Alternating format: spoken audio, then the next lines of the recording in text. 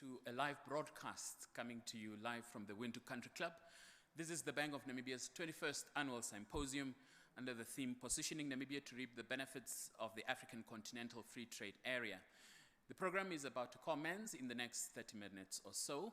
So wherever you're watching us from, watching this on the social media accounts of the Bank of Namibia or the website of the bank, please do stay tuned. We'll be right back.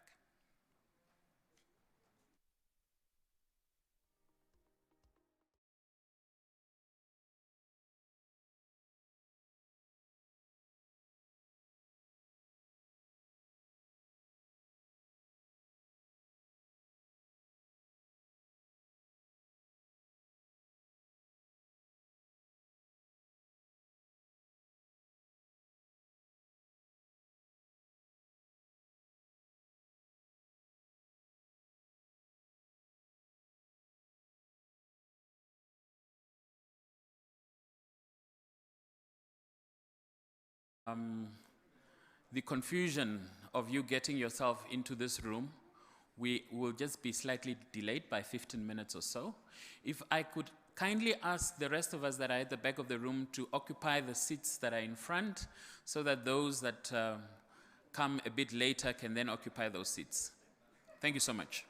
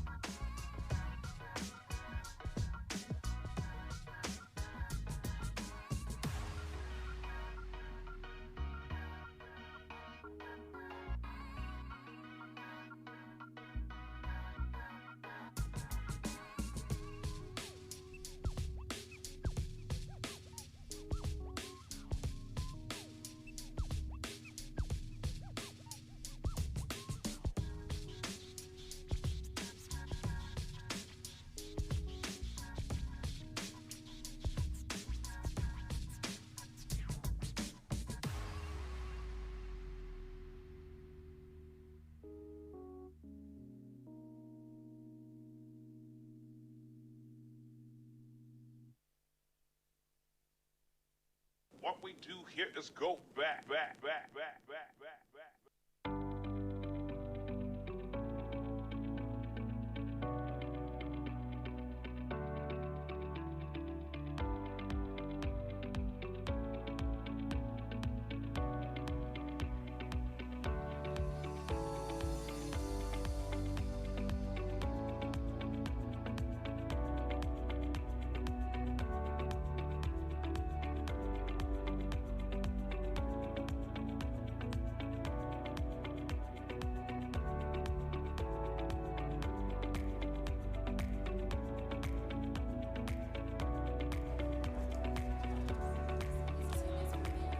Yeah.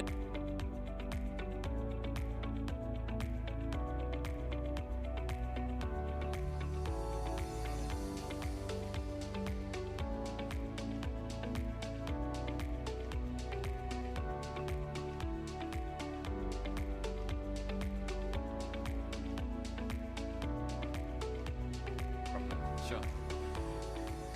Ladies and gentlemen, we are about to commence. Can I ask all our stakeholders to make their way into the hall, into the venue, so that we can start our program?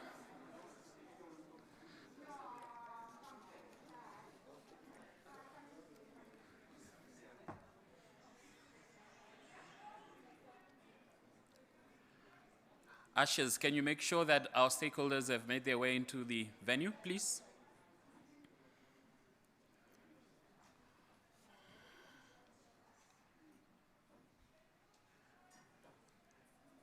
There is Wi-Fi available. If you want to access Wi-Fi, Legacy is the name.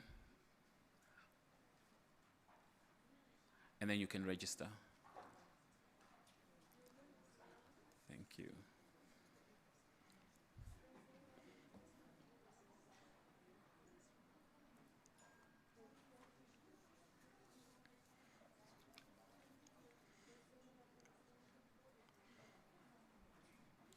Good. Ushers, can we please close the doors, please? Thank you.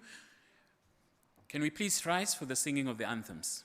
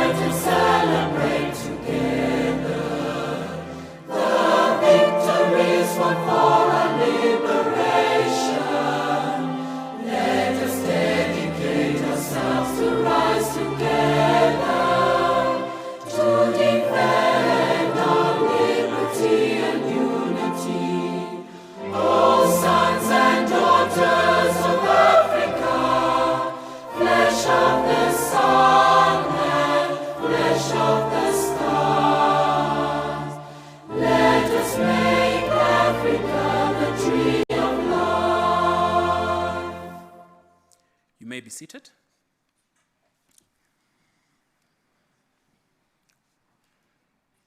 Honorable Lucia Ipumbu, Minister of Industrialization and Trade, Honorable Ministers, Deputy Ministers present, Members of Parliament, Governor of the Bank of Namibia, the UN Resident Coordinator, members of the Diplomatic Corps, Executive Directors of Government Offices, Ministries and Agencies, Deputy Governor and Board members of the Bank of Namibia, distinguished speakers and panelists, captains of industry, members of the media, all invited guests, ladies and gentlemen, good morning. This is the 21st Annual Symposium of the Bank, held since the year 1998. The Bank has been at the forefront of promoting policy dialogue supportive of sustainable economic development in Namibia through hosting this half-day symposium on an annual basis.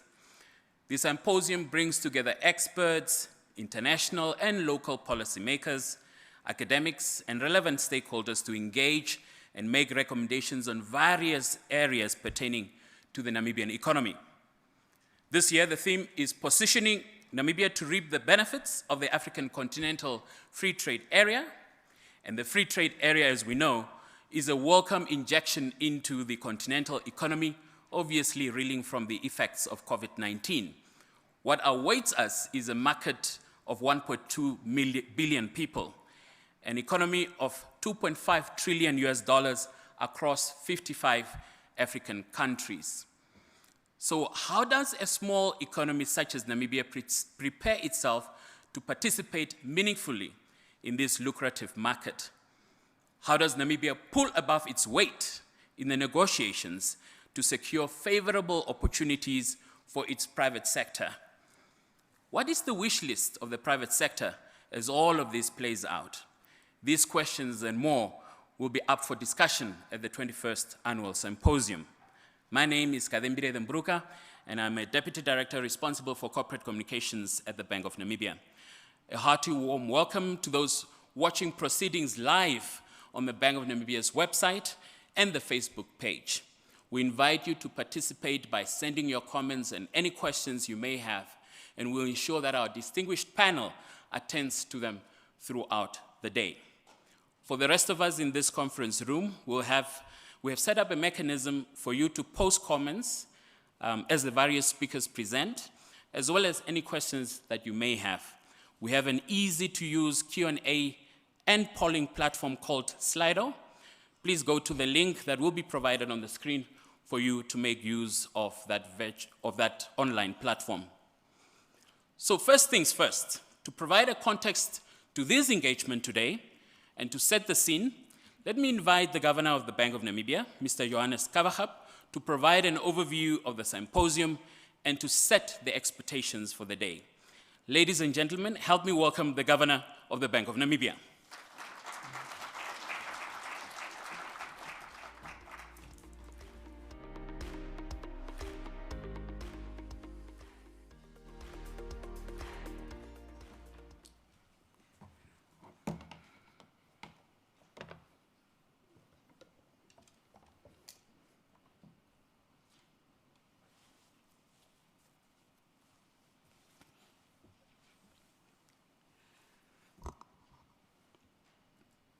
Director of Ceremonies, Honorable Lucia Ipumbu, Minister of Industrialization and Trade, Honorable Minister of Mines and Energy, Tom Alwendo, Ministers present, Members of Parliament, Honorable Regional Governors and Councillors, Members of the Diplomatic Corps, Executive Directors of Government Offices, Ministries and Agencies, Deputy Governor of the Bank of Namibia, Epson Wanguta, and members of the board of the Bank of Namibia, Excellency Dr. Vera Zongwe, United Nations Under-Secretary General and Executive Secretary of the Economic Commission for Africa, Ms. Paulina Elako, Executive Secretary, Southern African Customs Union, Mr. Sven Thieme, President, Namibia Chamber of Commerce and Industry, Dr. Fofak, Chief Economist, Director, African Export and Import Bank, Commissioner Silva Oyakol, AFTA Secretariat, distinguished panelists, captains of industry, members of the media, all invited guests, ladies and gentlemen, good morning. It's my profound honor to welcome you to the Bank of Namibia's 21st Annual Symposium. I wish to express my gratitude and appreciation to our invited guests and discussants for availing time to be with us on this occasion and share their views and knowledge on this important topic. I'm sure we will all agree that this has been a very challenging year amidst the COVID-19 pandemic that we continue to grapple with. The pandemic has completely changed the way we do things, shaped a new normal all over the world, and as such, our international speakers and discussants are unable to join us today in person. They are, however, joining the symposium virtually. I would therefore like to extend my gratitude to them for availing their time to be with us today, albeit virtually. Allow me to also express my gratitude and appreciation to our local speakers and discussants for availing time to be with us on this occasion and to share their knowledge and expertise on this very important topic. The Annual Symposium of the Bank of Namibia aims to contribute to the development and economic policy discourse in Namibia. Annually, the bank identifies an important development and economic issue facing Namibia. The Annual Symposium is therefore a forum designed to bring together policy experts, academics, and economic development stakeholders to discuss the economic and policy issues regarding the symposium topic. The Annual Symposium of the Bank is therefore a national platform where we engage as Namibians, supported by our international friends. The theme for this year is focusing on the African Continental Free Trade Area, or AfTA. As most of us already know, AfTA is one of the flagship projects of the Africa Agenda 2063, a key program and initiative that has been identified to accelerate Africa's growth and development, aimed at boosting intra-African trade and the continent's trading position in the global marketplace. The agreement established the AfTA has been signed by 54 out of the 55 African country members, and this the largest free trade agreement signed since the establishment of the World Trade Organization. It covers about 1.2 billion people, and it's estimated with a total output worth around between 2.5 and 3 trillion US dollars. The main objectives of AfTA are to create a single market for goods and services with free movement of people, goods, and capital. It is intended to expand intra-African trade through better harmonization and coordination, liberalizing and facilitating trade across Africa. It is further intended to enhance competitiveness at industry and enterprise level through exploitation of opportunities for scale production, continental markets, and better reallocation of resources. In his book, The Wealth of Nations, the great master Adam Smith claimed that every man lives by exchanging. I will rephrase that and say, every country lives by exchanging. Indeed, Namibia, as a small open economy, can only live by trading. Therefore, it is no brainer that Namibia must embrace AfTA. However, the benefits and opportunities offered by AfTA are not automatic. Deliberate actions are required to make sure that our intentions, aspirations are transformed into practical strategies, starting by quantifying and defining commercial opportunities and attractiveness of the country's imports and exports. Thus, AfTA offers an opportunity to Namibia to address its economic challenges. Challenges include the smallness of the economy, over-reliance on the export of primary commodities, constricted export and manufacturing base, underdeveloped industrial and value chains, inhibitive regulatory and trade barriers, and competitiveness challenges. Addressing these challenges will assist and enable trade facilitation and trade creation.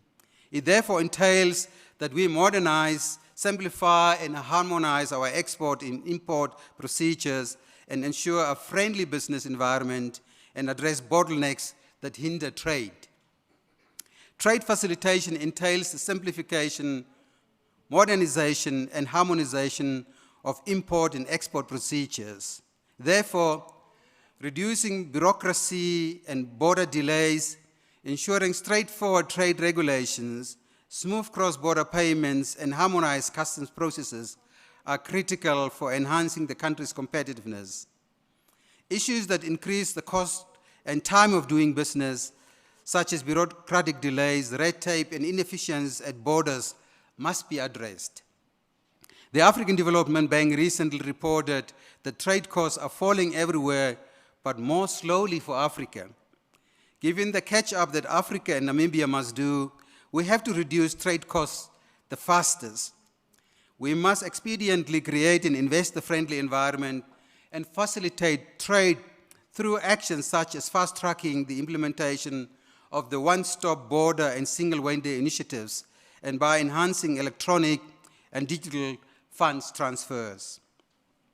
The success of AfTA will rely heavily on Africa's financial services industry's ability to serve as the brain of the liberalization process.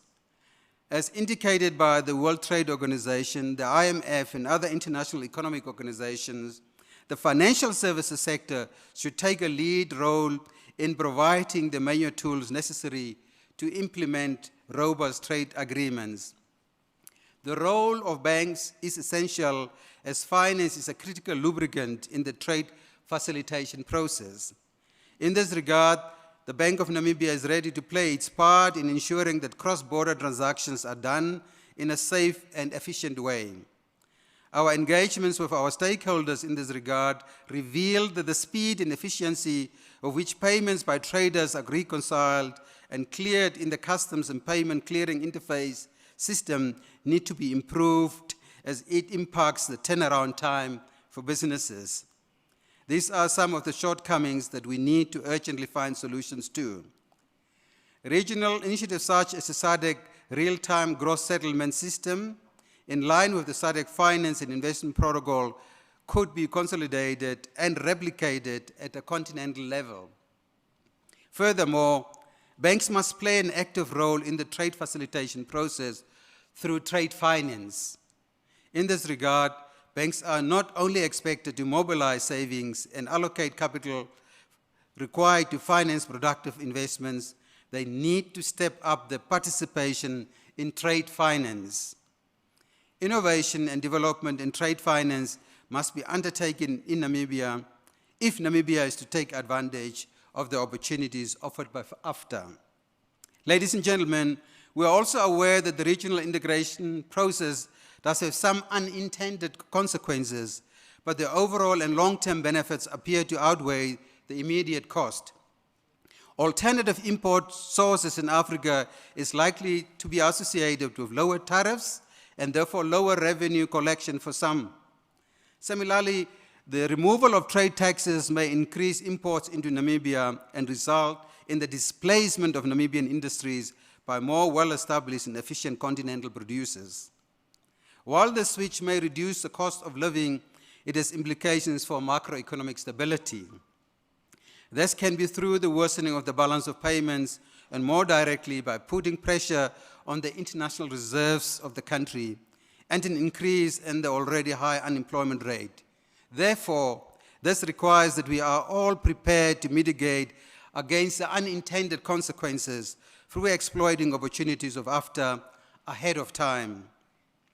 Namibia's ability to achieve sustainable and inclusive export-led growth and exploit the opportunities offered by AfTA will, by and large, depend on its ability to maximize potential of existing industries.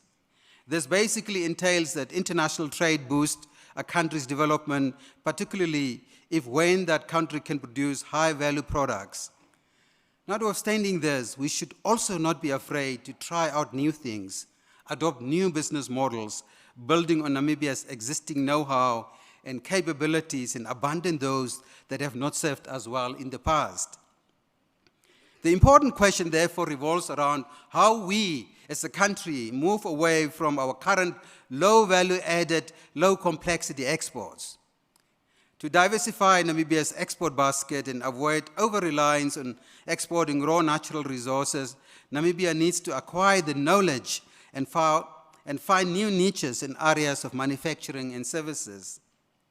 The theory of economic complexity is based on the observation that structural transformation advances through slow accumulation of productive capabilities and through learning by doing.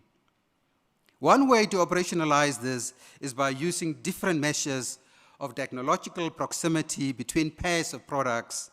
In essence, how the similar capabilities and skills required to manufacture one product are close to those needed to manufacture another. That's what we need to try and achieve.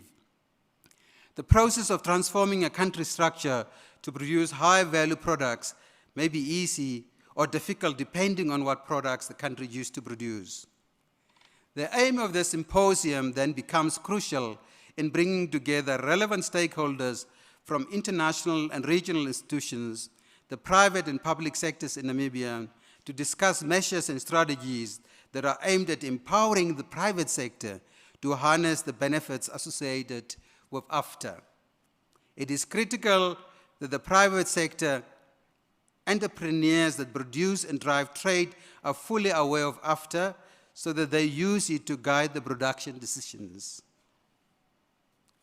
Trade has a positive effect on economic growth. It can help us to address inequality, unemployment, and it can help us to earn foreign currency. We now have a great opportunity to position ourselves to exploit these opportunities on our own and in collaboration with partners. Ladies and gentlemen, my remarks are not aimed at preempting the discussions and ideas that we'll have during the course of the symposium.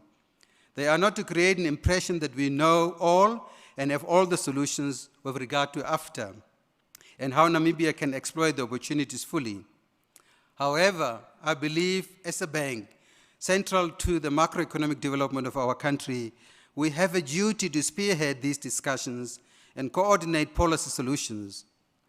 The symposium therefore offers us the opportunity to collectively reflect and deliberate on this important topic, particularly around the following questions, which I believe are crucial to transforming the Namibian economy and converting challenges into opportunities. What can the country improve on to reap the benefits of AfTA? How do we position Namibia to take advantage of the opportunities offered by AfTA? How accommodative are our policies in ensuring collaboration between AfTA countries? How can we optimally get a foothold in more global value chains? How can we make the country make its exports more complex, high value, which should the country focus on and scale up on? How ready are we to embark on the necessary reforms to fully implement AfTA? Is it time perhaps to invite some businesses, some foreign direct investment into the country that can set up shop in Namibia, and from here they can serve 1.2 billion on the continent? In conclusion, I believe we have an opportunity to transform the Namibian economy through mutual opportunities. We must use the current challenges to transform our economy and adapt to the inevitable changes in order to create shared prosperity for all our people. We are informed that by January 2020, AfTA comes into force and countries can start trading under the new dispensation. In this context, one may argue that the symposium comes a bit too late. However, as a popular Chinese proverb says, the best time to plant a tree was 20 years ago. The second best time is now. I look forward to fruitful discussions and possible solutions. I thank you for your kind attention and profoundly welcome you to this event.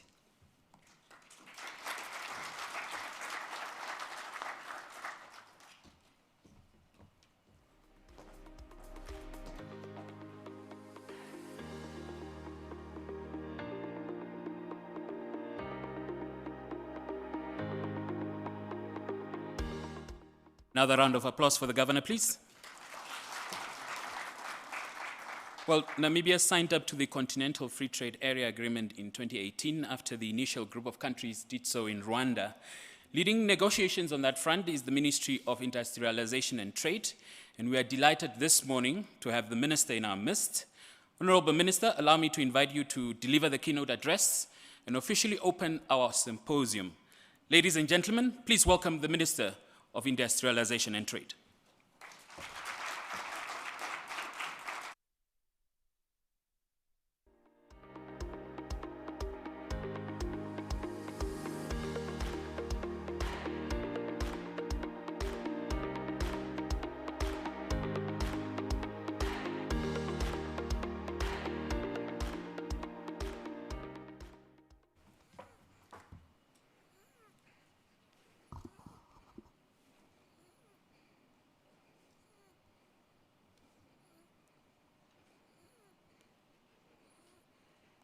Thank you very much, Director of Proceedings, Mr. Kadembire Demburuka.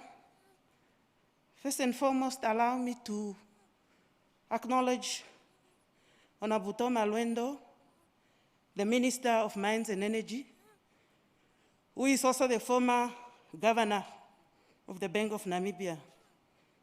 Secondly, I want to acknowledge Mr. Johannes Kavachab, our host, and the current Governor of the Bank of Namibia, accompanied by his deputy, Mr. Epson Wanguta. Allow me further to acknowledge Mr. Swen Thim, who is the President of the Namibia Chamber of Commerce and Industry. And further, allow me to acknowledge Madam Paulina Elago, Executive Secretary of SACU. In the same vein, allow me to acknowledge Madam Vela Shongwe, Executive Secretary of UNECA.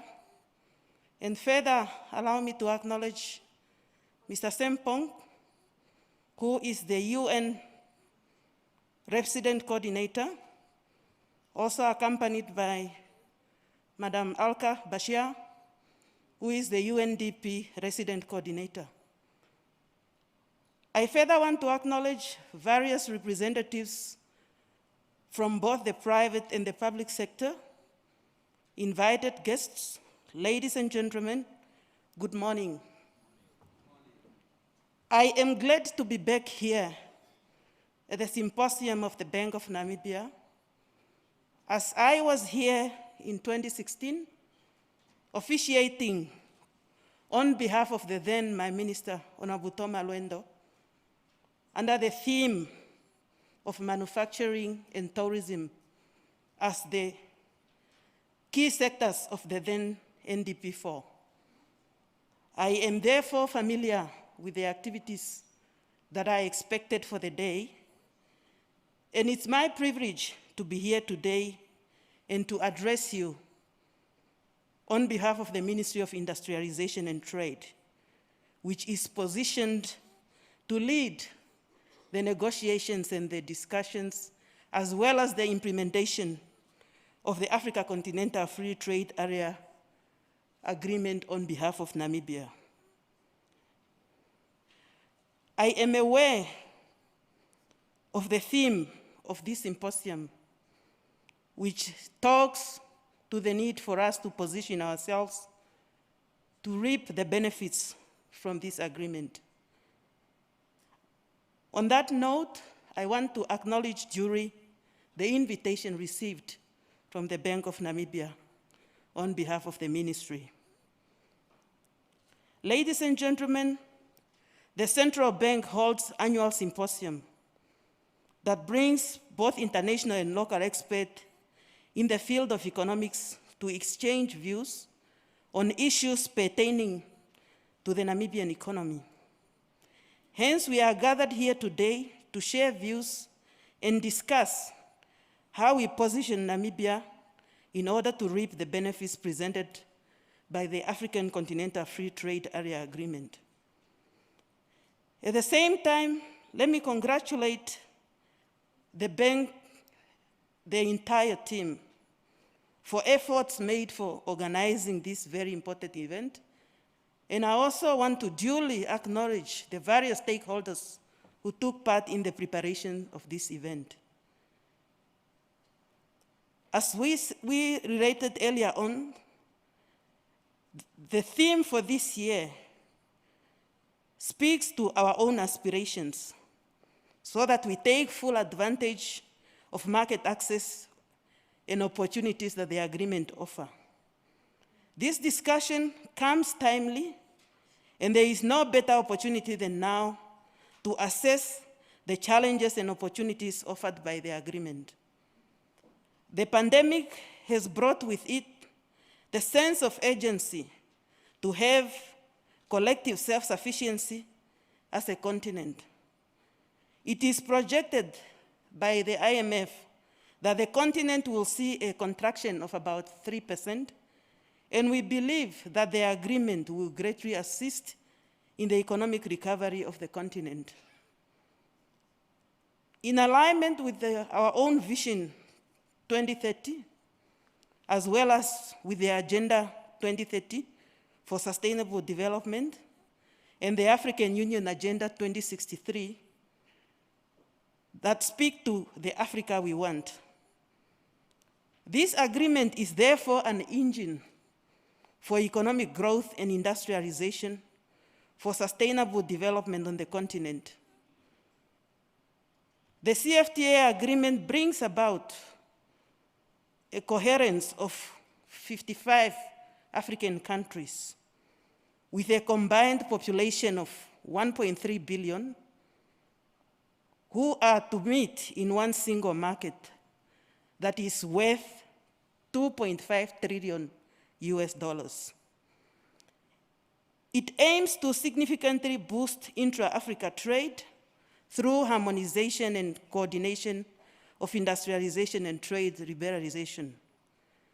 The expansion of markets will provide member states with larger markets for their goods and services, and will also provide larger opportunities for investment across borders. One signal that is clear to the world is that this agreement is a countercurrent to protectionist tendencies across the Atlantic and Pacific Ocean, and we want to move the economic integration for Africa and the continent in general forward. The candidature of Dr. Ngozi Okonjo-Iweala of Nigeria for the World Trade Organization Director General position. We know the selection process is ongoing, which signals the world that Africa also respects the rules-based bilateral trading, and that also should encourage us to demonstrate that Africa is committed to the operationalization of this agreement.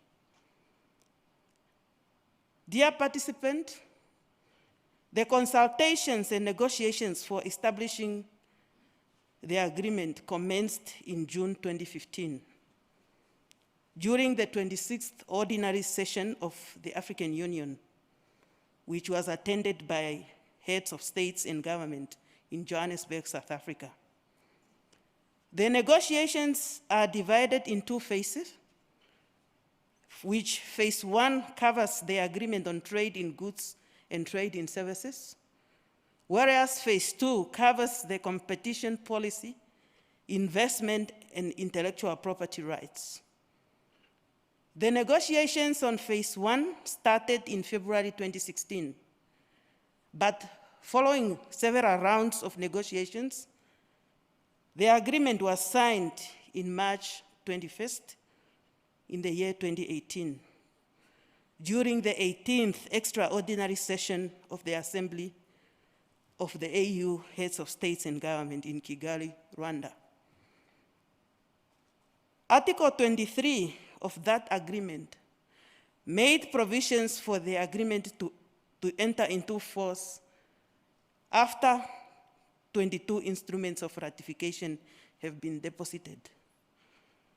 After a slow start of the ratification process, It finally achieved the 22nd ratification by the 30th of April 2019. And consequently, the agreement was entered into force on the 30th of May 2019. Phase 2 will therefore commence once the current one is concluded.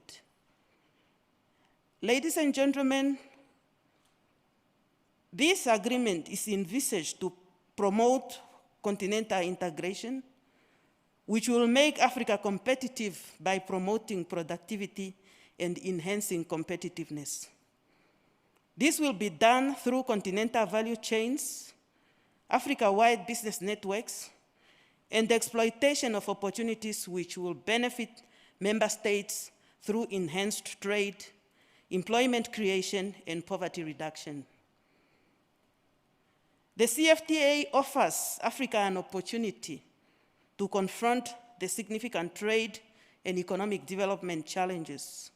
And these are such as the market fragmentation, the small size of national economies, the narrow export base, which is caused by shallow manufacturing capacity, underdevelopment, industrial regional value chains, as well as high regulatory tariff and non-tariff barriers to intra-trade amongst each others.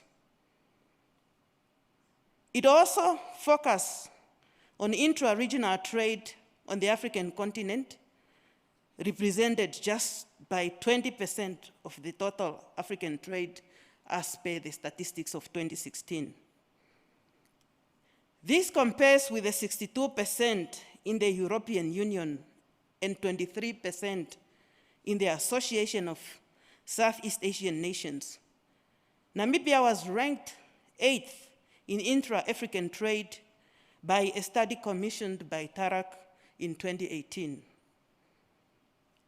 Here on the home front, the agreement would be an expansion of markets on the continent, as it will strive to remove barriers to trade, such as the reduction in import tariffs, simplification of customs procedures, harmonization of standards and institutional certainty, which will be enhanced through this agreement. As a result, Namibia industries will have a larger market for their goods and services, especially in terms of export, and a larger source market for industrial inputs and consumer goods. Furthermore, Namibia will benefit from greater opportunities to support industrialization and sustainable development in the country, and enjoy opportunities for more jobs. Furthermore, the benefits would accrue to the producers, the processors, the exporters, the importers, consumers, and indeed the national economy in overall. The private sector is therefore a key stakeholder and a beneficiary of this agreement, because businesses move goods and services and invest in and across the borders. Directors of ceremony and ladies and gentlemen, allow me further to continue to recognize that the UN Economic Commission for Africa estimates that this agreement has the potential to boost intra-African trade by 52.3% by eliminating tariffs. With the reduction of non-tariff barriers, intra-Africa trade will double.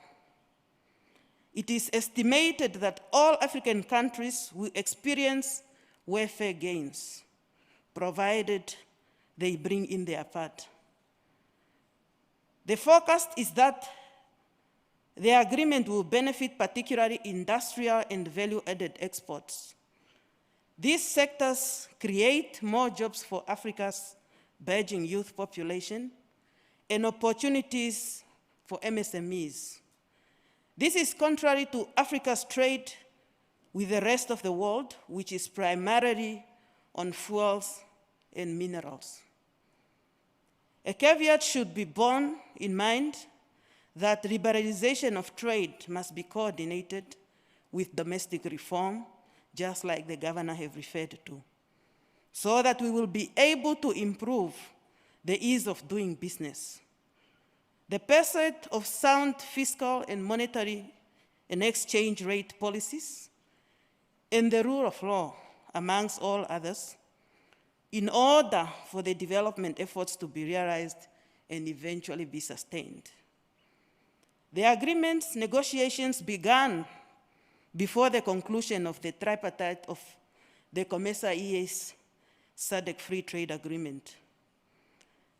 The tripartite was aimed at addressing the issue of overlapping membership among some of its members and partner states. It brought 26 countries together in a free trade area. Namibia has therefore been negotiating as part of the SACU configuration due to the common external tariff. This means that Namibia presented one offer as SACU to the tripartite. The practice have extended into the agreement negotiations, where we are participating as a SACU bloc. SACU has set up 2 working groups to devise a coordinated approach on value addition, as well as trade facilitation, as it forgets the path towards reaping the gains of the agreement as a collective. The state of play is as follows. The African Ministers of Trade are now preparing for the extraordinary session of the AU Assembly, which will usher in the commencement of trading scheduled for January 1st, 2021. The tariff offers and rules of origin are still outstanding, and officials are working tirelessly to finalize them.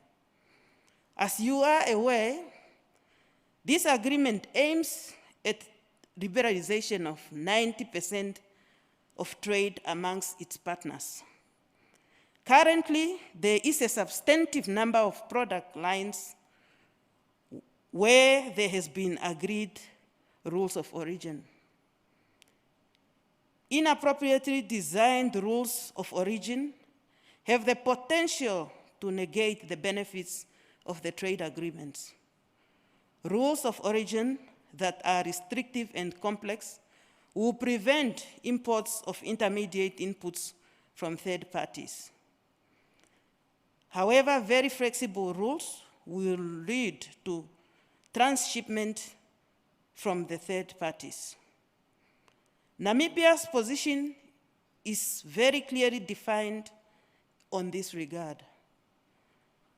Under this agreement, we need to enhance intra-Africa trade of goods and services that are made in Africa, and to be particularly made in Namibia, which eventually will support job creation, not only in Africa, but here at home, and increase value addition on our goods and products. The remarkable progress made by the Secretary General of the African Continental Free Trade Area Agreement is not a small feat. The Permanent Secretariat is responsible for the implementation of this agreement. However, the committees and subcommittees are yet to be operationalized. The key ones to operationalize include the Committee on Trade in Goods and the Committee on Trade in Services, a precondition for starting of trading by the 1st of January 2021. As we speak, the Secretariat of this agreement is based and hosted in Ghana, Accra, where the Secretary General, a colleague from South Africa, is based to final touch all the necessary procedures to ensure that comes 1st of January, the agreement is implemented. The implementation phase of this agreement requires that member states establish relevant structures at national level to support and oversee the operationalization of this agreement. For Namibia to fully appreciate the potential benefits of joining this agreement, it requires a thorough assessment of the costs and benefits and the attendant adjustment to existing trade and investment policy frameworks. We also need to design other complementary industrial and related policies. The identification of potential challenges and opportunities is imperative, as it allows us as a country to craft appropriate strategic responses. In addition, it will also allow us to ensure the existence of the domestic capacity to best support the rollout and implementation of this agreement. As part of the implementation, therefore, Namibia is in the process of developing a national African Continental Free Trade Area Agreement implementation strategy and the plan of action. The national strategy will enhance and enable us to identify key value addition and trade opportunities and the attendant constraints of the optimally benefiting from the agreement. Furthermore, the strategy will ascertain the measures and capacities required to take full advantage of markets within the context of the agreement. The strategy will provide the private sector with an important entry point into the regional markets, as well as alert that state to the required support to the stakeholders. The strategy is designed and implemented taking into consideration gender, youth, and other vulnerable groups. The strategy further takes cognizance of other key sectors and key cross-cutting issues, such as the environment, the climate change mitigation, and the impact of technology, including ICT and e-commerce. Our ministry, therefore, is busy developing the trade in goods strategy. Let me take this opportunity to thank UNECA for supporting this initiative as one of our technical partners on the road to implement this agreement.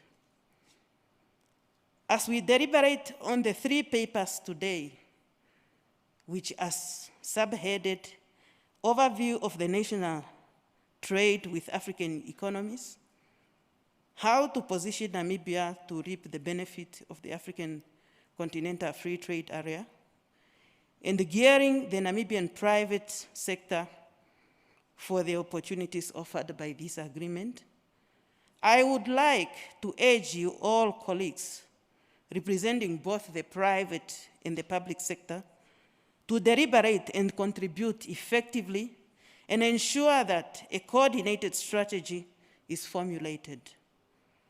With this event, we hope to increase the awareness on the benefits of the agreement to especially the private sector, as they are the ones who would seize the opportunities presented by the enabling environment that has been created. Let us make use of this platform also to deliberate on the modalities of our economic recovery post a prolonged recession and the negative impact of the COVID-19 pandemic on our economy, while capitalizing on the opportunities this agreement will offer to relieve us on this burden. Ladies and gentlemen, your presence here today is a sign of our collective desire to see a positive change to our economic challenges through the implementation of the Africa Continental Free Trade Agreement. I am certain that this platform will allow these pertinent key topics to be discussed thoroughly and good implementable recommendations to be advanced. We as a ministry are ready to coordinate should there be a need for many platforms to be created for us to engage further and refine the process to the implementation, which we take pride in leading, and are looking forward to your participation and involvement all the way up to until the actual implementation, the monitoring, and the other phases to be implemented in the future.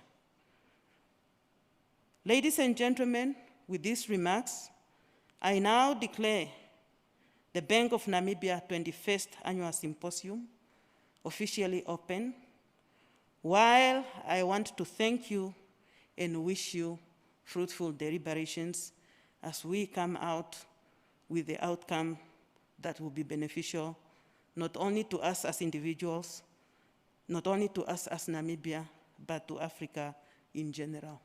Thank you.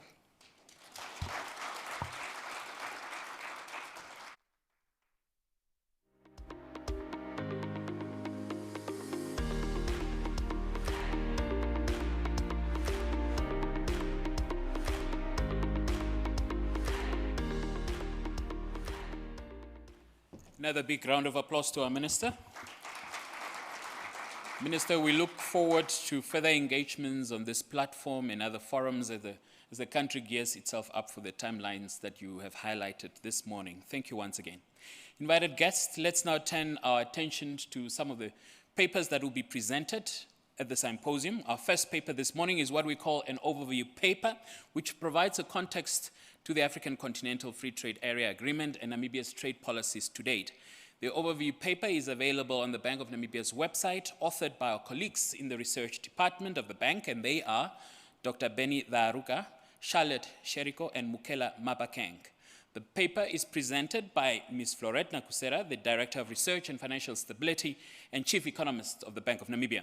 Ms. Nakusera has over 22 years of experience in macroeconomic policy research and statistics, central banking, finance and investments, strategic management, leadership and corporate governance, as well as environmental economics and policy. Ms. Nakusera joined the bank as an economist before rising through the ranks as senior economist and deputy director of research. She holds a master's and an honors degree in commerce economics from the University of Stellenbosch, as well as a bachelor's degree in commerce from the University of Namibia. Ladies and gentlemen, Ms. Florette Nakusera.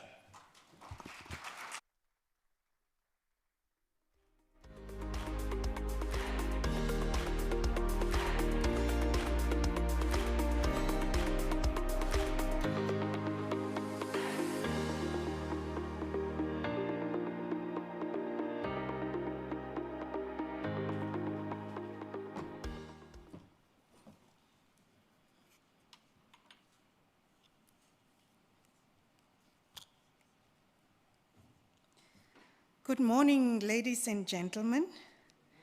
The protocol has been established, and therefore I'm going to go straight into my presentation. And a number of the things that I wanted to say, the Governor and the Honorable Minister have already briefed us very well with regards to the status quo regarding the Africa Free Trade Agreement. So this will be the outline that I'll be discussing. One, in terms of the free trade agreement, which I will be very brief about because it has been elaborated upon. Then I have the trade policy environment, then the Namibia trade dynamics, the AFCFTA pillars, the Africa Free Trade Continental Agreement pillars. Then we have the opportunities for Namibia, potential losses and gains, and then conclusion and recommendations. So with regards to the Africa Continental Free Trade Agreement, the first one is, as the Honorable Minister has indicated earlier, one, to eliminate the tariffs on most of the goods, two, to liberalize trade of services, and then to address the obstacles of trade between African countries. And for Namibia, we have the opportunity that we will be able to have access to a bigger market. We have economies of scale through this access to the bigger market, whereas we are a very small population this agreement is going to provide that access to us. And in terms of the elimination of the trade barriers on goods, most of the goods that as the Honorable Minister has indicated on. Trade of services, we have made quite a number of progress with regards to trade in services, and that will also be part of what we are aiming at with regards to the Africa Free Trade Agreement. Now, in terms of Namibia's trade policy, we don't have officially yet the trade policy. It is still work in progress, but I think it has been fairly advanced. Honorable Minister has touched on it. But as for the past couple of years, Namibia relied on a variety of national documents, which were still guiding documents with regards to trade policy. One of such was the BIPA Act of 2018. Then we had Vision 2030, where we are saying that we want to become an industrialized country. We have the Namibia's industrial policy. We had the national development plans. We are now in NDP 5. We are moving towards NDP 6. And then we had the Import and Export Control Act 30 of 1994, and then the Namibia Investment Promotion Act 2016. So these were guiding documents that throughout the years, although there was not an official trade policy, these were the policies and guiding documents that were guiding trade in Namibia. Now, in terms of our dynamics as Namibia, we are net exporter of goods, and when I put up the statistics, we will be able to see what I mean when we say we are net importer of goods and services. Our exports are mostly concentrated in natural resources. And when the governor was explaining the issue of we need to move towards more complex products because our exports, we are exporting them raw without any value addition. Some of them we add a bit of value, but yet the bulk of it, our exports are quite simple in terms of basics, and that is mostly in terms of natural resources. Then our exports are also concentrated to very few countries, and I will put up the slide in terms of showing you what we mean by that few countries concentration. Our intra-trade, Africa trade is very low compared to intra-trade within Europe, North American and Asian countries. For example, if I take intra-trade within Europe, it's about 60% within Europe trading amongst themselves. If we take North America, it's about 40% trading amongst themselves. If we take the Asian countries, about 30%, whereas with intra-Africa trade is about 13 to 15%, and that is what the studies have shown us. So that is the way we refer to the intra-Africa trade being low. Namibia exports approximately 0.7% of total exports to non-SACU, non-SADC trade African countries. So that in itself tells us that there is still room and there is still opportunity for us to leverage on this bigger market access that we have. So this is the trade profile that I was referring to earlier. In terms of export values, if we look at it, we see that for the 2009-2019 period, on average, about 17.43% went to South Africa. So South Africa, our exports are mainly, the biggest market that we are exporting to is South Africa. Then we had on average with Botswana number 2. But of course, we know that some of the exports, some of the minerals that are going via South Africa is destined for other countries. Copper, some of the export products going via South Africa. For example, for Botswana, on the other hand, the caveat is that there are diamonds that are going via Botswana but destined for other markets where they get to be then used as into the final products.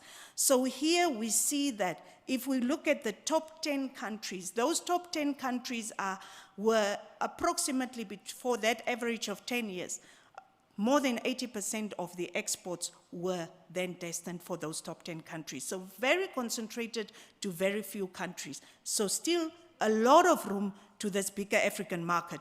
In terms of import values, the same more or less picture where South Africa is taking up more than 50% of our imports. So here again, we have access to a bigger market, which we can then see how best we can leverage on getting imports from the different markets. And where we are seeing this trade being low between African countries is that most of us are trading homogeneous goods.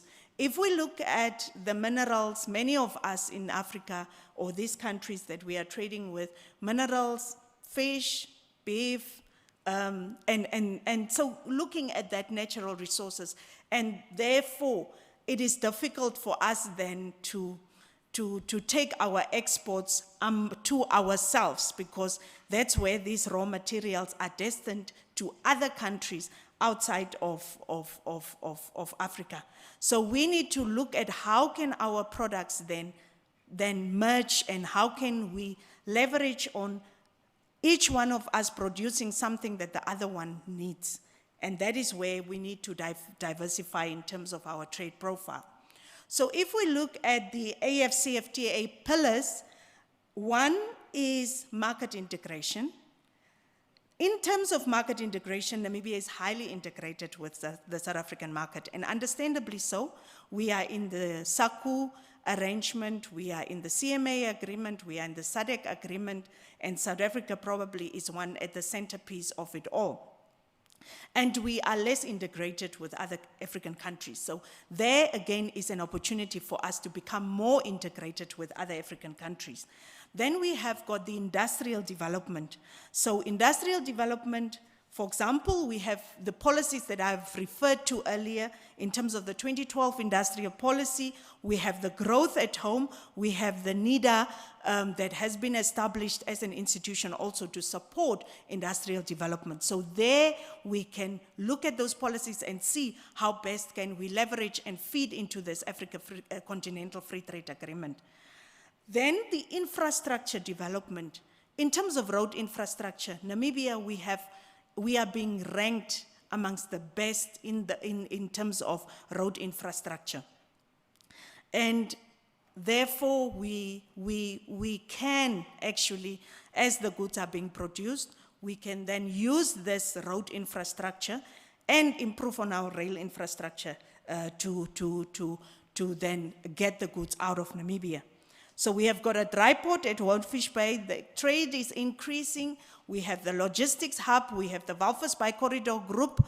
And we hope that through that, we are going to then get the trade along the borders and to the Africa countries. Then opportunities for Namibia. One is tourism. Currently now, our tourism, and I'll show the statistics just now in terms of where our tourism is coming from. So here we will be having access in terms of the Continental Free Trade Agreement.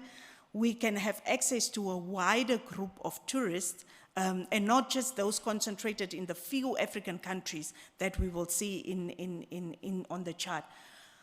Then two, we will have access to global value chains. So regional value chains, products, assembling. We had at previous symposiums, we had examples of, for example, in terms of the airline industry, where others are producing certain parts of a plane. We could use that examples like the Boeing example. And this is part of what we can do with this African Free Trade Agreement, that access that we have to contribute to regional value chains, where just a product, for example, a car that can be assembled in South Africa, what can we add to that value chain, whether we can produce the seats in the car or any other product that is needed for that good. Then we have the migration of skilled labor, because if we have free trade, we can then have skilled labor that we are importing. More and more, we've been talking about issues of skills deficiencies in our country. We've been talking about our graduates graduating, but they don't have the necessary skills. We had TVET symposium here as well, where we were talking to these issues of practical skills that are needed for industrial development. And through this migration of skilled labor, we will be able then to get the experts that can help us and grow our economy.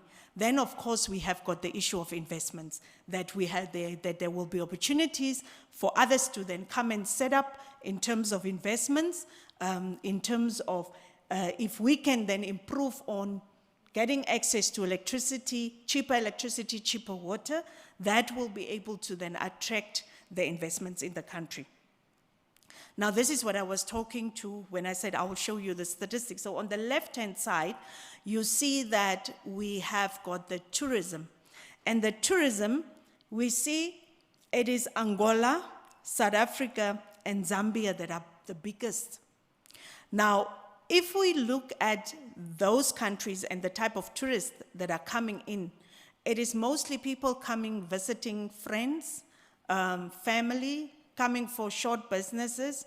Yes, we also get the element of tourism, but then in terms of the market for the tourism, that is concentrated in that area. So what we want is to have access to a bigger tourism market, which will then attract high-value tourism into the country and on the high-end side that will support then our tourism industry. So that is where this access of the Continental Free Trade Agreement is going to support the country. In terms of investments, if we look historically between 2017 and 2019, on foreign direct investment, China was the biggest FDI. If we look through these past 3 years, 17, 18, and 19. And we also know the biggest portion of those FDI from China was concentrated in the mining sector. So that is not a diversified type of investment. So one would want to get more investments into manufacturing, people putting up plants, manufacturing plants that can then export, increase the export revenue. Then we had South Africa. South Africa was probably more but diversified in terms of the products. And then Mauritius. Mauritius was also mostly contributing towards the mining industry in terms of investments. Then we have the top 10 products that are imported by Africa, and this is where Namibia needs to look at what are the top 10 things that Africa is importing, and from there we will then be able to leverage, and from a private sector perspective, and I've seen a number of our private sector that is in the room, that is, if we can study what is Africa importing, and what are the products that we can then, if the demand for these products are there, how can this agreement help us to produce these products and then export to a wider variety of African countries? And there we have on the top, of course, the mineral fuels, mineral oils, and products of their distillation. We have countries that are oil producing, large countries like the Nigerias and our neighbor Angola. What can we do with that oil in terms of then refining it, or what else can we do as Namibia so that we can then leverage on this agreement? Then machinery, mechanical appliances, and vehicles, cereals, and the list goes on. So this is what we then looked at when we see the importation of products by Africa. Potential losses and gains, of course, there were studies that said, if we are now in this Africa Free Trade Agreement, what would be the revenue losses? Hypothetically, it could be less than 0.1%. So your benefits in terms of this free trade agreement is much more than the losses. Of course, we also have got the issue of the non-trade barriers. Some of our companies have had infant industry protection. In terms of the SADC agreement, SACO agreement, of course, it says infant industry agreement protection should just be for 8 years. But of course, the circumstances differ. So part of this will, of course, affect the infant industry protection. But if we can work all together, I think this is a barrier that can be breached. And then, of course, we have restriction of certain imports. For example, products that we are producing in our country for a certain period until a quota is met, that is being restricted until that quota is met, and then imports are opened up to the rest of the countries. So some of these issues would come up, but we can all work around that, of course, in order to then looking at the bigger picture that can help the country improve. Then the trade enablers. If we look at this ranking, it's called the Logistics Performance Indicator that was done by the World Bank. And the higher you are in terms of that point scoring, the more your logistics is, or the infrastructure and your logistics is more developed. So in terms of Namibia, we are at 2.73, and that is on probably the middle. If we look at the others, we are better than the Angola, Zambia, and Mozambique.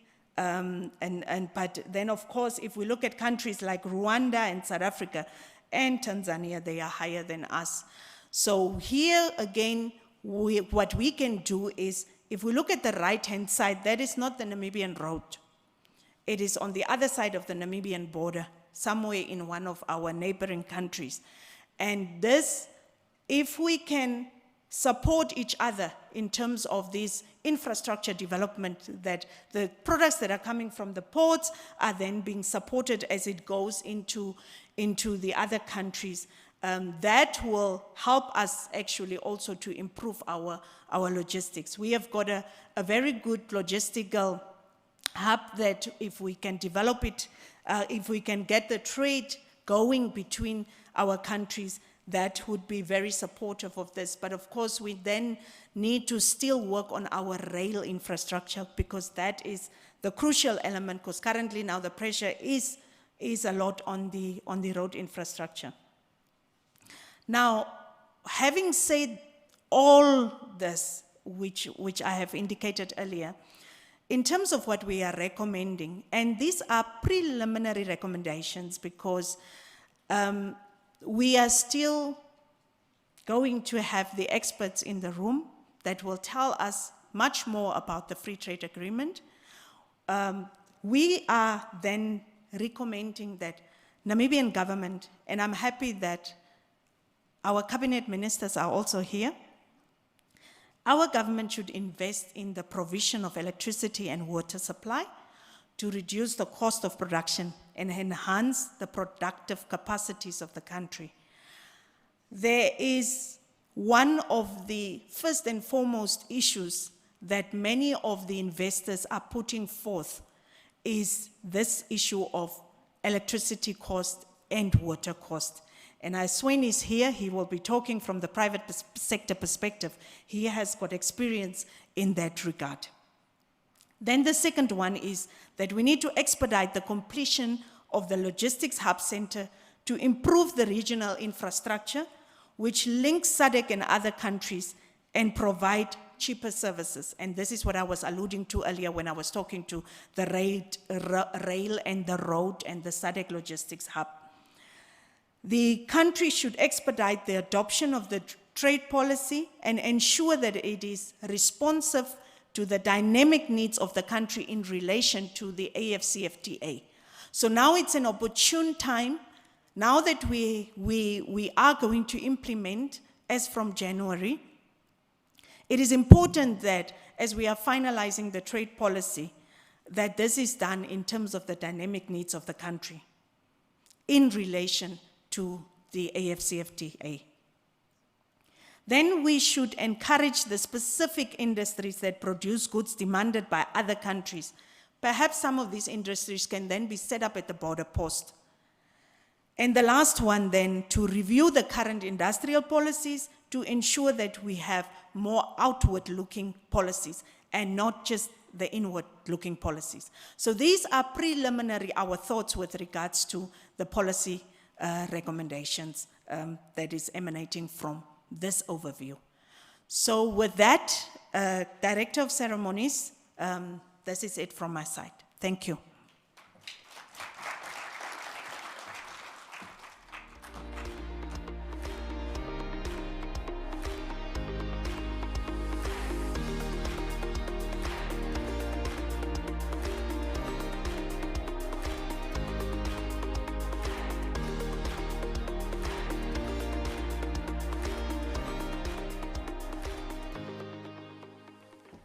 Thank you so much, Ms. Florette Nakusera.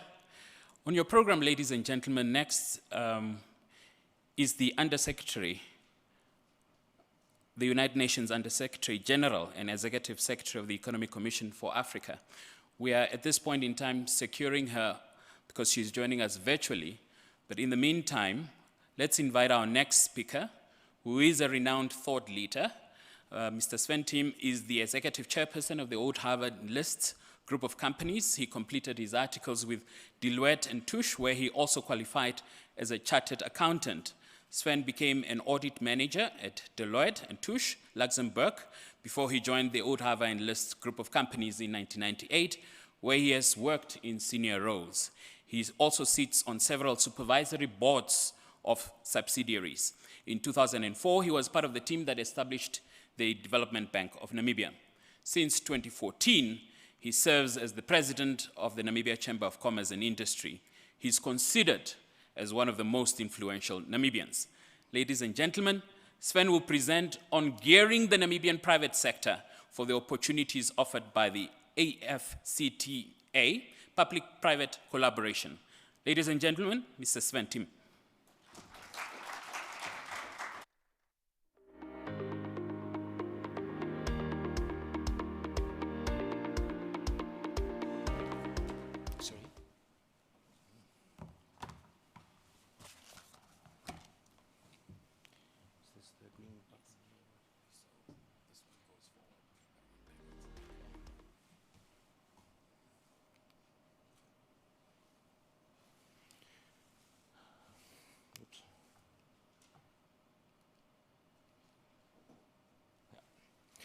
Right, good morning everyone, and thank you for inviting me, especially thank you to the governor, I think, who is a brave man making and doing a great job with the Bank of Namibia, and that's why I said I will really have to be here and share my thoughts. I don't know whether I'm one of the most influential people, and I don't think it's important at all. I just want to make my contribution. But thank you for those kind words. For the presentation, I have consulted various leaderships, teams, and really asking some highly knowledgeable people, because it's important that we look at many views. I've just got one view, and that may not be the important view. We have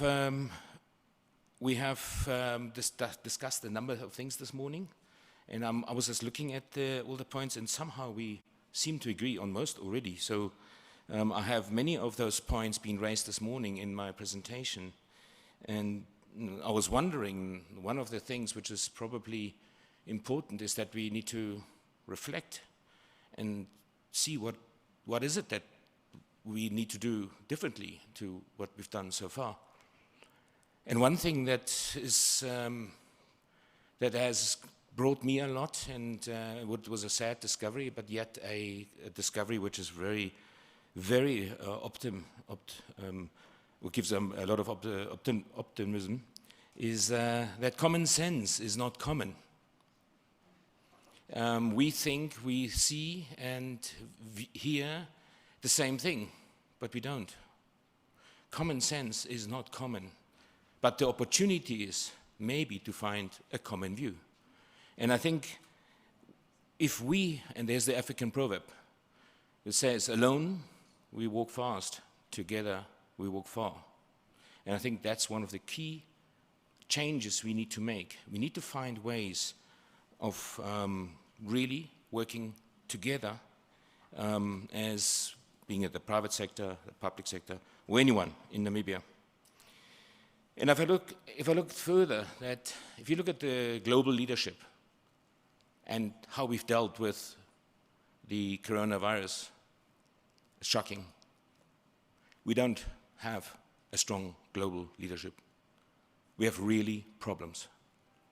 If you see what's happening currently in the US, even the last elections, I thought, Jesus, these are only two people you can bring up as leaders of the US?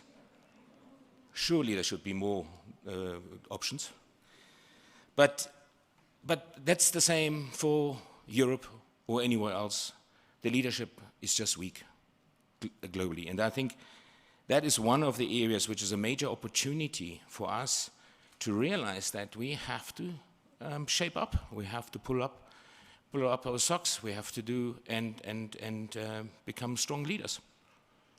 And you also ask yourself, why is it that we have such weak leadership in general? I believe, and that's one of the areas of opportunities, that we need to start teaching leadership at school level. And maybe then we will find opportunities to all these different strengths and weaknesses and so forth.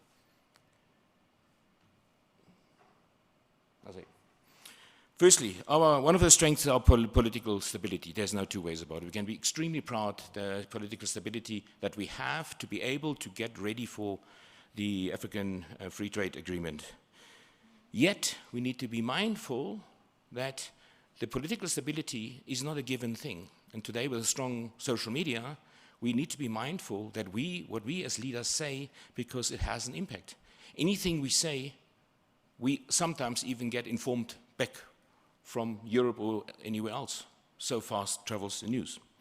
The climate has its challenges, but yet opportunities. We have incredible sun, which we could exploit, and that could lead to creating a green country.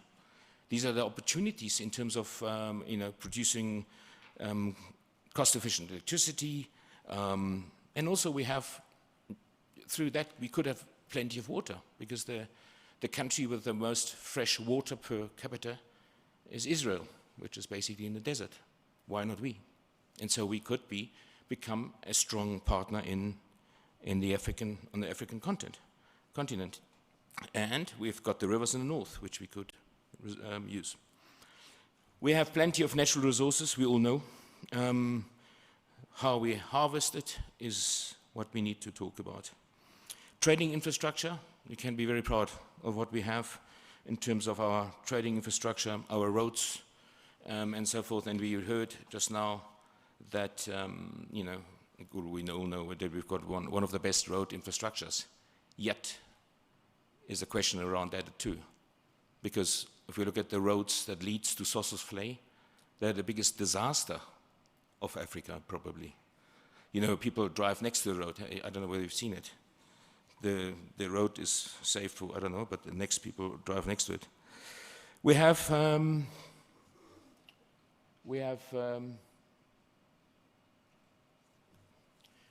also now identifying the weaknesses and weaknesses is just as much as you see it as a weakness, it's a potential as well.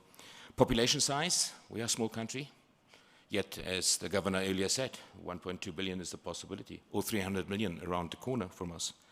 There's the possibility. The benefit of a small country is that we can and move fast. That's a possibility.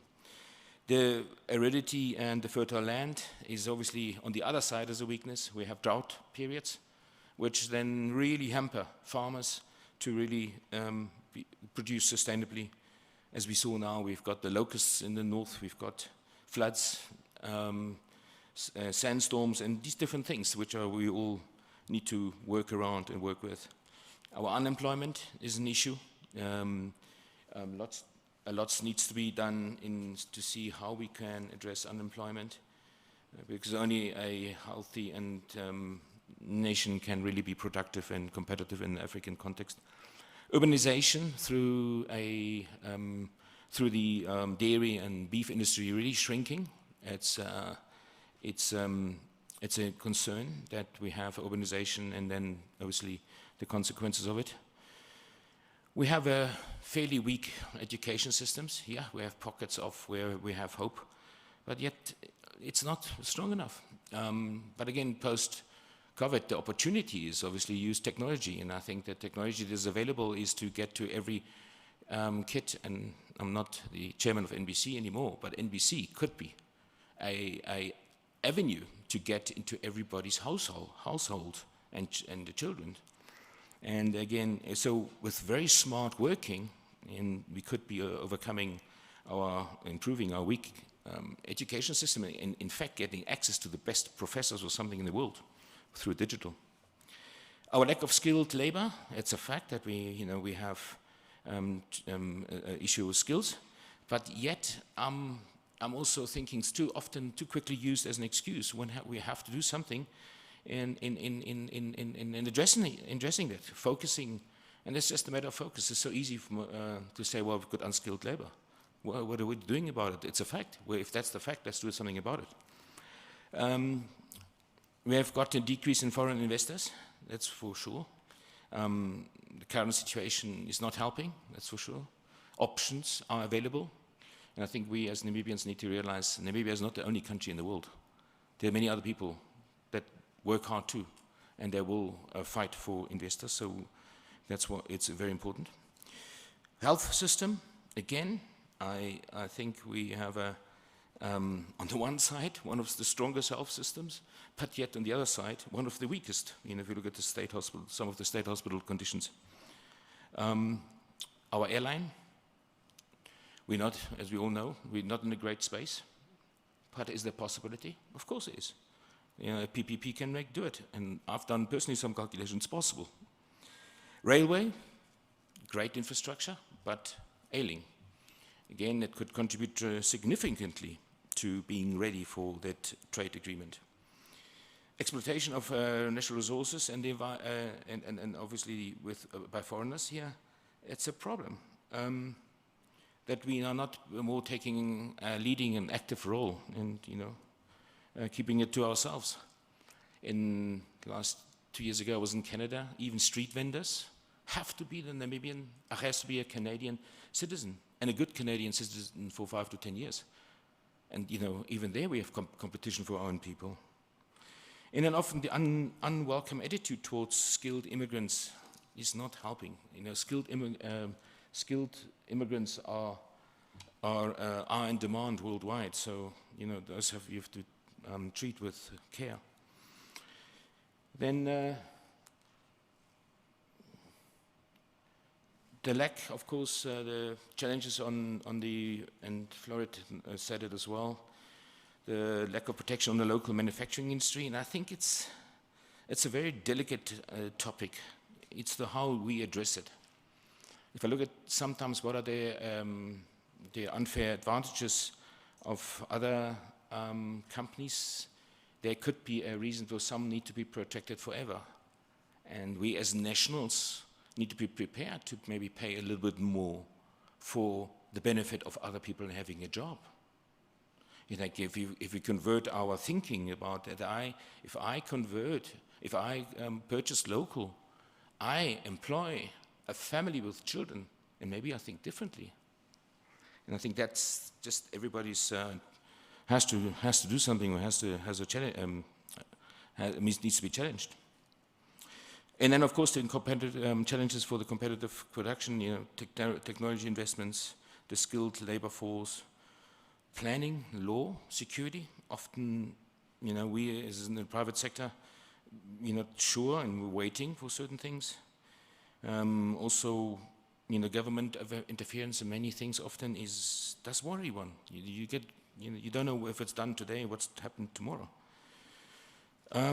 We talked availability of cost-effective energy and water. Now, we've done some study in a place just outside Munich. The fresh water is a quarter in cost compared to here. We know obviously with Namibia breweries we need that water, but it's the quarter of the cost. Affluent water is half the cost. Now this is directly with the Forex translated or converted. It's hard to compete against those. And then we talked about infrastructure, a lot of good sides, but opportunities.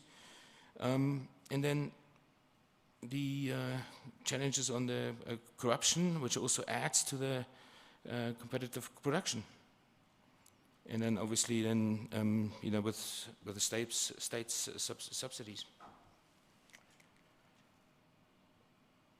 We have an IPA, which we've been designing for I don't know how many years now. This is a real opportunity. I think many of us have been, in fact, been part of it. And when I speak to people, our decision making, getting this thing operationalized is just not fast enough. I'm also, I don't know what to say about that one, but we need every power, strength to be aligned, to be one, and address and have the conscience of doing the right thing. I'm not so sure whether you need an act for that.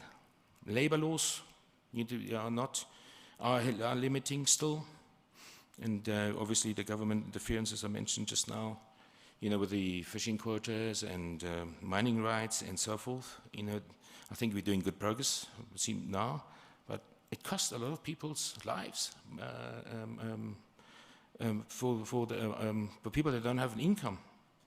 We can be so smart about it. I don't know how many more thousand people we can employ if we do that smartly. And then we can compete, perhaps, with Africa, and within Africa. Cost of borrowing, obviously that has been improved now. And then some of the infrastructure, I must admit, I'm very proud of the progress we're making, but there are still hindrances, and we've got an excellent port at Walvis Bay. Now the roads are being made, but there are the pieces in between still that needs obviously now being worked on, so that still stays a hindrance at the moment. And then obviously many companies give state subsidies, which is also an opportunity for us, but it needs to be really thought through.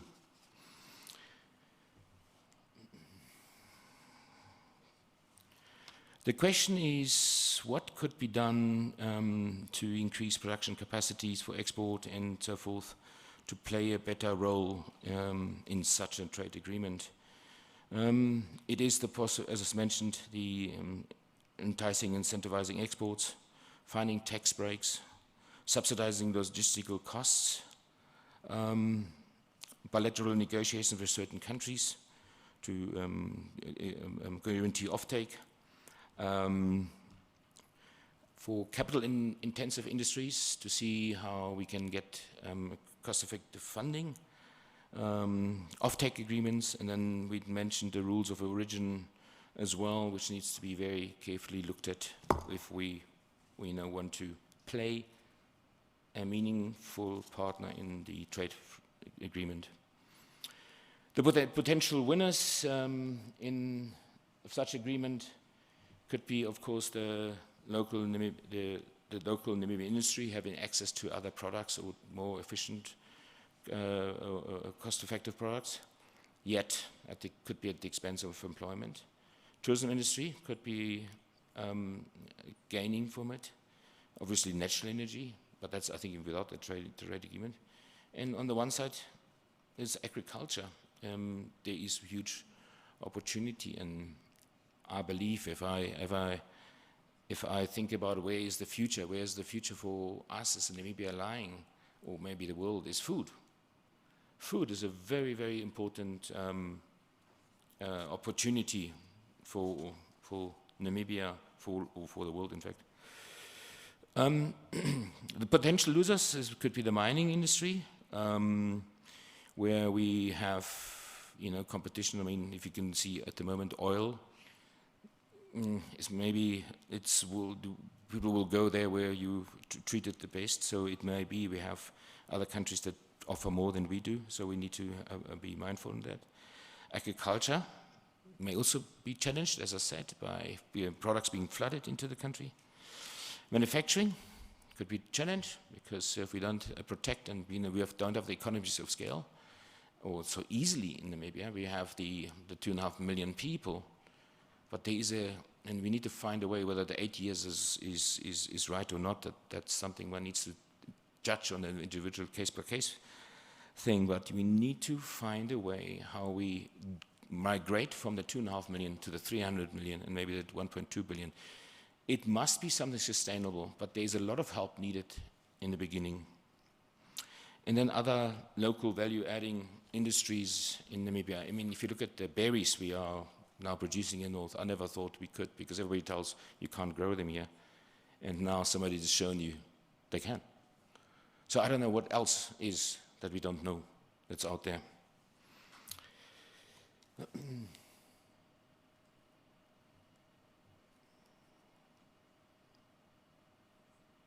So, what would be the specific strategies and options to help the private sector to flourish? I mean, we all know the cost of doing business.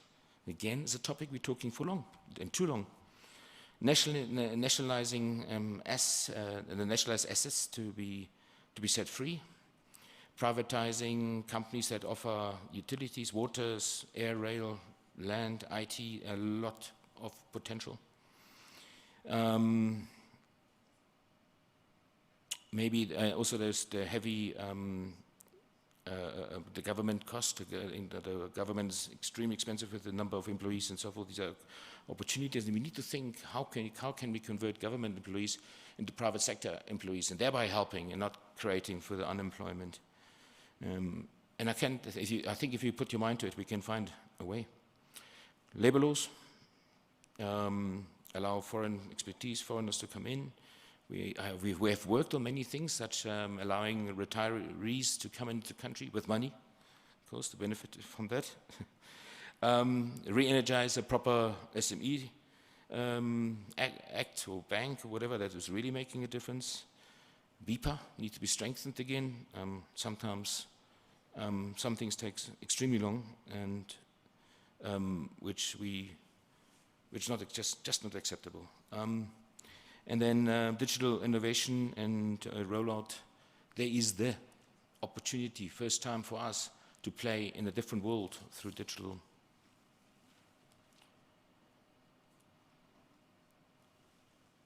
The policy, we need to be much more transparent about the policy formulation and development. Tax schemes and incentives. As I said, the digital innovation and network infrastructure, that will all help now. Promote foreign investment, reduce red tape to set up businesses, improve Namibia's education system, which are critical. Other policies that can transform the private sector in Namibia is positioning Namibia to gain from the free trade agreement, leveling playing field, and then, of course, end corruption. The corruption issue is something we need to really collectively address. It is not acceptable. I don't know whether people think there's planet Mars or Jupiter who's going to pay for it. There is no other planet that can pay for that. We need to end this. It all ends. It generates poverty. It destroys industries, brings the country in disrepute, and so these things are just not acceptable. And I don't see enough resolve to sort this out. Private and public sector collaboration, I think that's where the big opportunity lies. We need to really work together, and I know in DP 5 and 6 and whatever all the plans are, I think we have to have a plan of implementation, and then we'll move forward. The progress between all the plans are very limited, I have to honestly tell you. And often we are proud of things we've achieved that are not really achieved. So in conclusion, are we ready as Namibia? We're not ready. We're not even ready to compete against South Africa yet. And I'm not so sure that the benefits we see there can be easily achieved or seized. We need to pull up our socks as Namibia to be able to play in that world. The opportunity is there. We talked about all the benefits we have, but we need to prove that we can even sustain versus a competitor like South Africa. And when we can do that, we can compete against anyone. And then at the end of the day, I must say, when you sit in an aeroplane, when you ask to put your oxygen mask on, it says, please put your oxygen mask on first before you help others. And I think we need to make sure despite the potential benefits of the free trade agreement, that we put our own oxygen mask on first, because otherwise we won't survive. And I think with these few words, I am, many people say to me, Sven, you have to be honest. I hope I was honest. The views that I've expressed is not necessarily mine, it's a collective, but I am certainly supporting the views too. And rather be honest and hurtful than not saying the truth and thinking things go away. I think let's find a way, and really compliments again to the governor and the Bank of Namibia. This is important. I think we need to just find, my piece of advice is that let's find mechanism of implementation, and sometimes we have bodies of 30, 40 members. That doesn't work. We have 5, 6 people per certain item that we need to implement. Have 5, 6 people doing the job. When you go beyond 5 or 6 or 7, it becomes more a talk show as an implementing show, and then we will move on. Thank you.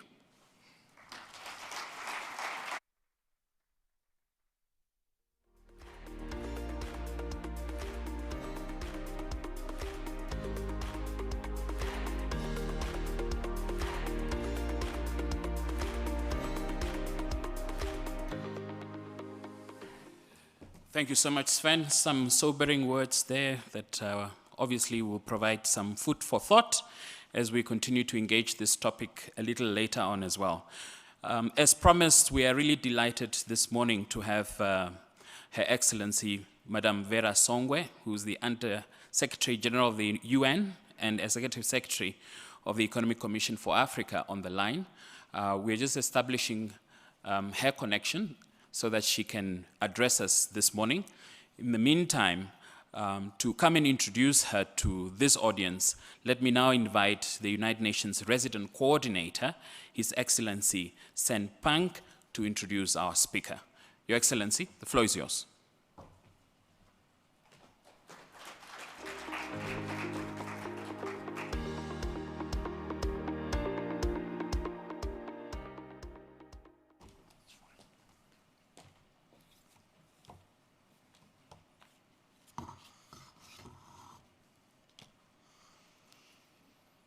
Dear Director of Ceremonies, Honorable Lucia Di Pinto, Minister of Industrialization and Trade, Honorable Ministers and Deputy Ministers present, Members of Parliament, Honorable Regional Governors and Councillors, Members of the Diplomatic Corps, Executive Director of Government Offices, Ministries and Agencies, Governor and Deputy Governor and Board of Members of the Bank of Namibia, Dr. Vera Songwe, UN Under-Secretary General and Executive Secretary of the Economic Commission for Africa, Ms.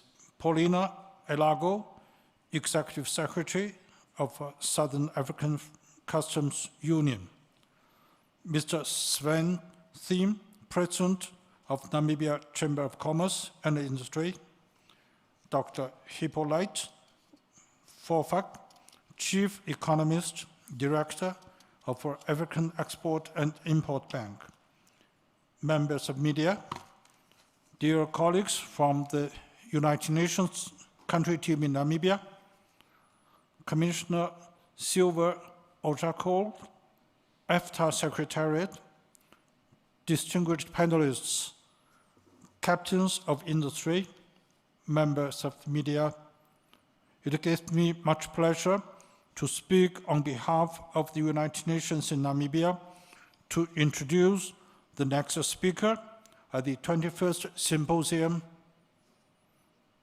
Dr. Vera Songwe is the United Nations Under-Secretary General and Executive Secretary of the United Nations Economic Commission for Africa. Upon her appointment, she became the first woman to lead the institution in its 6 years history.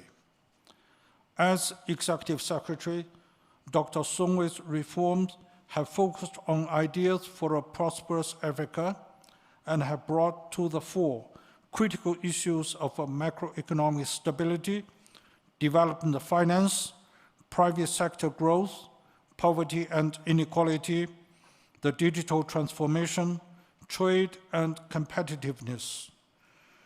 She has been listed as one of the Africa's 50 most powerful women by Forbes, named as one of the 100 most influential Africans by Jeune Afrique in 2019, 100 most influential Africans by New African magazine in 2017, and one of the 25 African to watch by the Financial Times in 2015. Dr. Songwei is acknowledged for her long-standing track record of providing policy advice and her wealth of experience in delivering development results for Africa. She has written extensively on development and economic issues, including on debt, infrastructure, development, physical and governance issues. She's well published and contributes to the development debate across a broad spectrum of platforms, including in the Financial Times. She held a number of senior leadership roles with the International Financial Corporations and the World Bank. Dr. Songwei will be speaking on the topic of how to position Namibia to reap the benefits of the African Continental Free Trade Area, experience and lessons from other countries. This is an issue of high relevance to the United Nations system in Namibia and to the country, and our support to the government of the Republic of Namibia. Please join me in welcoming Dr. Songwei to this forum. Thank you very much for your attention.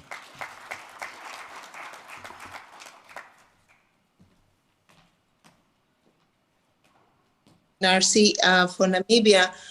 Excellencies, ladies and gentlemen, I will stand on all protocols of the RC. Let me single out at least the governor of the Central Bank of Namibia, ministers of trade and ministers of mine, and all captains of industry, and all my colleagues from the UN, distinguished delegates and members of the diplomatic corps. Thank you very much for having me with you today. I'm sorry, I know that I should have been with you in beautiful Namibia. We couldn't make it work exactly, but hopefully next time soon, once we're done with COVID. As it has been said, my conversation was going to be on Namibia and Namibia's benefits of the Free Trade Area Agreement, how Namibia can reap the benefits of the Continental Free Trade Area Agreement under the COVID-19 context, experience and lessons from Africa. However, if you permit, I just wanted to, and you have heard, I listened to the governor, I listened to the minister, I listened to the private sector. So you have heard quite an amount already on what Namibia can and cannot do to reap the benefits of the Free Trade Area Agreement. The losses overall in terms of taxes, 0.1%, I think the minister said. So a lot of what you've heard this morning has been about Namibia and what Namibia can do. So I thought maybe I start by just taking you to a different geography and what is happening there. Given that I'm going to talk a little bit about trade in the United States and China, because that's a big part of our conversation on where we want to go. And then maybe we'll come back into the CFTA discussion in Namibia, but just to wake you up and to take you a little bit out of Namibia. So we'll start with lessons. When we all remember 4 years ago, 2016, 2017, when Donald Trump took over the office of the United States, one of the first things that he did was to say, you know, we're going to go and redo the trade negotiations with NAFTA, but we're also going to redo our trade negotiations with China. And I think there was no more powerful indication of the importance of trade than that, because, you know, here was somebody who said, I need, and if we remember just before President Barack Obama left office, we were all celebrating the TTIPS agreement, which was essentially going to be the largest trade agreement in the world between Europe, the United States, and Asia. And so I think if ever there was any doubt about whether trade is important or whether we need to do more trade or less trade, I think it's clear that, you know, even the bigger guys in the world, even the sort of leading nations of the world worry about trade, think about how they can improve and better and strengthen their trade agreements. And so for Africa and for us, as we talk about the CFTA, I think this is one of the things that we should remember is that, you know, despite all the conversations about globalization and its discontents, trade still remains the fastest way out of poverty. So for individuals, education is the fastest way out of poverty, is the fastest way to prosperity.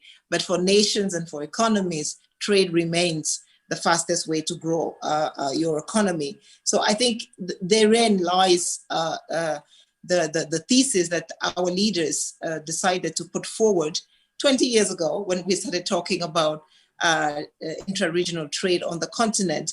But I think materializing it under the leadership of President Issoufou and President Kagame and all the other leaders on the continent in the last 2 years. So that is, I think, just the context. And when, but then, even if you believe that trade is a good thing, you may not do it right. And so I go back again to the US. So Donald Trump came and he said, I want to do trade with China, but I'm going to renegotiate the trade deal. I'm going to make sure that we do better than we did before. And so what did he do? He imposed tariffs. Now let's remember that in the CFTA, we are trying to take away tariffs so that we can trade better with each other.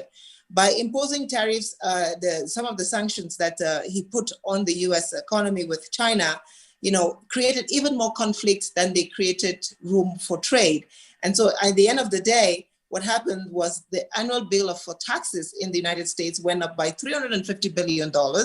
US farmers had to pay $28 billion to be able to continue trade, and they lost resources. So essentially, trade is just as important as the mechanisms that we use to ensure that we can trade. And that's why when we talk about the CFTA and we talk about the needs for rules of origins and the needs for, you know, countries opening up their tariff lines, and of course the later work that we're going to talk about in terms of e-commerce and industrialization and competition, we have to be very clear about what we are trying to achieve, because just saying we want to improve trade may not necessarily lead us to improvements in trade. What Donald Trump's measures ended up doing was that US exports to China rose by 1.8%. So remember, he said, I want to reduce exports to China. I want to reduce imports from China and increase exports to China so that our trade deficit, our trade current account deficits will be much better in favor of the United States. Leaving government today, or as of August 2020, the current account deficit between the United States and China is larger than it was in 2016. And the US businesses are losing about $1.7 trillion, according to Bloomberg, because of the imposition of tariffs, because of the imposition of different non-tariff barriers to trade between the United States and China. So this is an example of, you know, a conversation that says, I like trade, but I want to be the winner in the trade, and I'm going to make sure that I make everybody else pay. And I think this is exactly what the CFTA, these are the lessons that the CFTA is learning from, understanding, and saying we can do this differently because we can collectively grow and we can do it better. So now what does this mean for Namibia? And I take this example, these are two giants, right? This is the United States and this is China. So these are two large giants in the economic space for trade. When we look at Namibia, Namibia is a giant in the sense that Namibia is sitting in the SADC. And so the rest of Africa looks at SADC as the giant of the continent. And so we're trying to say we want to make sure that everything that we do in the CFTA doesn't unduly favor the South Africans against the East African community or ECOWAS or Central Africa and or UMA. And so we need to make sure that we can level the playing field. And I think this is one of the strengths of the CFTA, is to say, how do we level the playing field across the continent so that the country like Namibia benefits within SADC, but a country like Namibia also benefits across the broader spectrum of the sort of African continent with its 1.2 billion people. So I think that is why we are here today, is to say, yes, trade is great.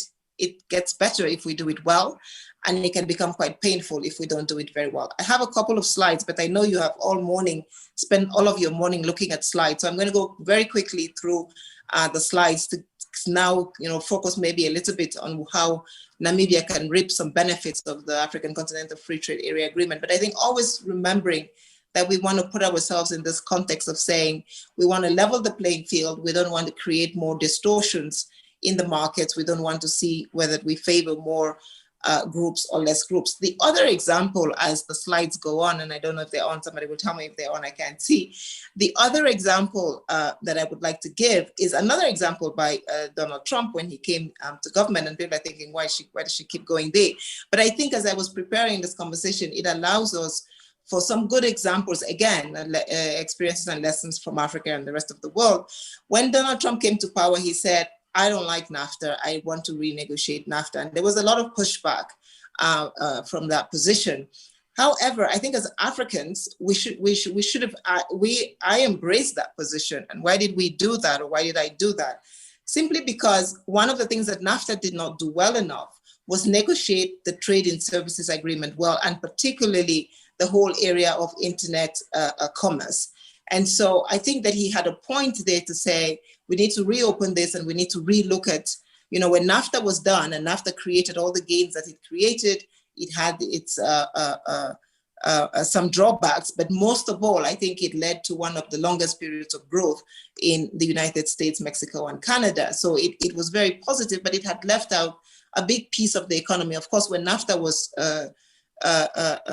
negotiated, e-commerce was not as prominent as it is today. So one of the things that Donald Trump did with the new AMCO now, which is the America, Mexico, and Canada agreement, is actually begin to zero in on what kinds of trade agreements do we need to put in place when we start talking about e-commerce, telecommunications, and how we manage that. And I think there again is an important lesson that the CFTA, as important as it is today, and as we work towards closing it in and making sure that we can launch the process in December 1, we should see it as a living document. We should see it as something that we can come back to, redirect, readjust to respond to the challenges and the natures of our time. As a continent, trade in services is going to be an important part of our economies as we build back from COVID.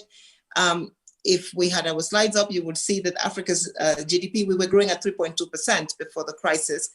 The crisis has taken us down further, and we're now at negative levels of an estimated maybe 1.2 overall. We are doing slightly better than the rest of the world in terms of how far we fell. But that's because we were also not coming from a very high, 3.2% growth for a continent that needs to grow at 10% or was not good enough anyway before the crisis. So we have been resilient, but we have been resilient from a very low base.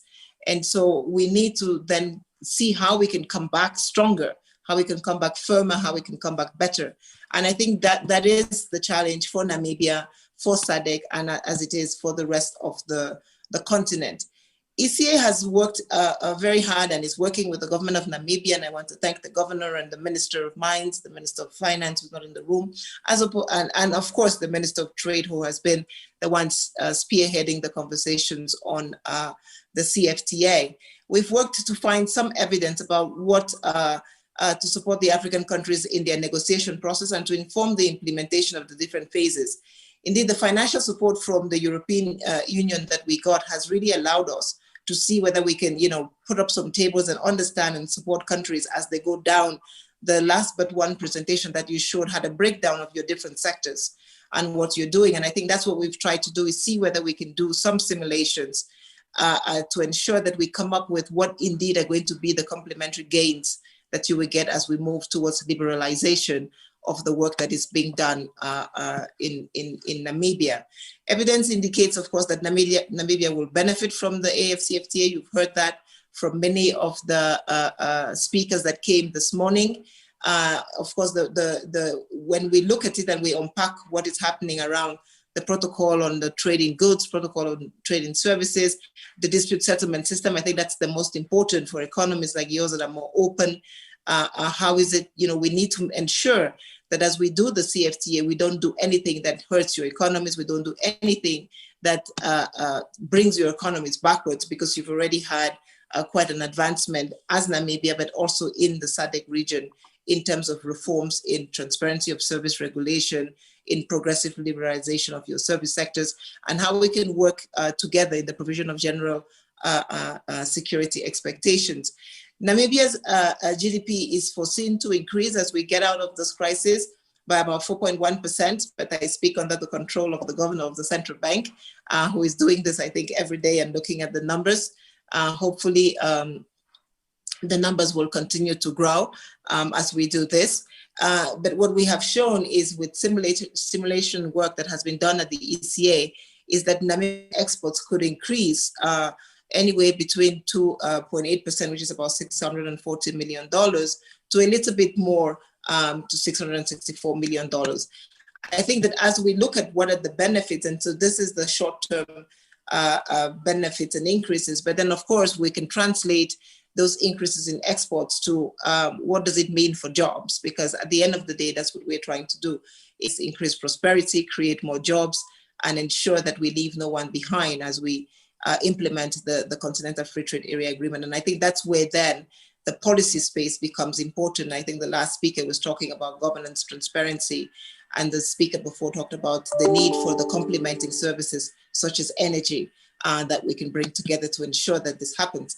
At the continental level, it is expected that the largest percentage increase in intra-Africa exports for industrial sectors such as textiles, wearing apparels, leather, vehicle and transport will actually come in at the beginning of the process. So I think there is a lot to gain as we do the intra-Africa trade. We hope that while we do the trade in textiles and wearing apparel and leather, which are sort of some of the traditional sectors. So yes, we've done work and we're quite optimistic about percentage increases in these traditional sectors. We begin to hope that, in countries like Namibia, as is happening in your neighboring country, Botswana, that there is an increase, a stronger increase in the value added chain. I think the big strength of the CFTA is really that what we would like to see is Africa adding more value to its goods before it exports them. Now we've added value to textiles forever, we've added value to leather forever.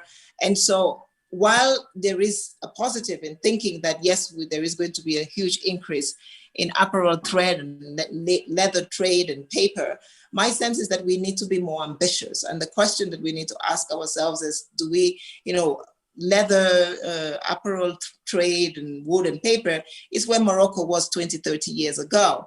I believe that we can do different and we can do better.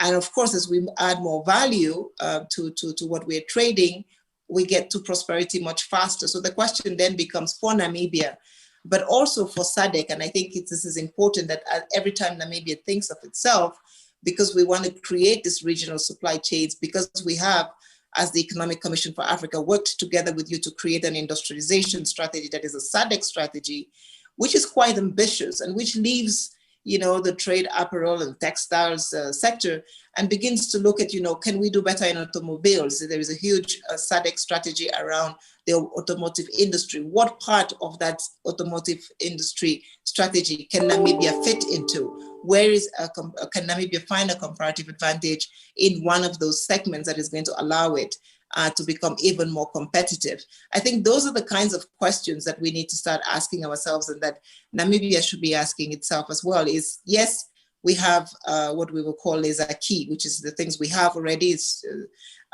in the sort of basic manufacturing sectors, but can we do better? How do we push the envelope? We already heard that as we do this, and as we ask about pushing the frontiers and trying to get to better industrialization, better service delivery, we have seen, given the topic of trade in the time of COVID, one of the big issues that we are confronting with trade in the time of COVID is cross-border management of services. How do you manage the security? How do we allow and provide for, we only have 4 or 5 large companies on the continent today that actually provide for security of assets and the transportation of assets across borders. Can Namibia get into a business like this and create a service sector that allows for the logistics management of those processes? Is there something that could be done? There's been quite an amount of innovation happening around technology and all the work that needs to be done around technology to ensure that, you know, we can deliver and deliver well. As with COVID, the businesses and the economies that have done better are businesses and economies that are linked, that are web linked, that are technology linked and technology enabled, but are also competitive. And so we need to begin to ask ourselves, is Namibia ready from a technology point of view to be able to get into this new segment of the business? Is it ready to continue to take a leadership role? Some of the things that we have done, of course, there's been a lot of conversation around health services, the need for new pharmaceutical manufacturing. I am not a believer in the fact that every African country now should begin to produce test kits and PPEs, because again, economics says that it should be done where it has a comparative advantage. We haven't done the work to see whether Namibia has that, but we know for now that that sector in Namibia hasn't grown that fast. But you can be an enabler, because you can then provide logistics. Not all of us have to do the work in the logistics.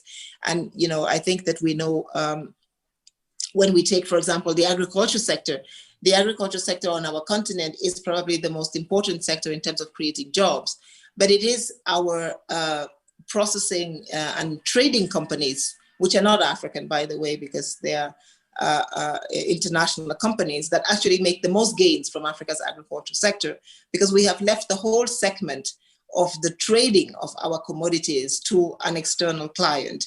And so these are some niches that I think that as Africa and as we build on the Continental Free Trade Area Agreement, we have to start asking ourselves, are they niches that we can take back? Are they niches that we can manage? You know, Louis Dreyfus makes, his annual income is, you know, 50 times what the whole African continent makes on trading in agricultural products, because they are managing the service sector, they are managing the distribution sector of a component of that piece. This brings me to the work that we're doing at the Economic Commission for Africa on national competitiveness strategies. We're working with many countries precisely to do this, is to say, as we get into the CFTA, as we work to make countries and to ensure that countries can benefit from the CFTA, what is each country's national competitive advantage in a supply chain? So not independently, but within an African supply chain. So remember again, the power and the strength of the CFTA as we see it is that we can create value addition on the continent, create more jobs on the continent before we actually then export the good further afield. We have done a lot of work that shows that when we export to the United States, we create more value, we create more prosperity on the continent, and we create more jobs. And so clearly there is, I think, an interest in us trying to see how we can build those links with the United States, because that allows us also to continue doing research and development. We will not benefit from the CFTA if we don't increase our research and development capacity. However, we know that research and development is an expensive exercise and Africa cannot afford it. You, Namibia, are lucky and fortunate to be in the SADC region, so you're beside the country on the continent that spends the most on research and development, South Africa, of course. How can we benefit from, you know, the R&D that is being produced in South Africa for Namibia, for the SADC, and by consequence for the rest of the continent? I think these are the kinds of things that we need to be asking ourselves as we look towards benefiting from the African Continental Free Trade Area Agreement. The agreement is there.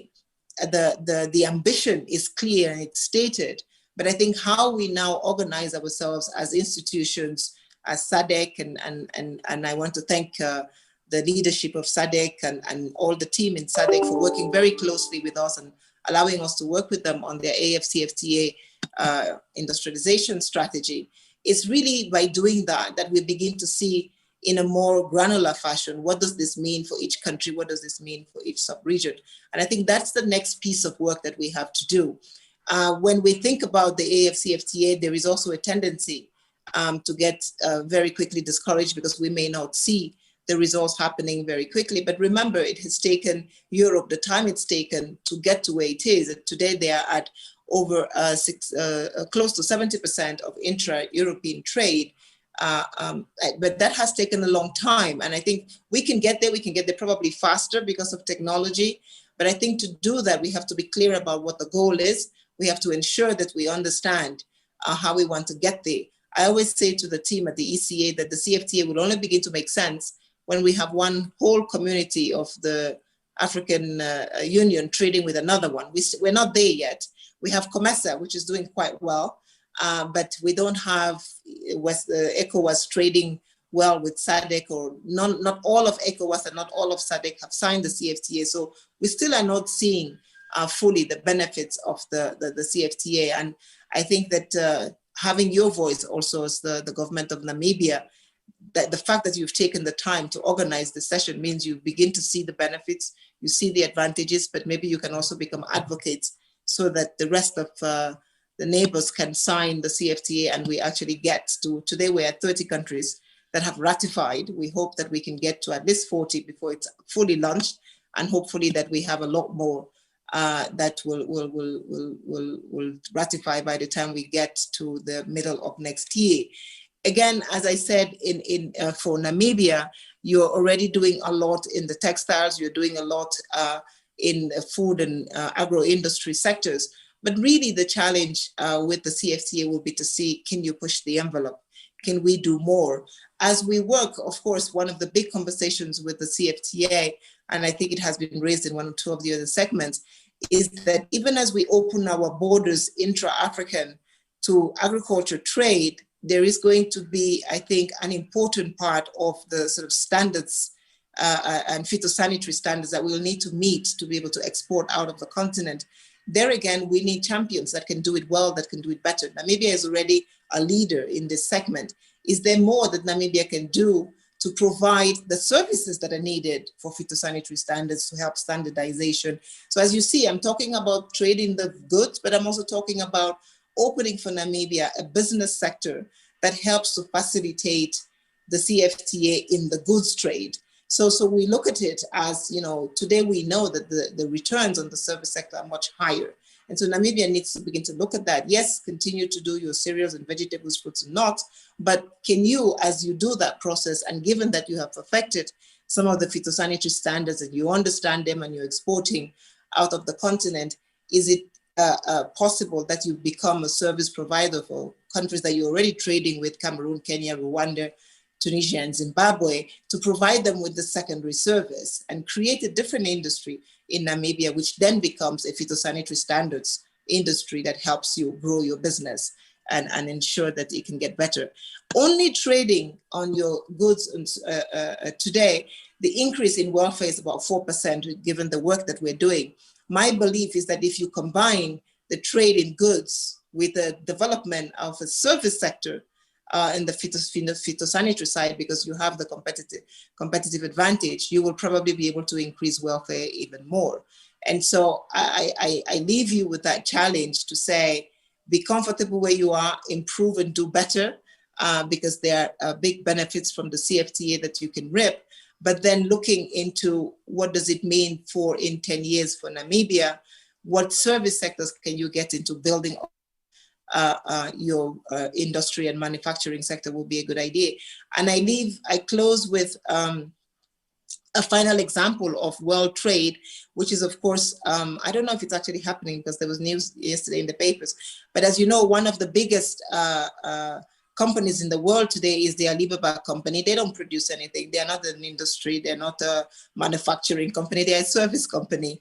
And you know, there is conversation around the IPO of Ant Financials, which is their financial services platform for the Alibaba. And it's about projected to be one of the largest IPOs that will happen if it happens, at somewhere in the order of almost $39 billion. This is just giving you the power of services, the power of trade in services, and the power of technology. And so my sense again is, as we talk about Namibia getting better and stronger in, you know, some of the service sectors, the mines that it has been traditionally a champion in, looking at how you can then now move into a service sector, into service platforms enabled by technology, will be an important part of breaking and taking better advantage of the CFTA. This will, of course, then mean that you improve on education, you improve on skills. There is more, hopefully, women and young ladies that get into the STEM and can then help us develop and design these platforms that we use on the continent. So I've tried to give you a few examples of you know, why trade is good, but how even with good intentions around trade, one can do really not so good things. But how when one does it well with the revised NAFTA, one can adjust to the new tensions and the new challenges and opportunities that are coming up with technology, with the fourth industrial revolution, with artificial intelligence, but also finally seeing how one can grow from my last example on China. China is, of course, the manufacturing engine of the world, but China's largest companies are not its manufacturing companies, they're its trade companies. And so I think we can also look at that and say, you know, what are the service platforms of the future that Namibia can try to get into? You're already well positioned. You're beside a strong R&D country. You're in one of the most active sub-regional trading groups on the continent. So if anybody could benefit from the CFTA, I think that Namibia is well positioned to do that and do that very well for the benefit of its citizens. Thank you very much for your attention.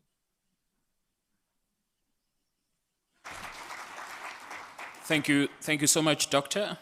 And we do look forward to hosting you one day. All right. We're just slightly amending our program as we go, given the dynamics and our presenters who are joining us virtually.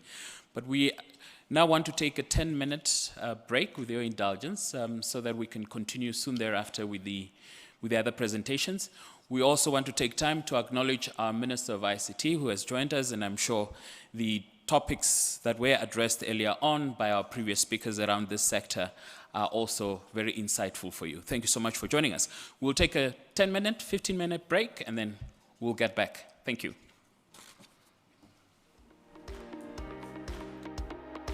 Can I just ask my speakers and the governors and the ministers to just join us for a photo opportunity? Thank you.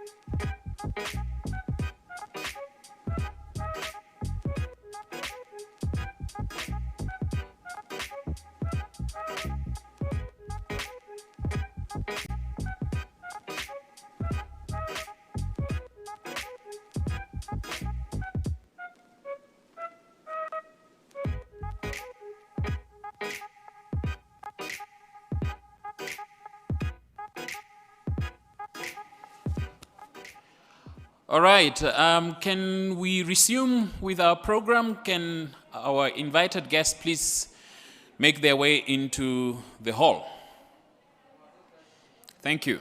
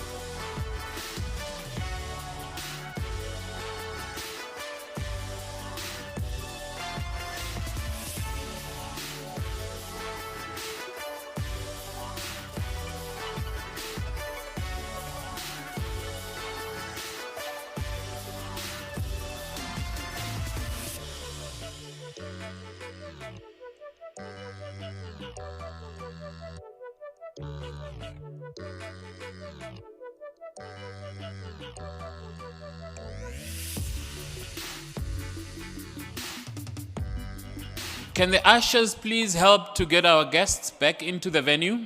Ushers from the Bank of Namibia, if you can help to direct the guests back into the venue.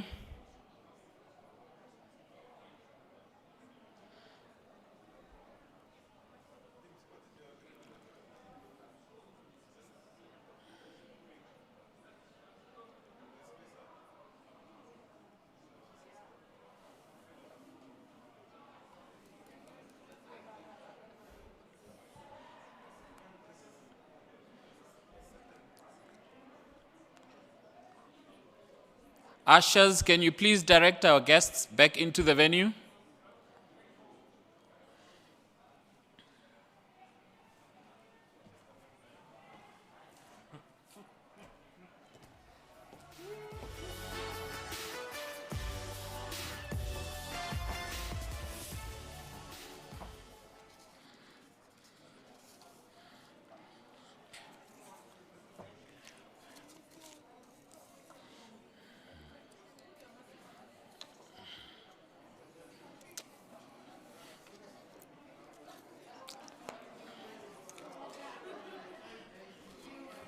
Charlotte, I don't know, have anything on a four-factor.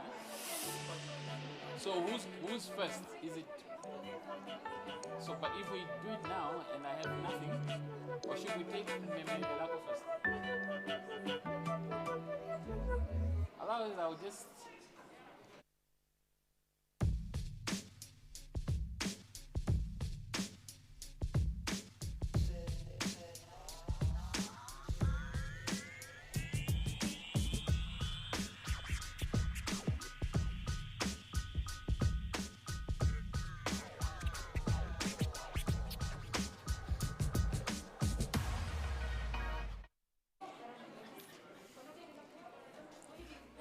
Yeah.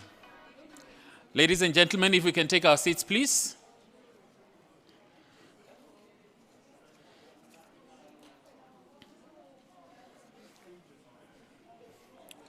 So as we have been pointing out, we are making use of Slido, which is an online platform where you can engage with us, where you can engage our presenters. So you can go to slido.com, use the hashtag, that code that has been provided, and log on and post your questions and make comments. Thank you to those who have already participated. We see some of your comments are coming through. So please continue to interact with us using slido.com. We've also been receiving some questions and comments from our social media pages. We will be sharing those ones with our speakers as we continue. As we pointed out, we are making slight adjustments to our program to accommodate our invited guests and speakers who are joining us virtually.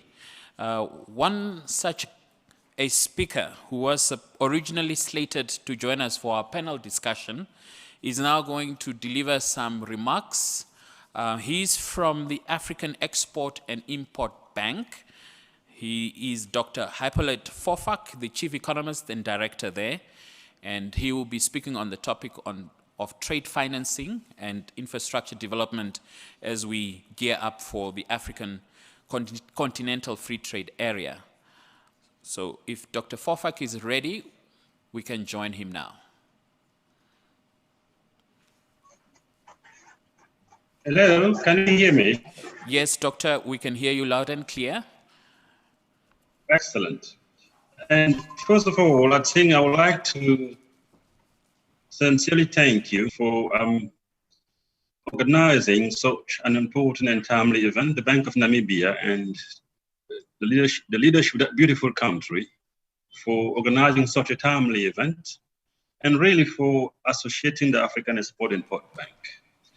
And I was so much looking forward Dr. Fofak, sorry to interrupt you. Yes. Could you please switch on your camera? I see. Okay. Thank you. Yes, can you see me now? Hello? Yes, we can. Thank you. Very good.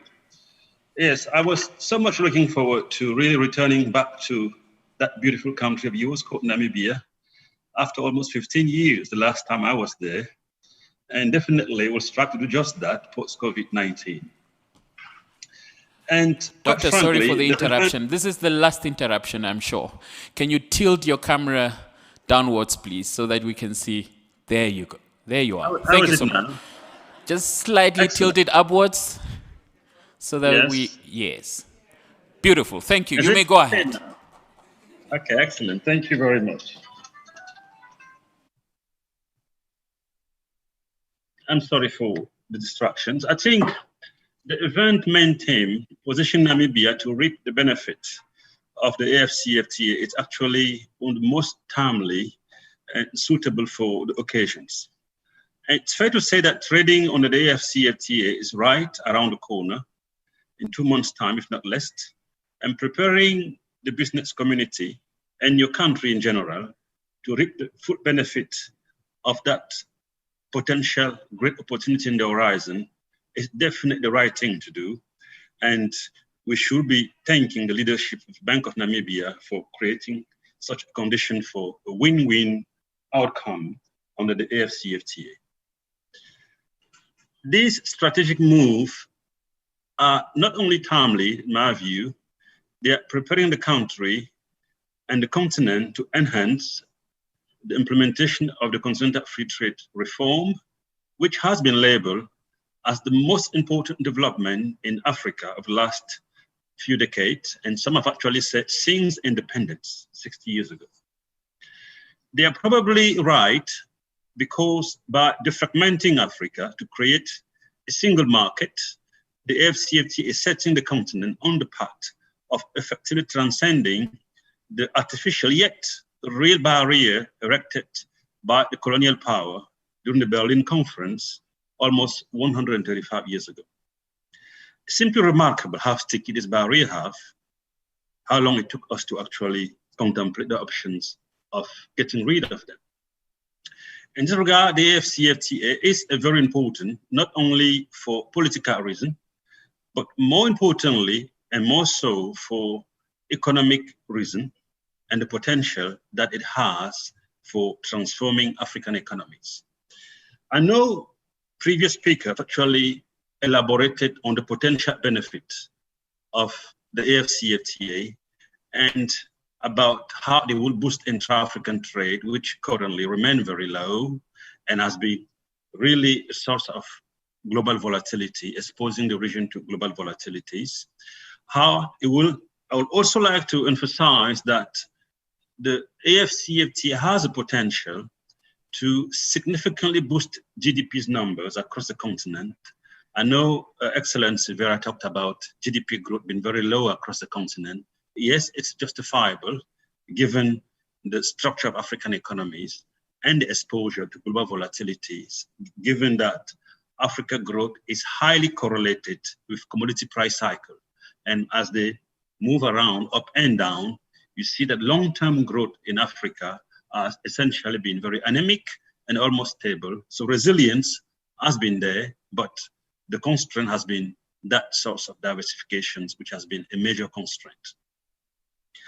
Another important benefit of the AFCFTA that we should emphasize, which is very good for the private sector, is the issue of increasing market efficiency and reducing the cost of doing business by offering opportunity for scale and allowing companies to spread the risk of investing in smaller markets across the region. In essence, it makes more sense now for Volkswagen to build a manufacturing plant in Namibia, not necessarily for the smaller Namibian market, but for the entire SADC sub-regions, because the benefit of that integrations now extend beyond the single countries.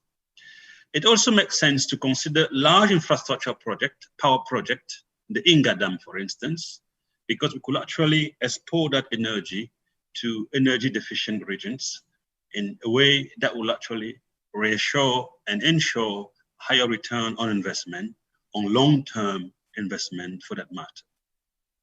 Another potential benefit, which is worth mentioning for the African private sector, is that it will ease trade and investment flows and shift the compositions of FDI into Africa away from primary commodities toward long-term investment, what I call injecting the patient capital that we need to transform African economies and create the jobs that some of my previous speakers alluded to earlier. And to illustrate this important point, I think the issue of enhancing the competitiveness of African economies to accelerate diversification of sources of growth and trade, and His Excellency, Mr. Governor, actually stressed the importance of actually changing the composition of Namibian trade in his remark, and which, as in the case of most African countries, remain heavily at the lower end of the global value additions, and that is largely dominated by primary commodities and natural resources, and in part, largely responsible for where Africa is today in terms of being heavily hit by the pandemic downturn, in the sense that the supply and demand shock actually first affected commodity-dependent economy even before the pandemic outbreak. But another important aspect of the AFCFTA, which is also worth stressing for the Namibian private sector, it's its ability to actually insulate the African and Namibian economy against global volatility. A larger and effective domestic market will act as an insurance against disruptions to global trade associated with either global volatility or contraction in global demand. In essence, the world economy hit by the pandemic could have actually been going through a slower rate of growth, and Africa would have been on a much higher growth path if we had that vibrant intra-African trade market, that vibrant intra-African trade industry and investment to drive growth and trade within the regions. Yet, another important aspect of African potential is that the welfare improvement will be significant under the AFCFTA. And this goes back to the emphasis that was made earlier on the need to create jobs, well-paying jobs for young Africans to ensure that the growth is actually highly inclusive and generate benefit for all Africans. And this is an extremely important aspect, because when we look at the benefit of the AFCFTA, it will actually increase real wages, both for skilled and unskilled labor, with significantly much higher return for unskilled labor, and apparently in a shift toward a more inclusive growth model that we've been looking for across the continent for decades. And when we look at the composition of intra-African trade, it is highly dominated by manufactured goods.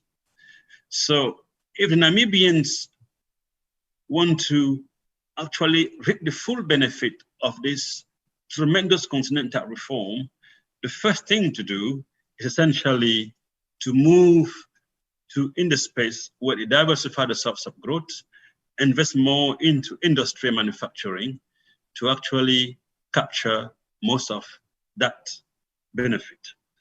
And yes, Namibia currently, it's one of the top 10 African from our research, and the latest report that we published is among the top 10 intra-African trading nation across the continent. They're actually number 4.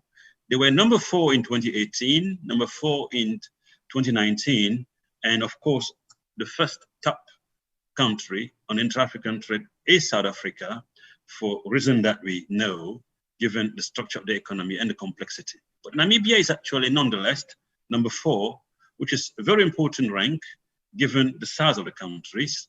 And still, even at that level, its share of intra-African trade, its share of the intra-African trade account for less than 7% of Namibia total trade. In other words, your trade is still very much extroverted, and as a result, exposes your country to excess global volatility. Another important thing that Namibia should do, in our view, is essentially addressing what I call the supply side constraints through an effective public-private partnership for economic transformations. In other words, what the Chinese government has done is to make sure that they work hand in hand with the private sector to become the factory of the world. I think that public-private partnership will be very important to make sure that the African continental free trade area, the African continental market, it's a market which is also there for the African private sector to reap the full benefit on. In that regard, we believe that the rule of origins will be the centerpiece of the AFCFTA, in the sense that it could really become the African industrialization accelerator.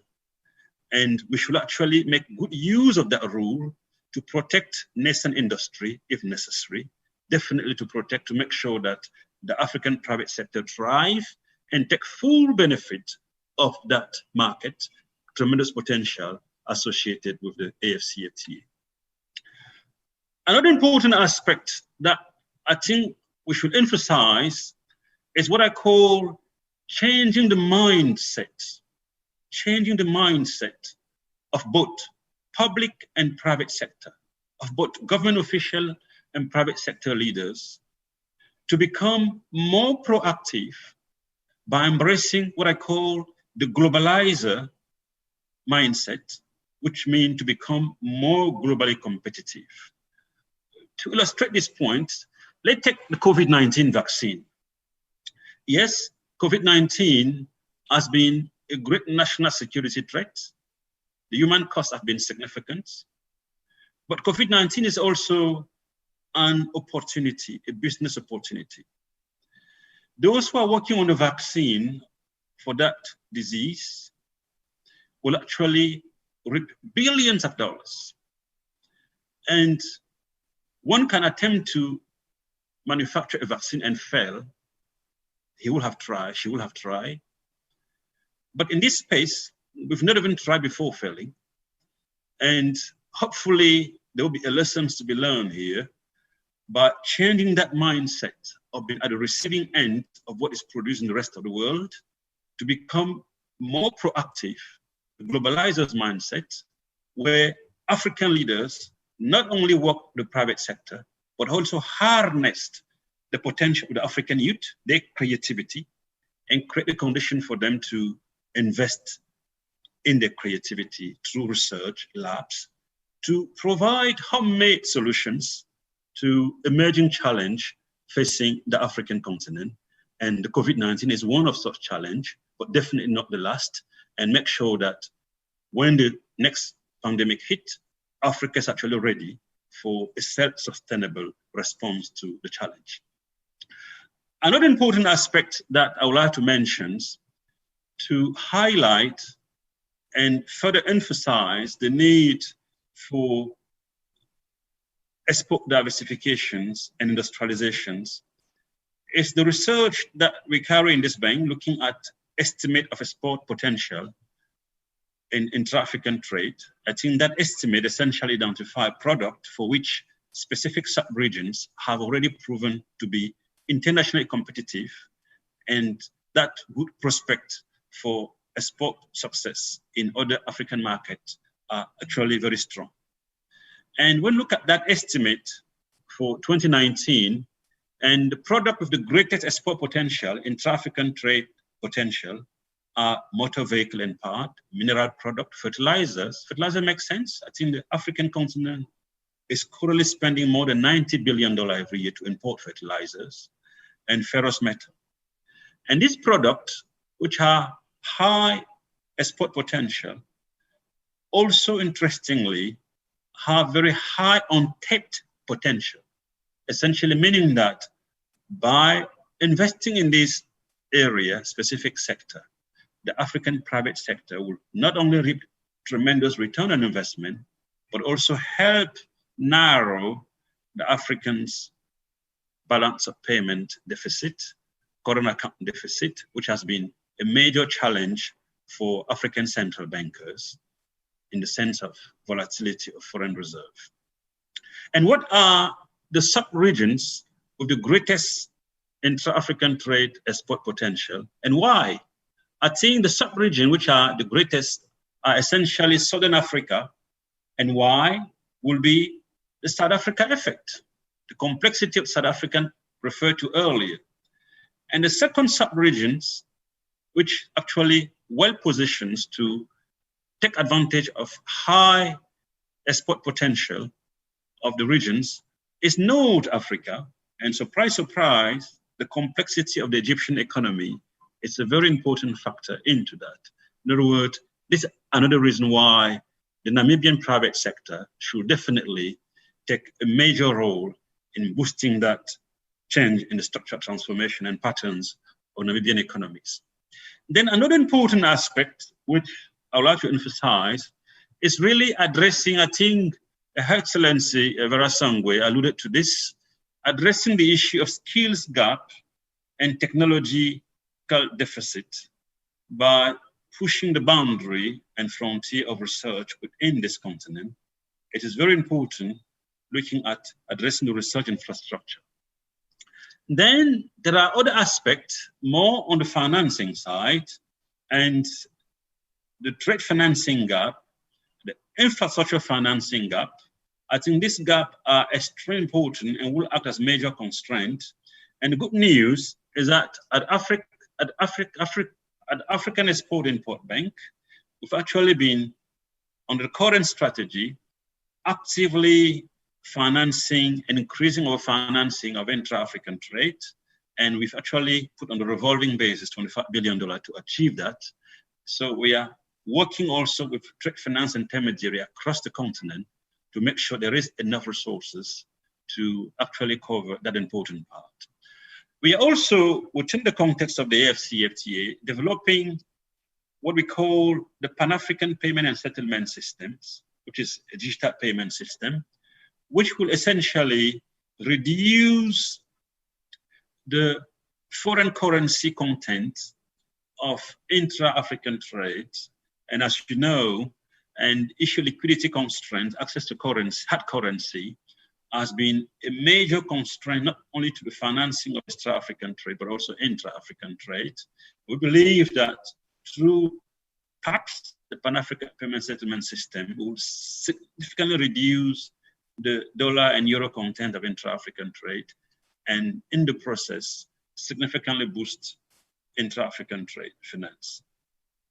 Another important aspect in the infrastructure space is that the bank, African Export-Import Bank, has actually been very much financing what we call the trade enabling infrastructure, and which is begin to close that gap across the board. It is in the power space or rail space. We've actually been in those areas, and our position as a continental bank has enabled us to actually draw on our convening power to leverage more resources from abroad into the continent to help close that huge infrastructure financing gap in the range of between $130 to $170 billion. It's something the bank will be doing even more going forward as its contribution to supporting implementations of the AFCFTA. But there are other important aspects that the bank is actually carrying out to support implementation of the AFCFTA and the African private sector for that matter. And I would like to mention in the public space and our AFCFTA adjustment facilities, which we put together with the African Union Commissions to ensure that no country is penalized in the short term as a result of that trade reform. So any revenue gap associated with the AFCFTA will be mitigated in the short term through that AFCFTA adjustment facility to ensure that all the countries move together, at least in the initial phase of implementations of the Continental Trade Reform. Another important aspect that I would like to mention, if I may, it's essentially how do we support the development of the growth of African industries and manufacturing capacity on the infrastructure constraint. We are mindful of the fact that it may actually take time to develop some infrastructure we need in the power sector. We have two options. Should we sit and wait until we have perfect infrastructure before industrializing, or should we attempt to do that concurrently?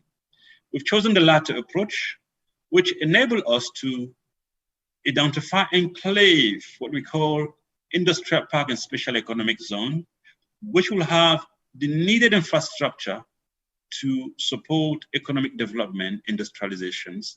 The bank is actually actively financing the growth and development of this park, industrial park, special economic zone, to begin to develop manufacturing capacity. The model works very well in Asia, and it works also very well in Europe, for that matter, in Ireland in particular. It's something the bank is actively pursuing to ensure that infrastructure constraint is no longer a reason for the status quo. And we are doing that across the continent, and we'll be willing to work with Namibian authorities to ensure that we accompany their commitment toward industrializations.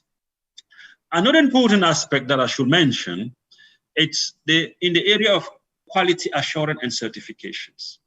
How do we make sure that goods produced within the African continent meet international standards in terms of quality assurance?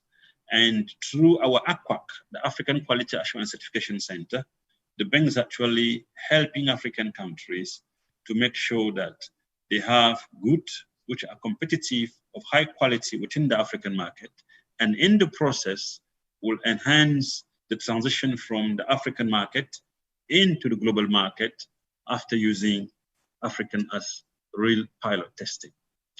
Another important aspect, since financing is an issue, it's the bank initiative called FEDA, Fund for Export Development in Africa, which is to say, sometimes we have great ideas, but these ideas are never materialized because of shortage of financing.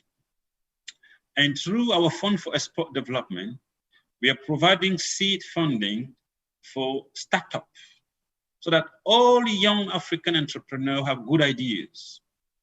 We'll ensure that their ideas is turned from ideas into a product to drive the transformation of African economies. In the word of President Orama, the leader of our bank, no good idea in this continent should remain in the drawer forever because of deficit of financing. The Fund for Export Development will be the right engine in response to the creativity of the African youth to drive that transformation into the future. And one last point that I would also like to mention in the infra space, if I may, is that we've also learned over the years, reviewing the infrastructure landscape, that sometimes one of the key constraints to infrastructure development is not so much the financing, but the availability of bankable projects, bankable infrastructure projects. In that regard, the bank launched 2 years ago what we call our project preparation facility, which will enable us to help increase the pipeline of bankable infrastructure projects to drive and close that infrastructure gap. It's something the bank is actually very much promoting to help governments and private sector put out very good bankable projects, which will then be used to source funding in that space. And finally, to close, I think it's fair to say that the AFCFTA has been touted as an economic and globalization game changer. It has potential to transform African economies and enhance its integration into the global economy as a competitive player. We did emphasize policy and program to make the single market work for the African private sector and household. For the AFCFTA to actually enhance African integration into the global economy, it will be very important for African leaders to work toward convergence, speaking with one voice in international trade negotiations. In my view, in our view, speaking with one voice in trade negotiations, it's definitely the most crucial thing that Africa should do to make sure that the divide and rule, which has undermined Africa's growth over the years, is no longer on the table. And the AFCFTA offers that potential. We can no longer afford to approach the EPA at regional or country level. We should use the AFCFTA as an integrator to strengthen the bargaining power and the voice of Africans in international trade to actually boost the competitiveness of the African private sector. Thank you very much. Thank you so much, Doctor. You were going to be part of the panel, but we thank you for those remarks. I think they provided a good context to the discussions that we'll be having later on. Our next paper is also posted on the Bank of Namibia's website. It's titled SACU Position on AFCFTA and Gearing the Private Sector for the Opportunities Offered. We are delighted to have the Executive Secretary of the Southern African Customs Union to deliver the paper. Ms. Paulina Elago is a trade economist, currently serving as the second Executive Secretary for the Southern African Customs Union, SACU Secretariat, since 2014. Her appointment as the Executive Secretary of SACU was renewed for a second term in 2019. Prior to heading SACU, Ms. Elago served as the Tanzania Country Director for Trademark East Africa. Ms. Elago has over 25 years of professional experience in international trade, primarily trade policy, trade-related capacity building, and trade-related infrastructure development.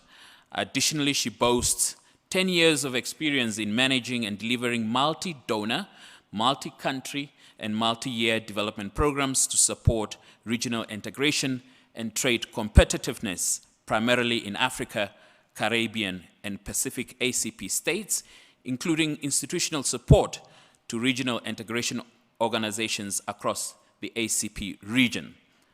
Ladies and gentlemen, please help me to welcome Ms. Elago.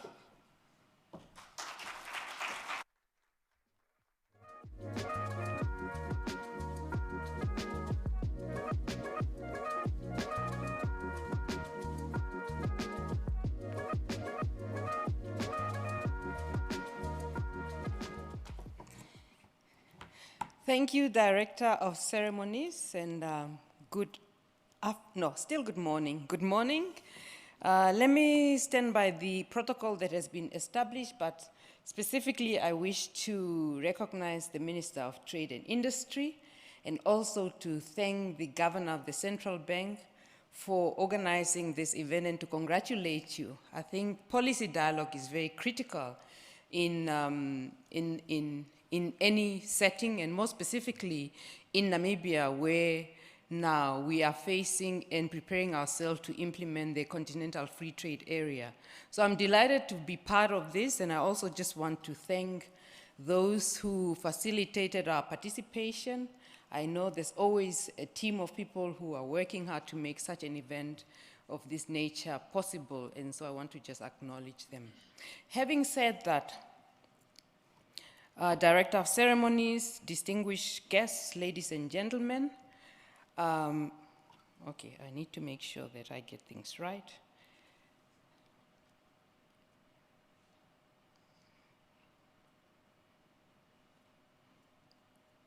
My presentation will focus on the SACU position on the AFCFTA and gearing the Namibian private sector for the opportunities offered.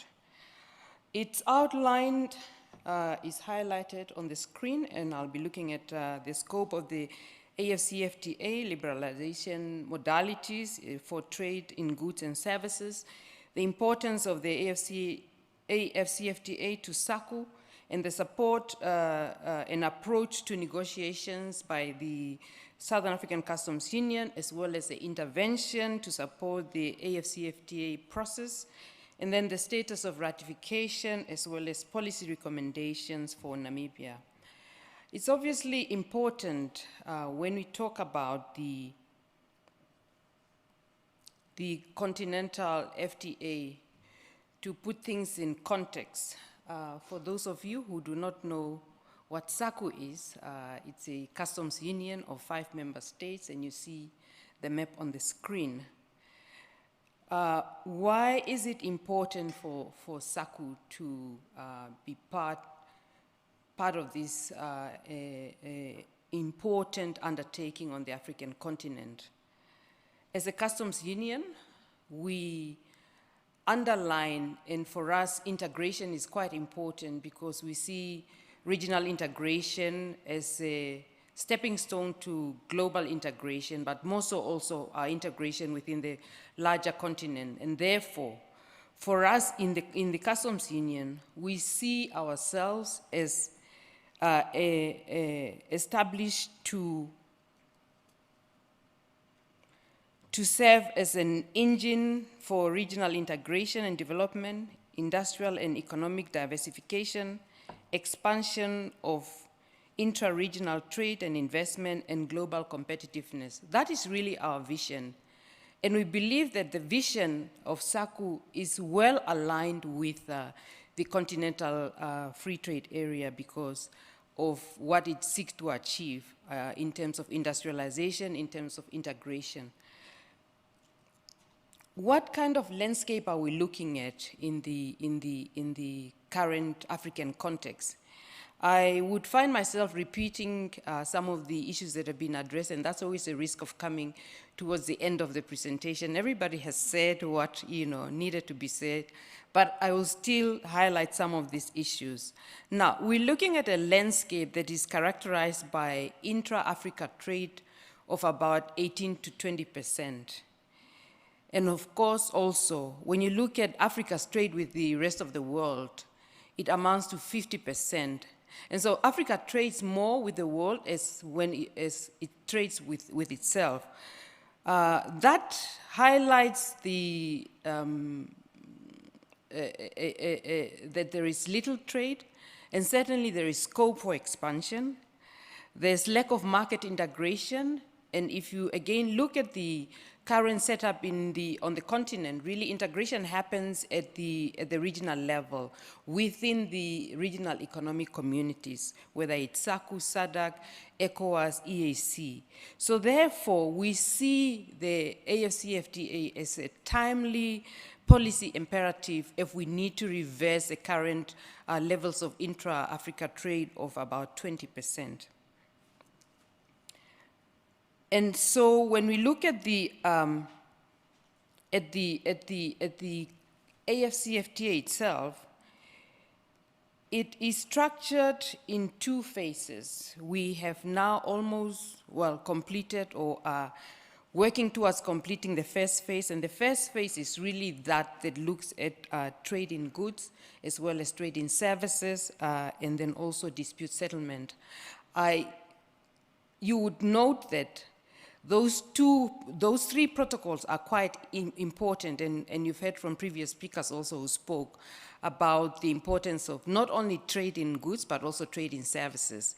You need services not only as a mode to trade in itself, but also services as an enabler for trade. And therefore, the combination of trade and trade in services trade in goods and trade in services becomes quite critical. And so the focus has been on negotiating the schedules for tariff negotiations, for tariff liberalization, as well as the protocol on services and the dispute settlement mechanism, which is critical because if you are trading and there are cases of disputes, you need to have a mechanism within which to resolve them.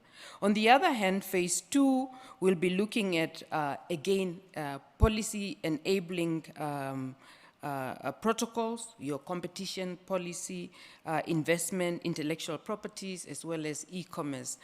Now, where we are sitting with the global pandemic, you would actually want to see e-commerce being fast-tracked, because clearly we are now seeing the value and importance of e-commerce. But be that as it is, we are busy with phase 1, and so we will soon be starting phase 2. Now,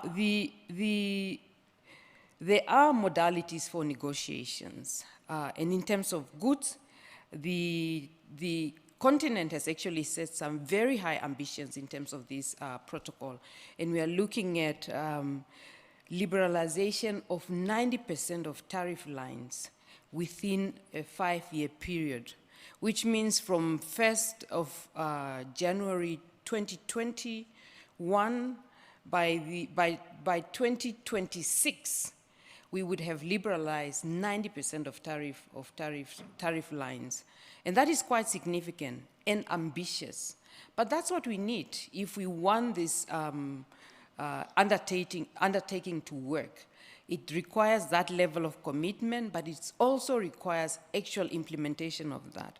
Now, as part of the modalities also, there are products that will be designated as sensitive, and those will be negotiated in a period of 7 years, of course, that is for non-LDC countries, and 13 years for LDCs. There's a distinction, of course, between developing and least developed countries for obvious reasons. And then you have an exclusion list of 3%. And again, that obviously would not be subjected to any liberalization. So essentially what we are looking at then, by the end of it all, we would have liberalized about 97% of tariff lines under the Continental Free Trade Area, which is quite significant. Now, in terms of the exclusion list of 3%, as I indicated, those are exempted from liberalization. But also you want to ensure that there's effective liberalization. You don't want to see a concentration of products for which there's commercial value and opportunity to trade being concentrated in that. So there's a double qualification clause that requires that in terms of the 3% that is excluded, it's also limited to ensure that it does not allow for more than 10% of imports from Africa. So in essence, therefore, you want to make sure that it does not, your 3% is not more than 10% of your imports. And to also make sure, therefore, that in that, you don't want a concentration of products that will be traded. And so when we think about negotiations, then we are looking at really then actual negotiations taking place around that 10% to make sure that gains for trade are not eroded because the products are excluded. Now, that is the modalities for trade in goods. The modalities for trade in services, on the other hand, is quite open. There's no exclusion of any sectors or mode of supply, so it means then services liberalization will cover all sectors, 24 sectors as designed or designated by the WTO. But the approach is also being undertaken, the negotiations are being undertaken in 2 phases. Phase 1 prioritizes 5 sectors, and that is business, services, communication, financial services, transport, and tourism. Again, there's logic in that because those are the sectors, if you look at them, they are also enablers for trade. Tourism is, it was mentioned earlier, is quite an important sector, and that's where, again, a number of African countries can actually gain in terms of trade. But financial services is critical. The governor highlighted the importance of financial services in facilitating trade under the Continental Free Trade Area. Again, transport and communications become very critical in terms of enhancing intra-Africa trade. The second phase will then cover the rest of the sectors. And I must say that already negotiations have started and countries are making their offers. Now, in terms of methods of negotiations, we are looking at progressive liberalization based on a positive list approach, and that is also based on requests and offers, which means countries will prepare their own offers for liberalization, but also interested parties may request further liberalization in some of those sectors. But also there's an element of regulatory cooperation. So we're not only looking at liberalization, but we're also looking at cooperation because a key factor about services is also regulations. Regulation to facilitate trade in services and also to ensure that the regulatory environment does not inhibit trade in services.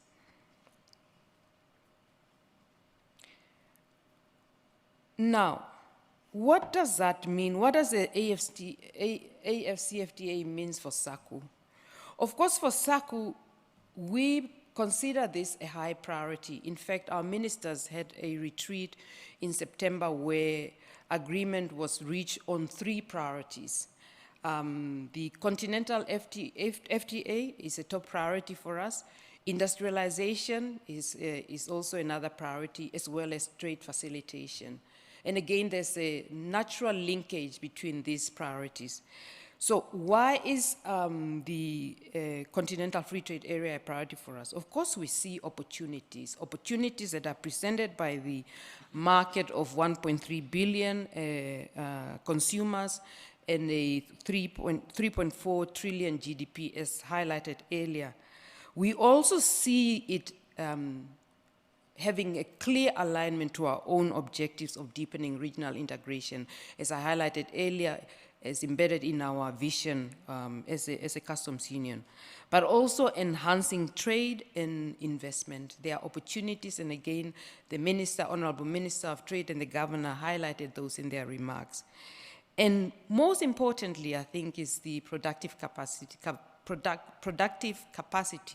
as well as welfare gains that are critical. You don't want an arrangement that does not benefit anyone, whether it's in terms of enhancing your productive capacity to take advantage or in terms of general welfare gain. Now, the ECA estimates that welfare gains will amount to about $16 billion in terms of the AFCFTA. Also important for us is, of course, the need to increase intra-Africa trade. The Continental Free Trade Area is seen as a game changer. And the ECA estimates that, and I believe the Executive Secretary also highlighted that, they have calculated that it could increase intra-Africa trade to 50%. And that is huge and is significant. And so there's value, therefore, in ensuring that we take advantage of the opportunities to unlock to unlock the benefits that will be given by the Continental Free Trade Area. And for us, therefore, we also see this as providing potential for sourcing inputs for production. Of course, there are challenges also potentially, and for smaller economies especially, depending on how you position yourself, there may be low benefits for smaller and less diversified economies. So really the need to ensure that your economy is diversified to be able to take advantage of the huge market that the FTA offer is very important. And of course, increased competition is also an issue. If you're not producing high quality products of high standards, you may find yourself suffering as a result of that. The greatest challenge would be transshipment and trade in counterfeit products. And I think this is something that certainly is important for us in SACU and for us to ensure that we put measures in place to counter any opportunities for transshipment through stronger administration, customs administration and measures in place, as well as the verification of the origins of the products. But having said all of that, what is the basis that we are starting from? Again, the numbers have been highlighted before, and I wouldn't want to dwell so much into that. But when you look at SACU's trade with the rest of the continent, it's very clear that over the years it has been growing, and SACU has actually and continues to enjoy a trade surplus with the rest of the continents. And so much as it is growing, there is still room for improvement. And we see that we have moved from about 267 billion in 2012 of exports to about 423 billion of exports to the continent. And that is quite important because then we are looking at a surplus of about 97 billion in 2019. And in terms of what we are exporting, again, the composition is quite concentrated. We are looking at fewer products, and I think it's a point that has been highlighted earlier as well. And when you break it down per country, again, the numbers are very low. I believe there's scope for improvement, and again, that's a real case and basis for why the Continental Free Trade Area becomes important and a game changer. Again, if we look at imports, it's pretty much the same picture. The scope is limited, and so it highlights the types of products. One of the presenters earlier highlighted the importance of actually also analyzing what are those products that we are importing from elsewhere, and what is it that we are currently importing from the continent. How can we improve that? Because this also presents an opportunity for sourcing alternative markets from alternative markets, which is quite critical.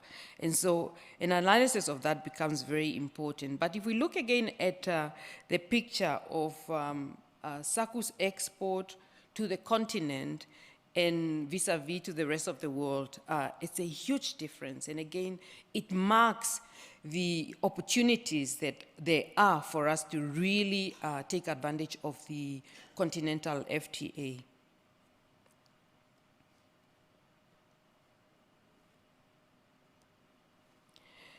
That said, if we flip the coin and look at services, again, Dr. Songwe did highlight the importance of services, and we can see how that changes. From the analysis that we have done and based on the data from the World Bank, services is a critical contributor to our economies and the GDP services value added, for example, as a percentage of GDP, ranges from between 53% to about 60% in SACU. And it has been growing steadily over the years. So it tells us that really services is important, and especially for small economies such as Namibia, with a narrow production and export base, one will have to unpack services and look at that and see how you position yourself. And again, looking at the selected sectors, we have taken services, agriculture, and manufacturing. That picture still remains the same. Services is the highest contributor, even compared to agriculture and manufacturing. If you look at a country like Botswana, for example, in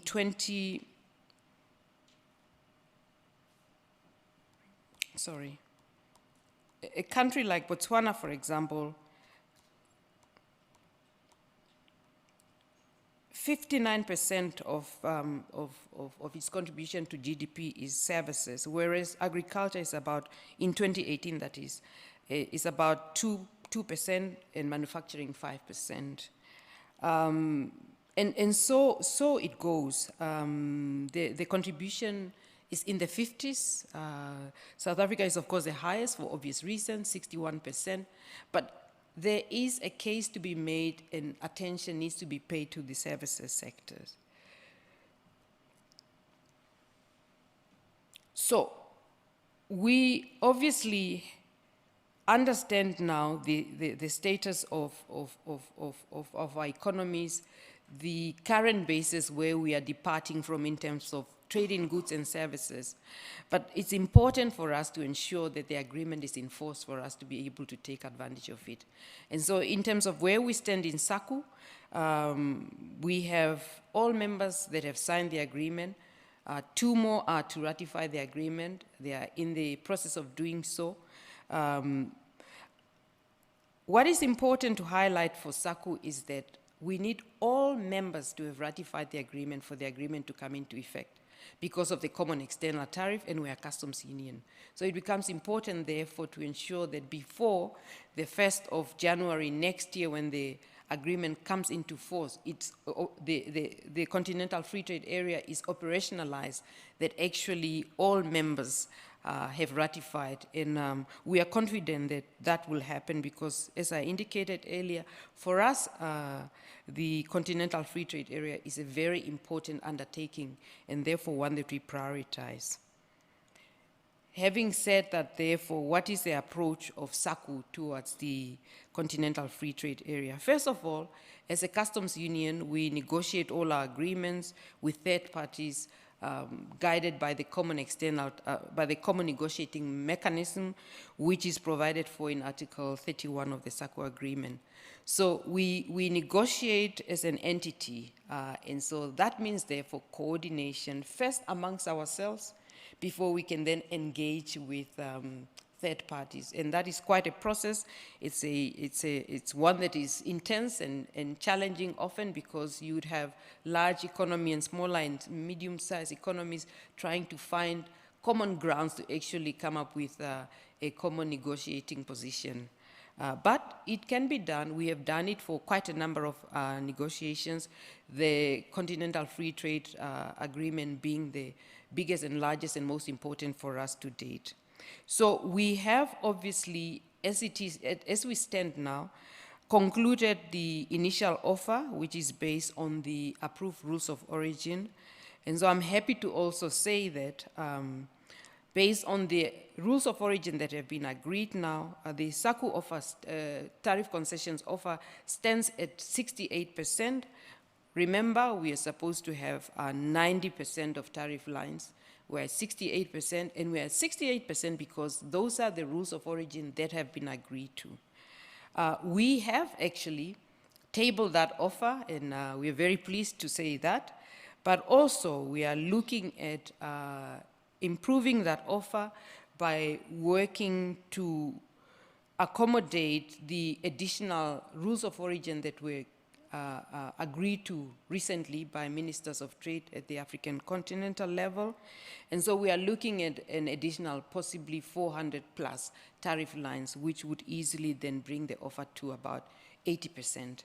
But our aim and goal is to ensure that by the time we start implementing the agreement from 1st of January next year, that we've at least made more progress in moving closer to the 90% threshold that is required for tariff liberalization modalities.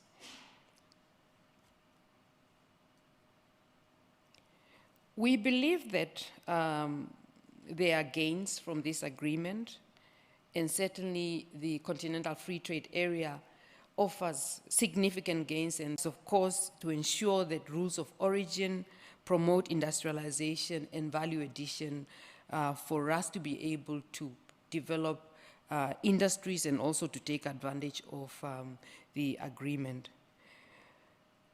SACU is strongly committed, as I indicated earlier on, to ensuring that this agreement is already in force, but its operationalization happens on the 1st of January 2021. And that is the reason why, as a customs union, we supported the initiative and proposal by the Commissioner of Trade to not wait until member states have finalized negotiations of all rules of origin, because then that would take us into next year, but to start implementing on the basis of the rules of origin that have been agreed to. So we strongly supported that, and we are committed to that, because we feel that this is Africa's time. This is important for us to signal that when we say that we have negotiated the largest continental free trade area in the world, it must move forward. Of course, we had intended to start its operationalization on the 1st of July, but COVID-19 was not able to allow us to do that. But we are committed, and we want to see the agreement being implemented within that time frame.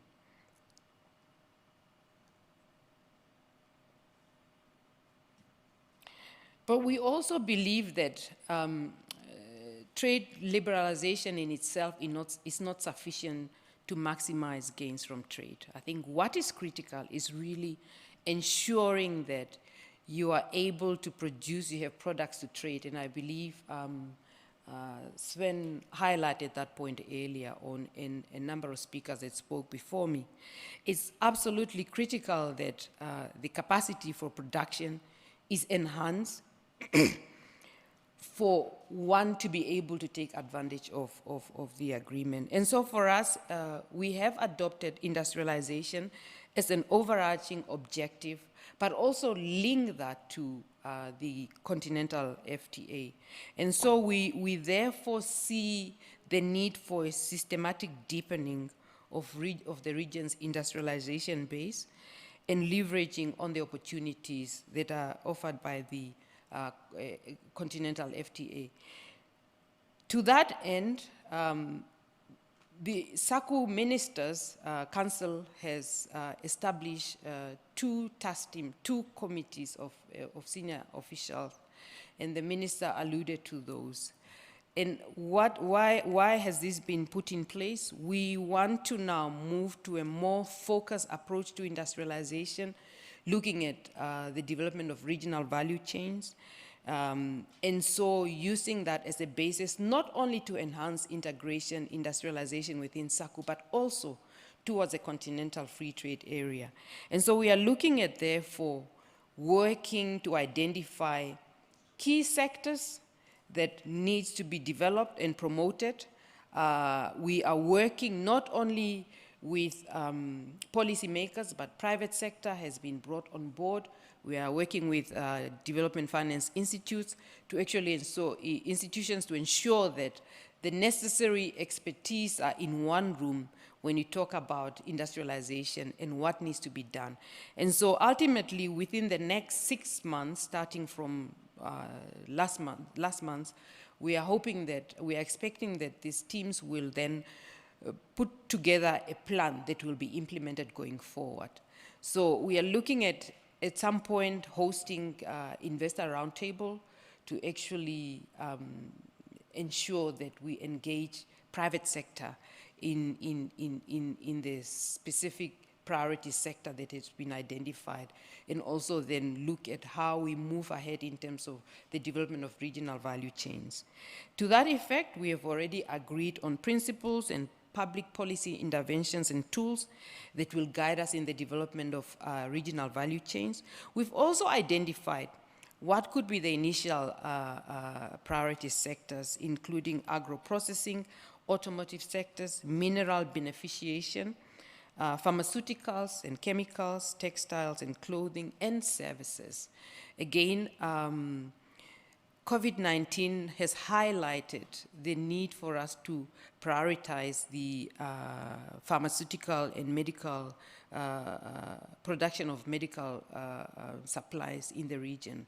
And so that is also one of the priority sectors that we have brought about.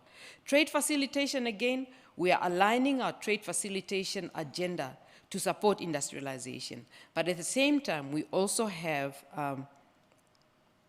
an ongoing program for customs modernization that would serve as a basis for us to, again, as we build our systems and capacities to be able to facilitate trade within the context of the Continental Free Trade Area, that we have that in place. And so far, there are a number of key milestones that we have achieved, and these include bilateral agreements to facilitate automated information exchanges. And I think for us, that is one of the key areas, because so far, all our member states are now at an advanced stage of exchanging information real time. And that is also important, particularly now that we are talking of COVID-19, where we've had to put protocols and measures in place to ensure that we social distance, we minimize contact. And so this has helped us greatly, but we hope that all member states, including Namibia, would have reached a stage where we can fully roll this out. We have a preferred trader program. Again, that is something that is critical for us. We are now in the process of transforming that into an authorized economic operators program that will see compliant traders being prioritized in terms of clearance, and also hopefully seeing a lot more increase in terms of green lanes at border posts that we currently are operating because of that program. That is another exciting program for us. And of course, we have also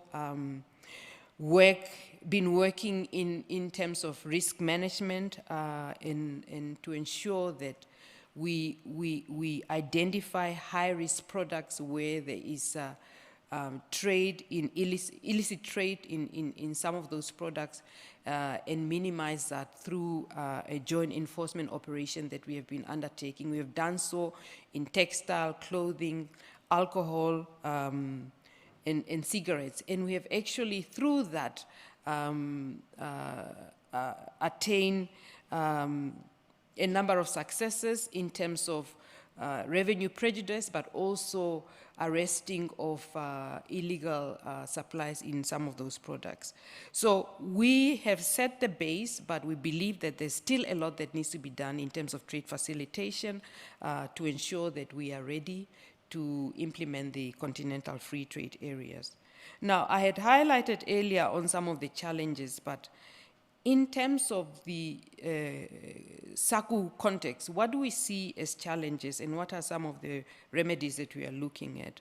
Of course, potential challenges associated with the continental free trade area is the homogeneous production of products, particularly in the agricultural sectors. And this is where, again, the case for value addition and diversification becomes critical. We risk to see surges in imports, and of course, they need to ensure that defense mechanisms are in place to deal with those. The risk of transshipment that I have highlighted earlier. But key also is the capacity of our institutions, not only customs, but also trade support institutions, to be able to respond and facilitate the implementation of the continental free trade area. Are such institutions set up and ready to do so? So this is very critical. When it comes to customs, for example, we have the systems in place. We do administer preferential trade agreement, but we are looking at one of the largest agreements coming into force. Are we positioned and ready to do so? So the importance of actually ensuring that such capacities are in place becomes very critical. Now, what are some of those policy considerations that we are proposing or highlighting for Namibia? And again, I will probably be saying issues that have already been highlighted by other previous speakers, but nonetheless, for us, what is important, I think, is a strategy, a national strategy, and I'm so glad that the Honorable Minister spoke to that. It becomes quite critical for any nation to ensure that there's a strategy in place that that will guide and facilitate the country's engagement towards a continental free trade area. And that strategy should certainly entail, should ensure that there's policy coherence across all sectors of the economy, and it is aligned to existing policy frameworks. Again, I believe that's a point that Florence also made in her presentation. You want to ensure that whether it's your growth at home strategy, Harambee prosperity strategy, your strategy towards the continental free trade area must be founded in what is already at home and how you then use that to actually then take advantage or engage in terms of the continental free trade area. The need to diversify your industrial base as well as export basket is critical because when you look at what Namibia is exporting, it's very little. And as it was indicated earlier on, Namibia's trade is so intricately linked to South Africa.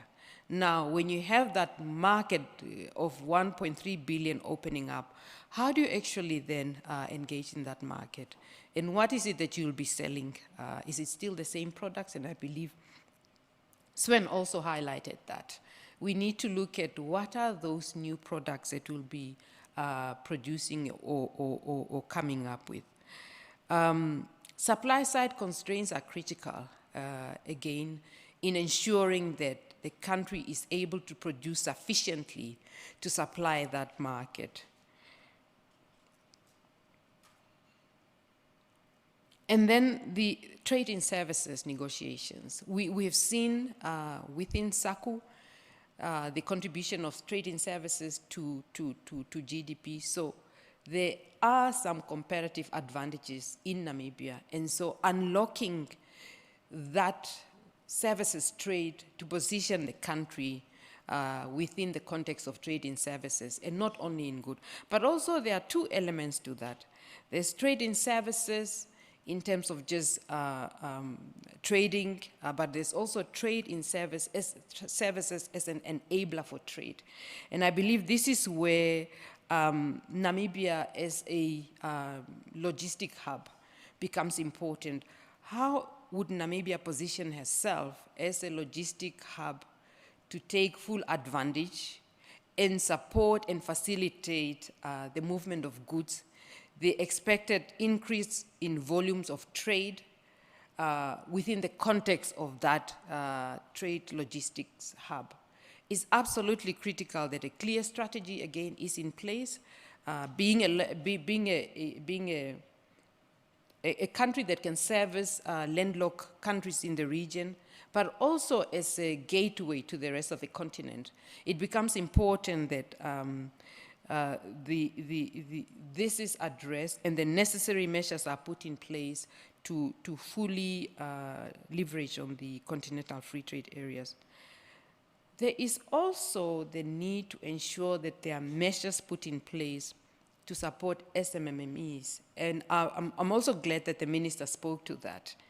You have small and medium-scale enterprises. You have women, you have youth, informal traders.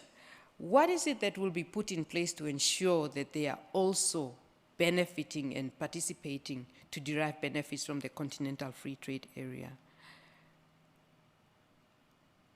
It goes without saying that outreach and publicity of the agreement is very important. And I think this is where private sector come in as well, and all other trade support institutions, because it doesn't help for us to be talking about the Continental Free Trade Area if those economic operators who are the ones that will be trading under this arrangement are not aware of it or aware of what is contained in it. So it becomes very important, therefore, in the national strategy that the communication strategy is clearly outlined. Most importantly, I believe, and a point that has also been made, is to create that enabling environment to ensure that businesses are able to position themselves to trade and to take advantage of the Continental Free Trade Area. And this is something that needs to be done through a multi-stakeholders coordination. It becomes very critical because this is not something for government alone. And I'm again very happy that the minister highlighted that, because this is where all stakeholders must come together and say, what is it that we can do? From traders, producers, financial services, and everyone in policymakers, it becomes very critical that they are part of that one stakeholder group that will actually think through the strategy and how the country will position itself. In conclusion, distinguished guests, ladies and gentlemen, it is important to highlight that Africa, the Continental Free Trade Area, can be a catalyst for growth, both at the regional and the continental level, with industrialization as an overarching objective that engenders sustainable development. However, I think it's important to conclude that how member states position themselves to reap the maximum benefits from the Continental Free Trade Area is the most fundamental issue. And I believe this is why we are here, to exchange views and to dialogue on how Namibia can take full advantage of the Continental Free Trade Area. I thank you very much.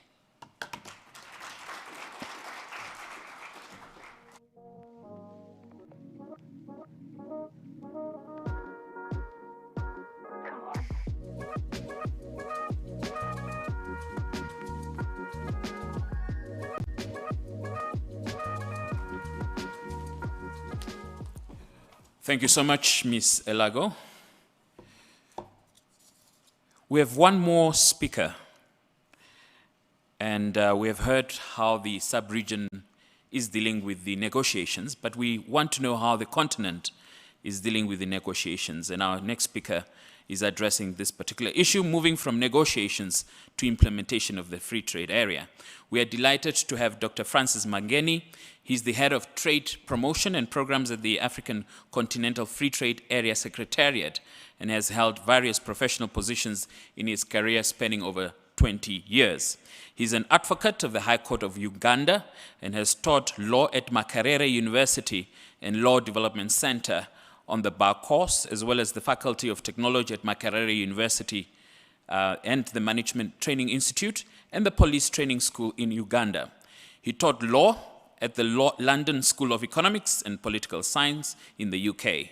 He was legal advisor to the government of the Republic of Malawi on the multilateral trade system and regional integration. He was advisor on intellectual property at the UN South Center based in Geneva, to the Geneva-based African embassies covering WTO and WIPO. He was senior economist and diplomat at the African Union Embassy to the UN, the WTO, and the Common Fund for Commodities based in Geneva and Holland. I can go on and on and on and on. Ladies and gentlemen, Dr. Francis Mangeni. Good morning. Yes, it's afternoon here in Namibia. Oh, good afternoon. Good afternoon, Good Doctor. afternoon. Good afternoon. Right. Please go ahead. Africa is a young continent with a median age of 19.7 years. This means it's literally booming with ideas and dreams.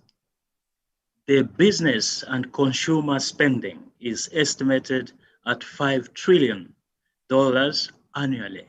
So this means there's business to be done. In addition to that, studies estimate that by the year 2035, the Africa Continental Free Trade Area, if implemented, will have lifted 100 million people, Africans, out of poverty. This is a serious policy matter to be taken into account.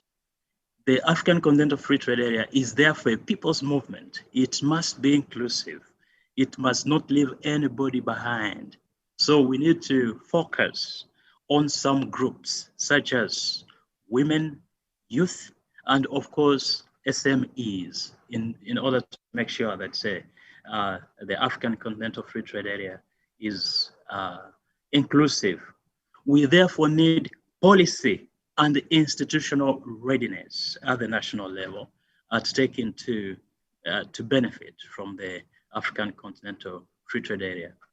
Now, distinguished brothers and sisters, my aunts and uncles, this is how I prefer to address you. But if you like ladies and gentlemen, that's also fine. I'm just trying to be African as I can. My name is Francis Mangeni. On the slide that I'm sharing, you can see the name of Silva Ojakol. He was the one supposed to make this presentation, but he has other engagements which are equally as important. And therefore, he asked me to step in and make this presentation on his behalf, which I am very happy to do, and I proceed to do.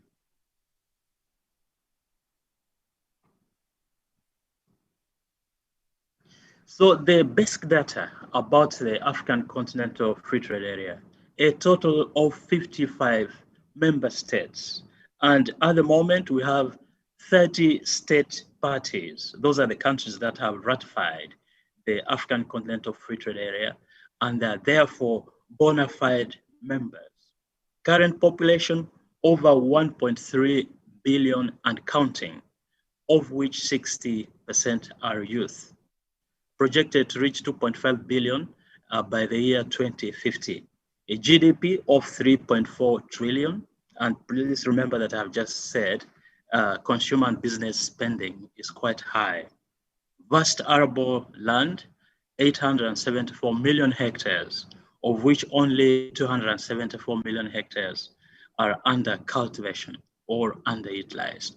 Large reserves of strategic minerals, and in Namibia and Southern Africa, we know this all too well. Abundant aquatic resources, and of course, the youngest population. Underlying factors for after, low economic integration, regrettably, low level of intra-Africa trade, currently estimated at just about 18% of total trade, narrow export base, over-reliance on commodity exports, primary products, and low levels of industrialization. So against this background, the African Continental Free Trade Area has some priorities, which include a liberalized single African market for goods and services as an objective, movement of persons in accordance with Agenda 2063, and we have actually a protocol on the African passport and free movement within Africa as a flanking program for the African Continental Free Trade Area. So after lays a foundation for the establishment in the future of a continental customs union and common market, and eventually the African Economic Union and Monetary Union, to promote industrial development, sustainable and inclusive socioeconomic growth, and have a single investment area. But this depends on what will be agreed in the negotiations on the protocol on investment. So the question is, what should be the priorities for implementation at the national and at the continental level? Now, at the national level, the priorities after ratification will include national and regional response strategies for the African Continental Free Trade Area. Priority sectors, comparative and taking into account the comparative and competitive advantages of the country. Priority markets for exportation, and to identify challenges, national and within the target market, which should be addressed. Increase and improve productive capacity, of course, taking into account volume, standards and quality assurance and adherence to rules of origin. Private sector support measures and align the processes and procedures at the national level for implementation of the African Continental Free Trade Area with regard to all regulatory authorities and frameworks, such as customs, standards bodies, immigration, and so on. And then to strengthen trade and trade facilitating institutions for implementation.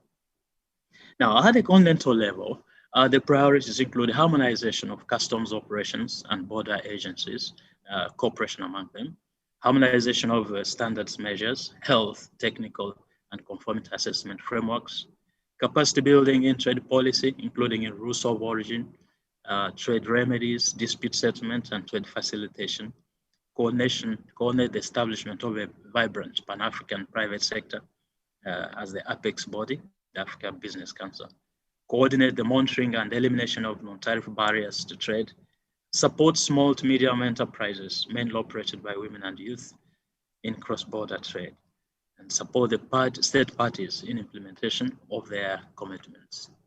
So the benefits of implementing the African Continental Free Trade Area include some of the following: boosting intra-Africa trade, 35 billion annually is the estimate. Value chains, I'm going policy-wise, value chain development across all the sectors, enhanced competitiveness of industry, economies of scale, building on the economies of scale, reduce trade deficit by 58.6%, increased level of investment in various sectors, creating decent jobs, and SME development and creation of employment. Practically all the speakers who have spoken, whom I have had the opportunity to listen to, have mentioned the benefits of SMEs and some of the programs that are in the pipeline or that are actually already on board to assist countries benefit from the African Continental Free Trade Area. I was very delighted, in fact, to listen to the last speaker, my good friend Pauline, as well as the representative from the Afrexim Bank, who mentioned quite a number of interventions, such as the Fund for Export Development and the project preparatory facility to help produce bankable projects. So we can actually do really well under the African Continental Free Trade Area once we work on our readiness. Now, having said this, let me conclude with the following remarks in terms of actually transitioning to implementation of the African Continental Free Trade Area. We need to produce tariff schedules. Each country does, as well as Namibia, within the context of SACU as a customs union. Estimates are that we now have completed or agreed upon 81% of the tariff lines, the rules of origin on 81% of the tariff lines, with a breakthrough actually under Chapter 8.4 on machinery. And recently, actually, the ongoing NF has agreed again on some of the tariff headings on agricultural products as well, addressing some of the issues that countries such as Mauritius have been raising. So we really need these tariff schedules, and they need to be notified and communicated to all the countries on the African continent. Then they need to be translated into actual tariff books, like the SACU tariff books, the tariff books of the member states, so that the customs authorities can actually use them.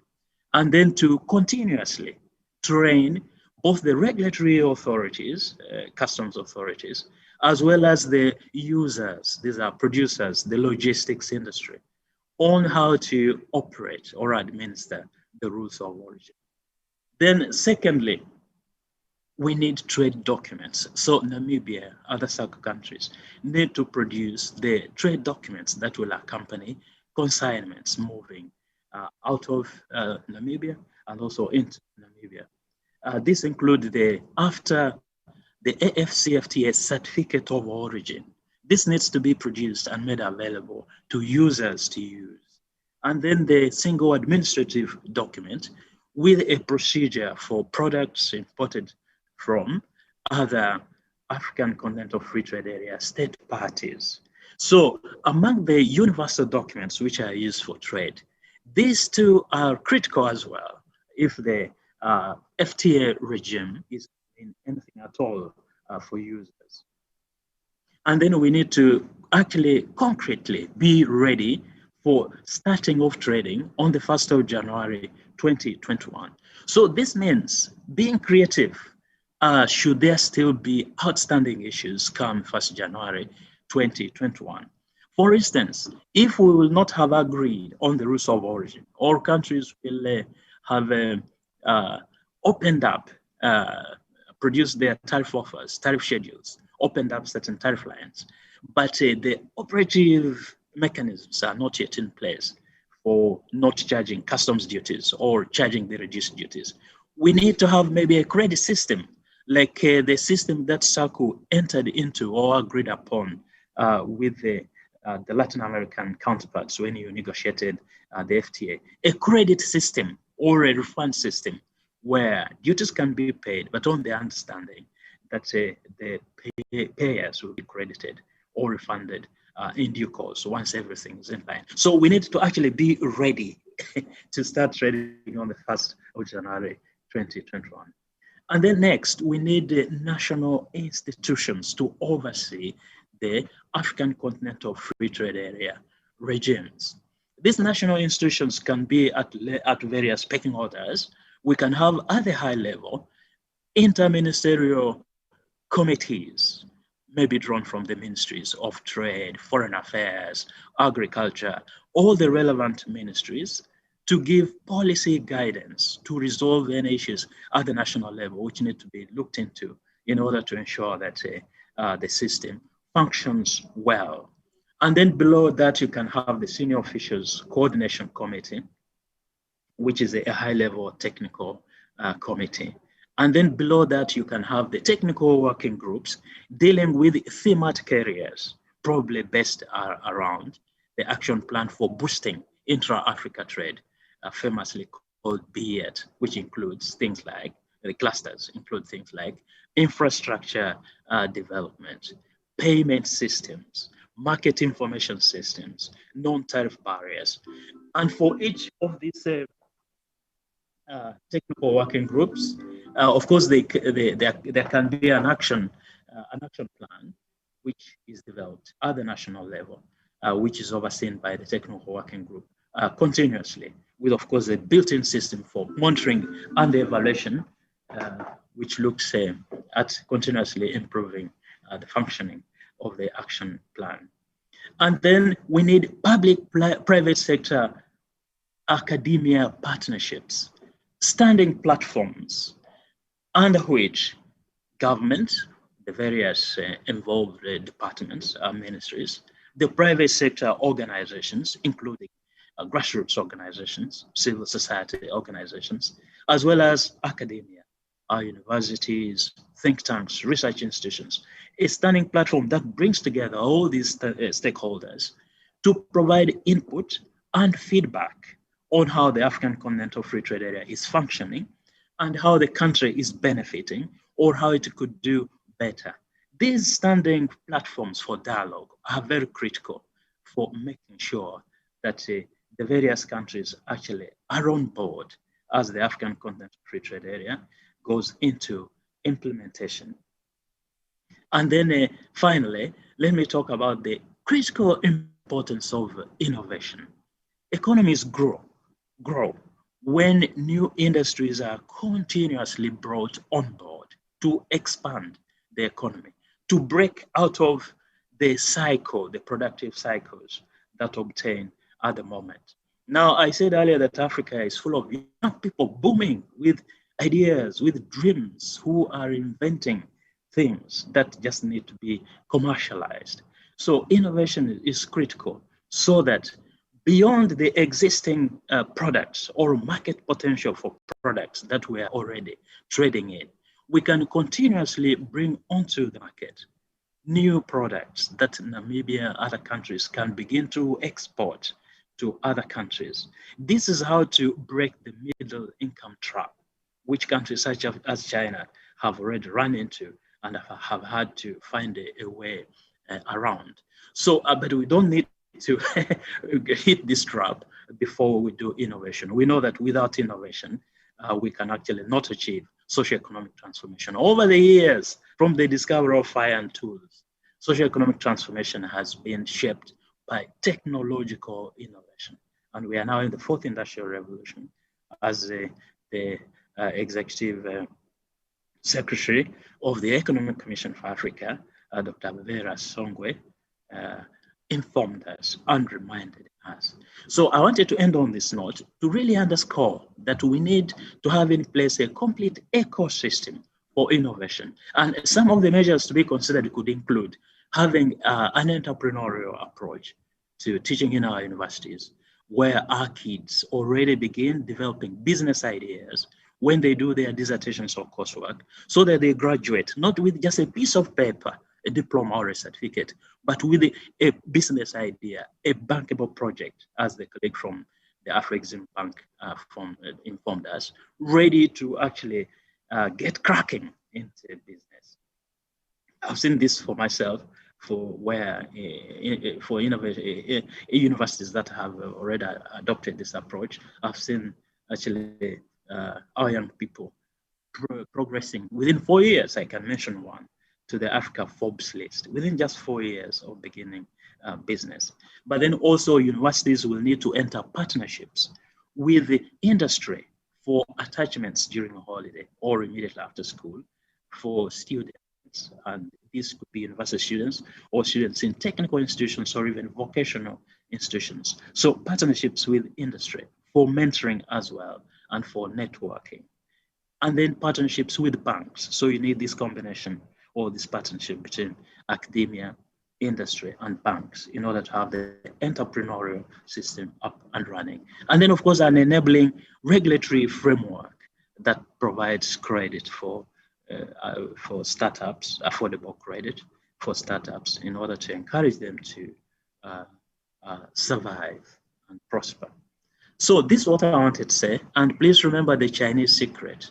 High-risk areas are actually strategic growth areas, but maybe in some cases governments may have to clear the ground first before paving the way for the private sector to come in. Thank you so much, my brothers and sisters, for listening to me. I'll be happy to take questions if there are any. Thanks again. Thank you so much, Doctor. Can we just keep that video on for a moment so that we can put the face to the voice? Oh, he's gone. All right. Thank you so much. A round of applause to Dr. Mangeni, please, speaking passionately about all the groundwork that needs to happen. It appears that, yes, there is a lot of work to be done now that the negotiations are finally getting out of the way, but the implementation now has to start. The next item on our program is our panel discussion, where we will be posing some few questions and comments that we've been receiving throughout the program to our speakers, who are now going to be joining us. So let me invite them back to the podium once again. Ms. Paulina Elago, our Executive Secretary of SACU, please, if you can make your way. Can you help her to the stage, please?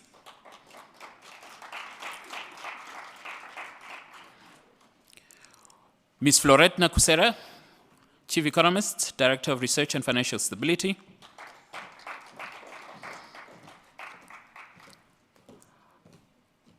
Just next, yeah, that one. Yeah, next, yes, thank you. And last but not least, just next door, Ms. Lago, right there. Thank you. Second one. Last but not least is the Deputy Executive Director in the Ministry of Industrialization and Trade, Ms. Dita Gipondoka Robiati. We were going to have Mr. Sven Tim, but unfortunately I think he has a rather urgent engagement that he needed to attend to, and this is our panel. Thank you so much. Okay. Here we go. So starting off with some of the questions that we've been receiving through the better part of the day using our online platform, slido.com. I think there was an issue of obviously the migration policies of different African countries and how they can leverage on the issue of skilled labor migrants. Maybe if I can start off with you, Ms. Robiati, is that also part of the discussions? How is that featuring? Obviously, it's the free movement of people. Is that also part of this package, or is that something that is being addressed separately? Good afternoon, distinguished guests, all protocol observed. Thank you so much. I think trading services comes with a sector called free movement of people. And so if we are going to negotiate trading services, there will be a point whereby if we are offering mode 4, which is what it's called, there would have to be movement of professionals in those sectors. So that would be part of the trading services negotiations when the offers are finally sort of exchanged. Ms. Nakusera, maybe you can touch on it, because this is something that the private sector always come back to, that there are skills gaps in this country, and for us to be making headway, perhaps it's also time that we are flexible in terms of our labor and migration policies. Indeed, it is a burning issue in our country. We have had a couple of platforms at which we have been discussing this issue of skills. And skills is not just an issue of we have got, and I see in one of the questions that was posed, it is saying, but we have got an unemployment. Why can't you just use the people that we have to actually, through that process, create jobs and maybe just bring someone that can then assist those that are there already in the country. But when you are moving towards industrialization and infrastructure development and trading in services, you are looking for particular skills. And what we have seen in our country is that, one, the issue is that the skill set of the type of industries that we would want, we still have a gap. And how do you bridge that gap? You bring in experts that can come and train your employees in the country that should be able then to take whatever project that you are doing going forward. If you look at the examples of countries like in the Western world, for example, in Germany, where they are very particular about TVET and about vocational education training centers, the way the streams in which those that are being trained in that particular skills are going is some have academic, some are going into vocational training. So you want experts to come and teach your people.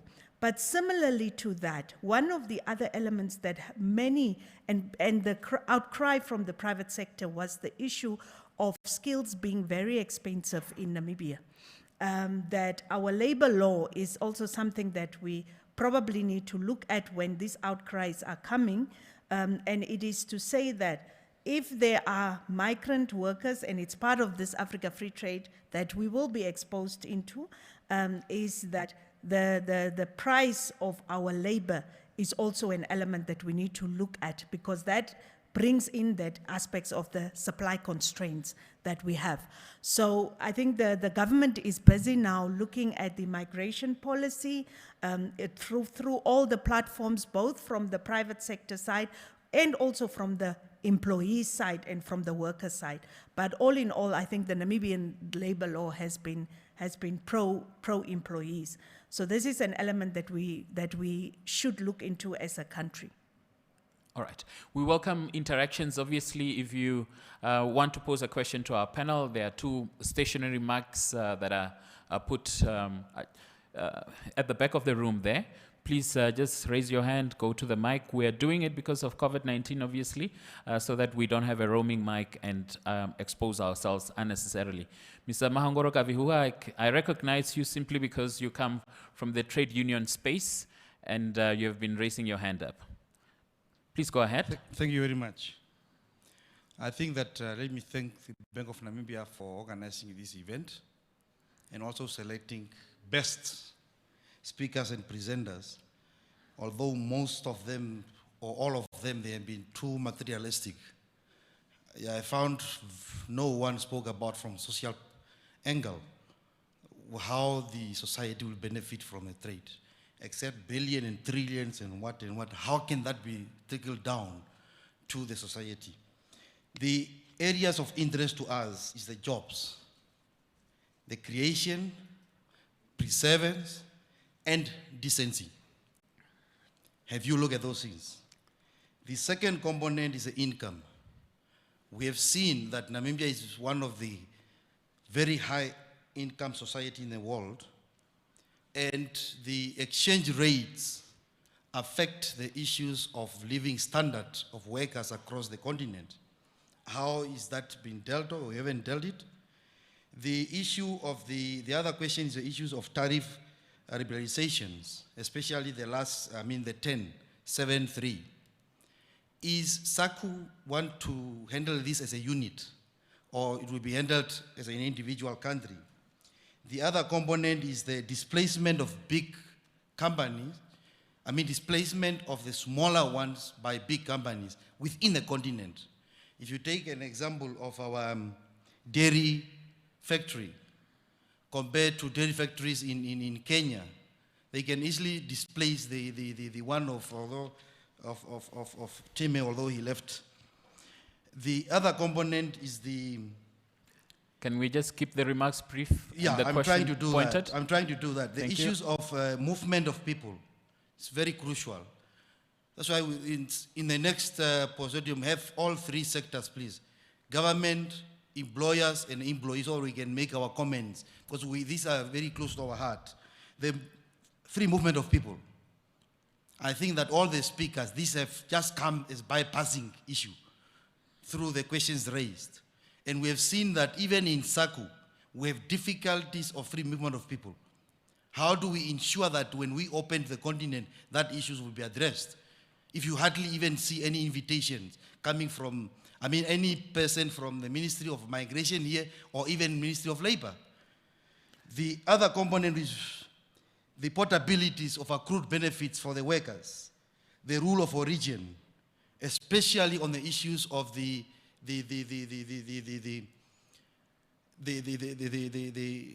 raw materials.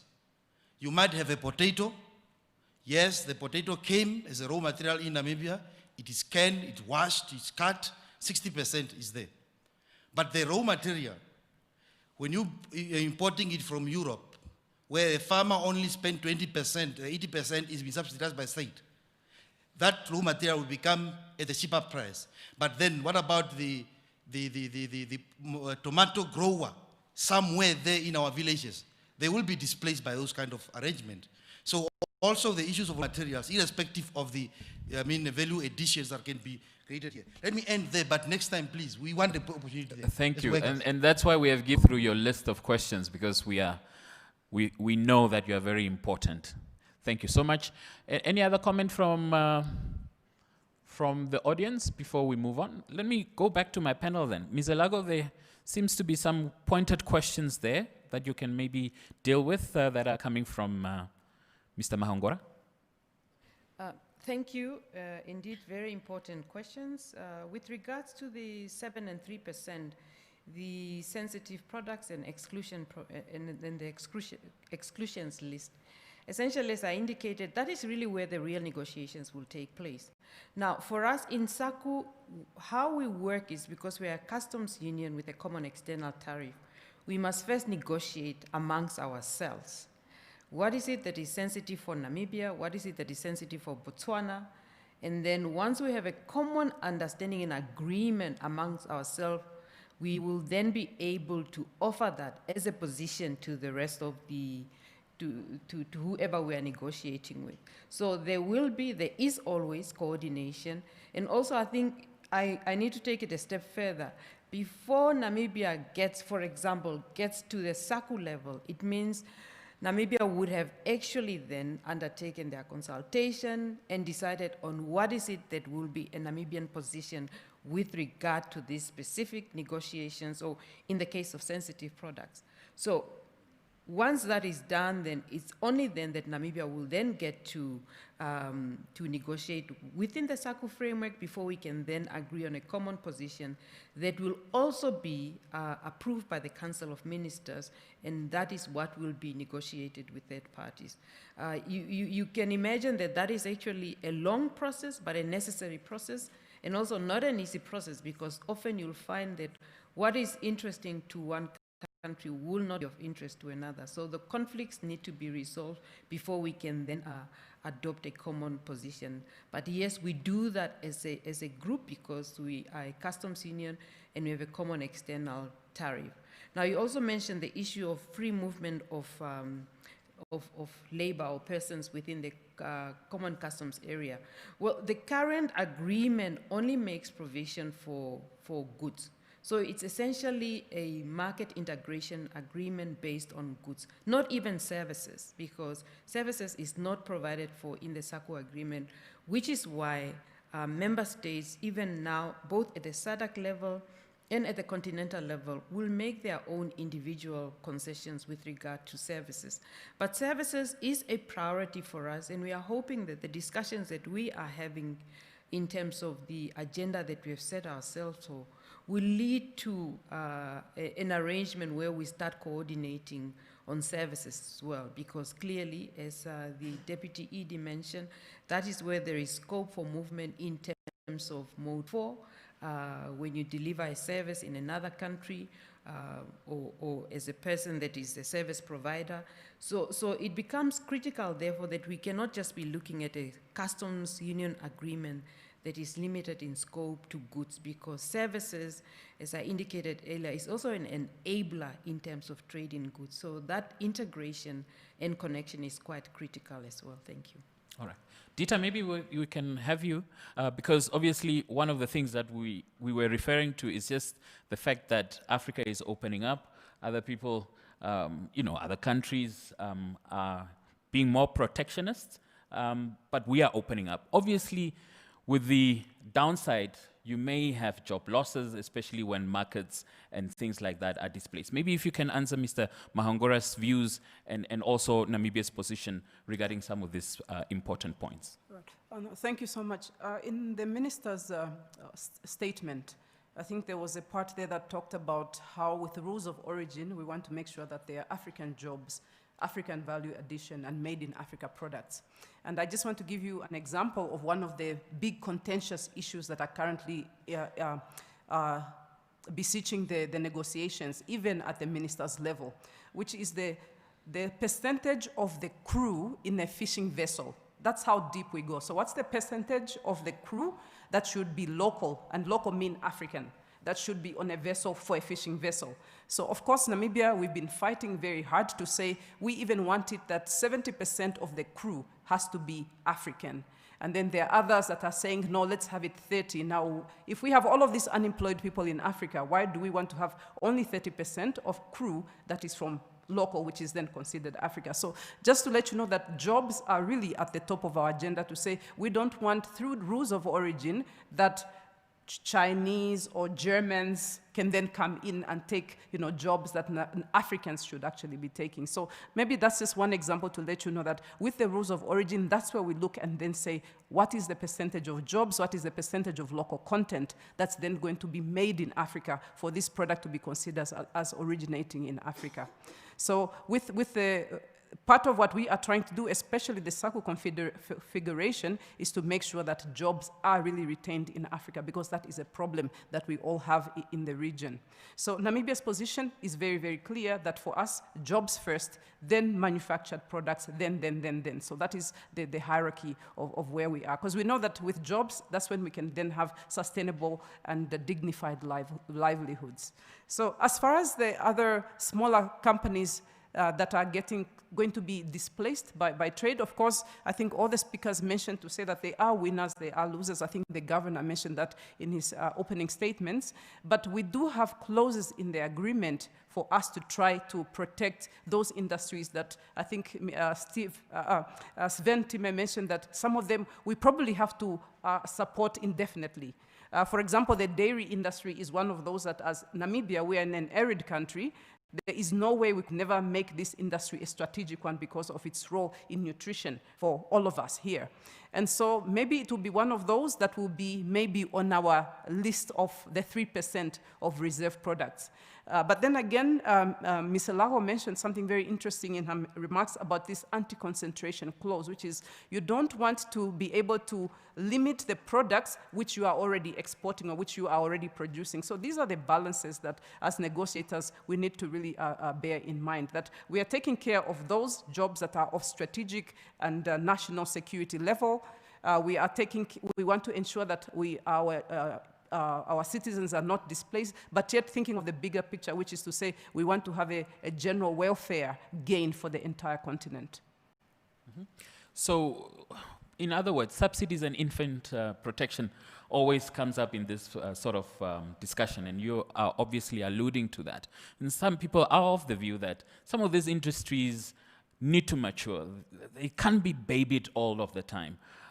What is the outlook regarding that particular view? Because obviously, with a free trade area, you can't be babying some of these industries ad infinitum. Right. I don't think it's babying them, but I think it's looking at the circumstances in which a country finds itself. So did you know that the EU spends 70% of its budget on agricultural support? Right. So if they can do that, what about the rest of us? Why should we kick away and not protect those industries that are really crucial to our security? So the argument always comes up, and I think we all know about kicking the ladder down. Once you've reached there, then you don't want others to get there. But for us, I think it's very crucial that food security is an important aspect of keeping stability on the continent. So it's not only a political or economic argument, but one that I think our survival depends on. So for us, it's part of the modalities. We agree on the modalities that need to be negotiated, and infant industry protection is just one of them, and that's just what it is. All right. Florette, let me offer you an opportunity to respond to some of those questions, but we're also getting additional comments and questions from Slido.com. National quality infrastructure such as standards, testing, inspection, metrology, etc. is hardly being mentioned in this discussion. I think it was an issue that was raised by, I think, the UN Undersecretary, if I'm not mistaken, but maybe you can touch on it. Namibia should, this one was answered. Mr. Time pointed out corruption as one of the key aspects that should be addressed. This drives investors out of the country. What is the strategy around that particular issue? And then obviously to enable manufacturing, inputs are very important, water and electricity. However, these are very expensive, and this was also something that you mentioned on earlier. Maybe as a way of wrapping, maybe you can respond to those ones as well. Okay. So maybe just with regards to the earlier questions also on the labor, what I just want to conclude there is that we shouldn't see this just as people coming into Namibia, for example, to take away jobs. But from our side, we should also be able to export jobs. And there are a number of people that are actually in the education sector, in the health sector, that are working elsewhere in other countries. Through that, we are exporting jobs as well. So this agreement will also give that opportunity for us, apart from those that will bring skills in our country, for us to be able to export where we have a competitive advantage in terms of labor.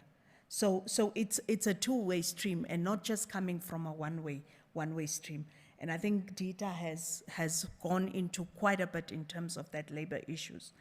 Now, with regards to the standards, I would probably leave that to Dr. Mangeni, if he's still on the line, because he has touched on the issues of standards quite a bit in his presentation.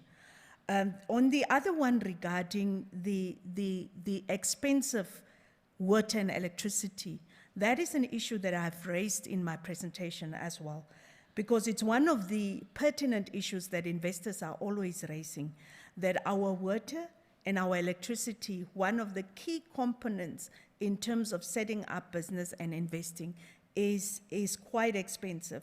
And government went on a drive in terms of, with NemPower, there has been quite big projects now ongoing, looking at alternative sources of energy, cheaper sources of energy, and we are putting trust in that area in terms of energy.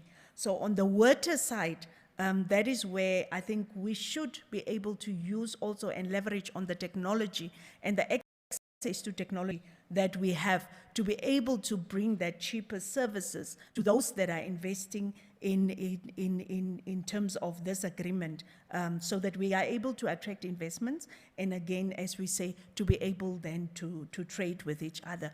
We are sitting with a huge trade deficit.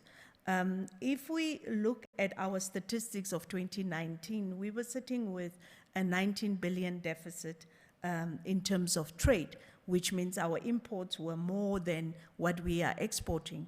And when we talk on this trade issue and in Africa Continental Free Trade Agreement, the reason why it is critical in terms of trade is for our economic growth.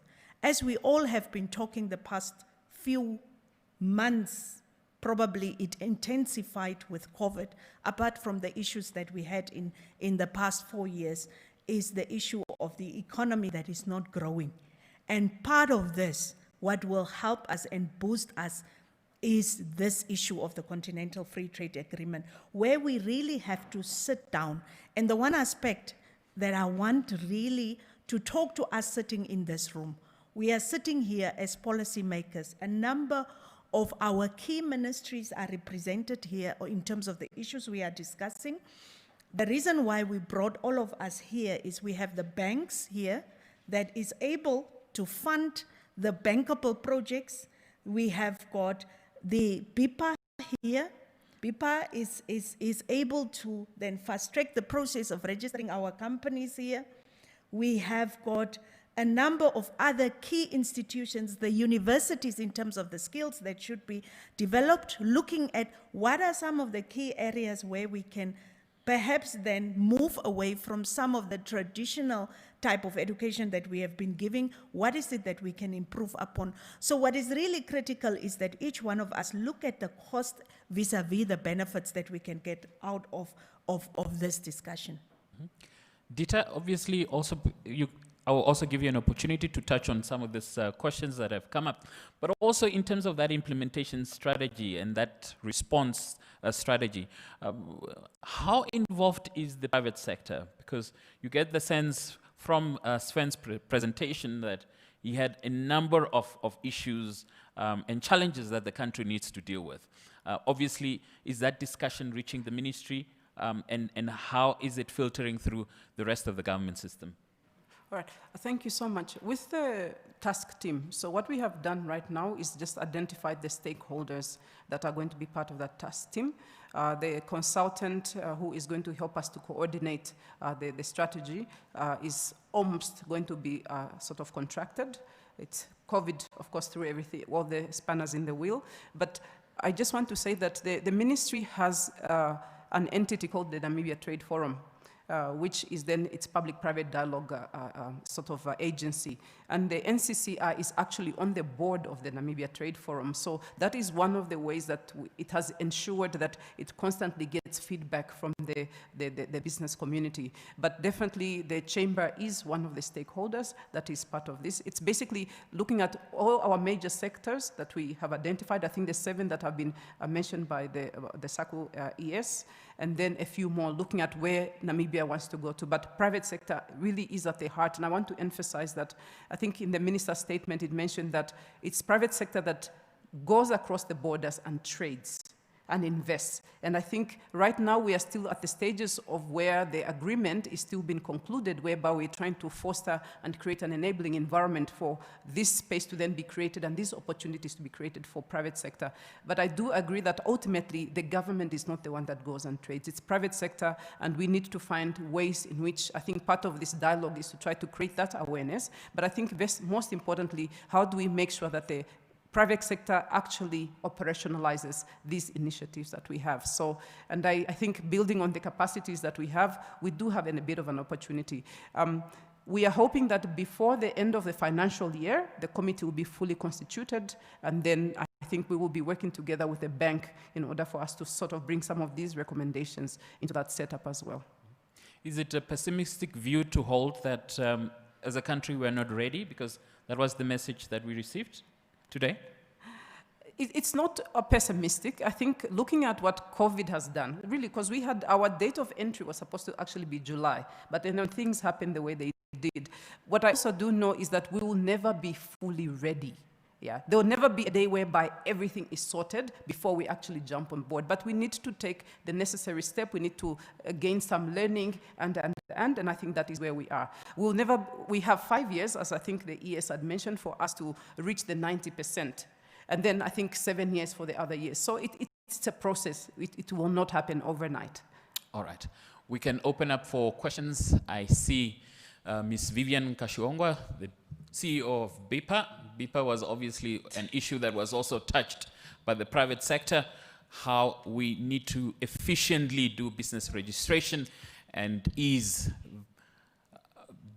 businesses. Go ahead, please. Thank you, and good morning, everybody, and all protocol observed. I think firstly I wanted to talk not as BIPA. I just wanted to comment on the issues of Mode 4, and it touches on what was discussed now about private sector involvement. I think from the presenters who presented virtually, it was more an issue of we must have a private sector driven economy. And I'm looking at the discussions that are coming up on Mode 4 and also the drive of government to industrialize. I think when you link the two and you look at the areas where we want to industrialize, it's there where you would identify probably the skill sets that you might need that you don't have in the country. So I'm just hoping that internally we are already discussing on at least knowing what does the future hold? What do we want as Namibia, so that when we are negotiating on Mode 4, we know exactly, say we want to improve our food security and we have to enhance our agricultural production. Then we have to look at experts who work on, say, osmosis and things like that, which are not, so that we don't depend on rain and say we can't make food because we don't have enough rain. I know it's still there, but I'm just trying to see to what extent has the private sector already started having these discussions so that they can contribute to the final, the negotiating outcome that would benefit the country. On the other issue of intellectual property, nobody speaks about it. BIPA is also responsible for intellectual property. And I think it's very important that it is one of the chapters that would be discussed, because there's no use that we produce things and we export them and then we have no protection for those who are the innovators and inventors of this. And I think where the continent is, I think it's a good position, because at least you have regional bodies that are well established, that are, some of them provide protection for IP for their member states as well to be designated. And it's very easy to bring it together vis-a-vis the other trade-related issues. And on BIPA, of course, I agree that BIPA needs to be enhanced, but I think the main obstacle for BIPA is probably transition into automated services, which would make everything move faster. But I think we are all working hard. And it also comes to the issue of all of us must take hands to try and make it better. Now, if we have to transform an organization from a manual or paper-based system to an automated system, we can't just look to government to fund that or to try and see how do we change it. So all of us are pulling together to really try and raise funds to transform the organization so that we can build the organization and improve Namibia's ranking on the ease of doing business. So that's it. Thank you so much, Ms. Kashiongwa. Dr. Mangeni, you are still on the line. If we can have your views on some of these big ticket items that we've been discussing. Right, thank you so much, moderator. I wanted to make some observations, and one of the panelists has asked me to make some comments, particularly on standards. But let me start with the services. In addition to movement of natural persons under Mode 4, which colleagues have talked about, I would like to point out that there is also the possibility under Mode 3, commercial presence, for intra-corporate transferees, as well as other service providers who can move from country to country, for instance, within branches of banks or other companies. And this too is an area where Namibia can negotiate appropriately to create space on the continent for Namibians to explore abroad. Now, in terms of any worries that this could hurt the country, I wanted to point out that there are limitations that are built into the protocol on trading services, just as in other services arrangements, where the government, in opening up, whether it's Mode 3, Mode 4, or other modes, can impose limitations or protections to ensure that the country is not hurt as it opens up. Now, regarding the passionate intervention by our brother who talked about the social impact of the African Continental Free Trade Area in terms of jobs and incomes and living standards, he is spot on. And I want to confirm that lots of studies have been done, including by the Economic Commission for Africa, the World Bank, the IMF, and even at the national level by independent think tanks, which have established, and they are quite unanimous about this, how the African Continental Free Trade Area is going to create jobs, increase incomes, and improve living standards. And we have already been told by our sister from the government that there are protections which are built in to protect important industries using trade remedies like safeguards, like anti-subsidies countervailing measures or anti-dumping countervailing measures to make sure that domestic industries that are important are protected, in addition, of course, to the flexibility which can be used through exclusion lists or longer transition periods. So I want to assure the colleague that this is really taken into account. Now, could I conclude on this point by pointing out that a human rights impact assessment study was done by the United Nations on the African Continental Free Trade Area to assess what the impact would be on jobs, women or gender, and agriculture. This was extremely important to get right up front. And what was established was that the African Continental Free Trade Area would be structured in a manner that would ensure that the human rights aspects are fully taken on board and that their flexibility is built into the agreement to ensure that jobs are protected, women are empowered, and men, of course, and that the agricultural sector in particular is also empowered and protected to minimize damage to especially rural populations and small companies. Now, having said that, I would like to mention that in addition to the agreement establishing the Continental Free Trade Area itself, together with its various protocols and annexes, there's a protocol on the African passport and movement of people throughout the continent. This protocol is also open for signature and ratification. It's a separate instrument, but it's a flanking arrangement which supports the African Continental Free Trade Area by facilitating movement of people across borders. If you carry an African passport, there's a prohibition for requiring visas from such a person who carries such a passport. So it would be maybe appropriate for Namibia to consider this matter as well, to look into it, together with the other African countries, to see how this protocol, which is open for signature and ratification, can be fully operationalized to assist free movement across borders.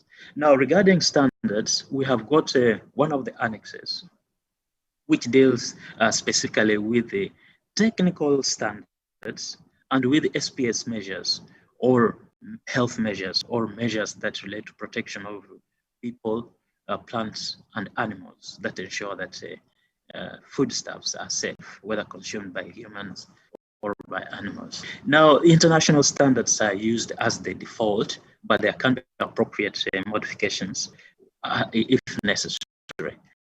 But in addition to that, there are also provisions for capacity building for member states who need this. And I call that the Afrexim Bank colleague pointed out that they even have a facility for supporting member states in getting their standards right. So I wanted to end on this note, and thank you very much for giving me this opportunity. Thank you so much, Dr. Mangeni. Maybe as a way of rounding up, because we are just past the lunch hour, let me start off with Ms. Elago, because obviously there was a comment made on the economic partnership agreements with the EU and the like, and obviously the feeling that now that we have the free trade area, we are able to pull above our weight as a continent and assert ourselves when it comes to negotiating with other continents, with other trading partners, if you like. Do you think that becomes something that Africans will need to be dealing with in a united fashion, now given the fact that some of the EPAs, for example, are being implemented without the free trade area being in operation? That's an interesting question, but I believe we are not there yet. I'm saying that because we are now looking at a free trade area, which means countries will still continue to maintain the autonomy over their policies, external trade policies. So until you get to a stage where you can integrate at a deeper level, where you can then, as a continent, whether it's at the level of a customs union or economic union, be able to then to coordinate your trade relations with third parties. But it does give us space to coordinate policy approaches. For example, one of the areas is AGOA, which will soon be coming up for renewal. So it's important, therefore, for the continent to coordinate, because this is a unilateral arrangement that obviously we will now need to look at, that the EU government is looking at transitioning to a bilateral reciprocal type of arrangement. So how do we coordinate that? But that still becomes difficult because you have customs union, you have free trade areas, and so we do not have a homogeneous policy framework within which we can coordinate our trade relations.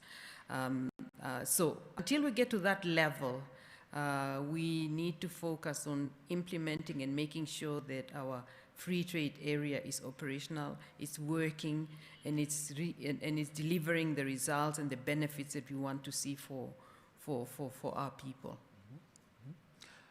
Ms. Nakusera, obviously maybe just on the economic trends and so on that we've observed on the continent, obviously macroeconomic policy convergence will need to support integration and contribute to stability. How do you see this particular issue given just the unevenness around fiscal issues, around price issues?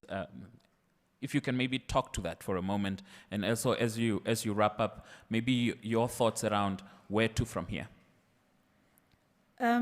With regards to the issues of fiscal issues, a number of our countries, both in Africa and as well as globally, are sitting currently with a problem of debt levels that are increasing. COVID has exacerbated even those that were already grappling with high deficit and high debt issues. So COVID has exacerbated it. I see this as an opportunity for us to see how best we can trade with each other, diversify our economies, to grow our economies for us then, because once you grow the economy, your income level is increasing, and that will reduce the level of debts that we have been seeing, because the only equalizer of debt levels is if we can increase our GDPs.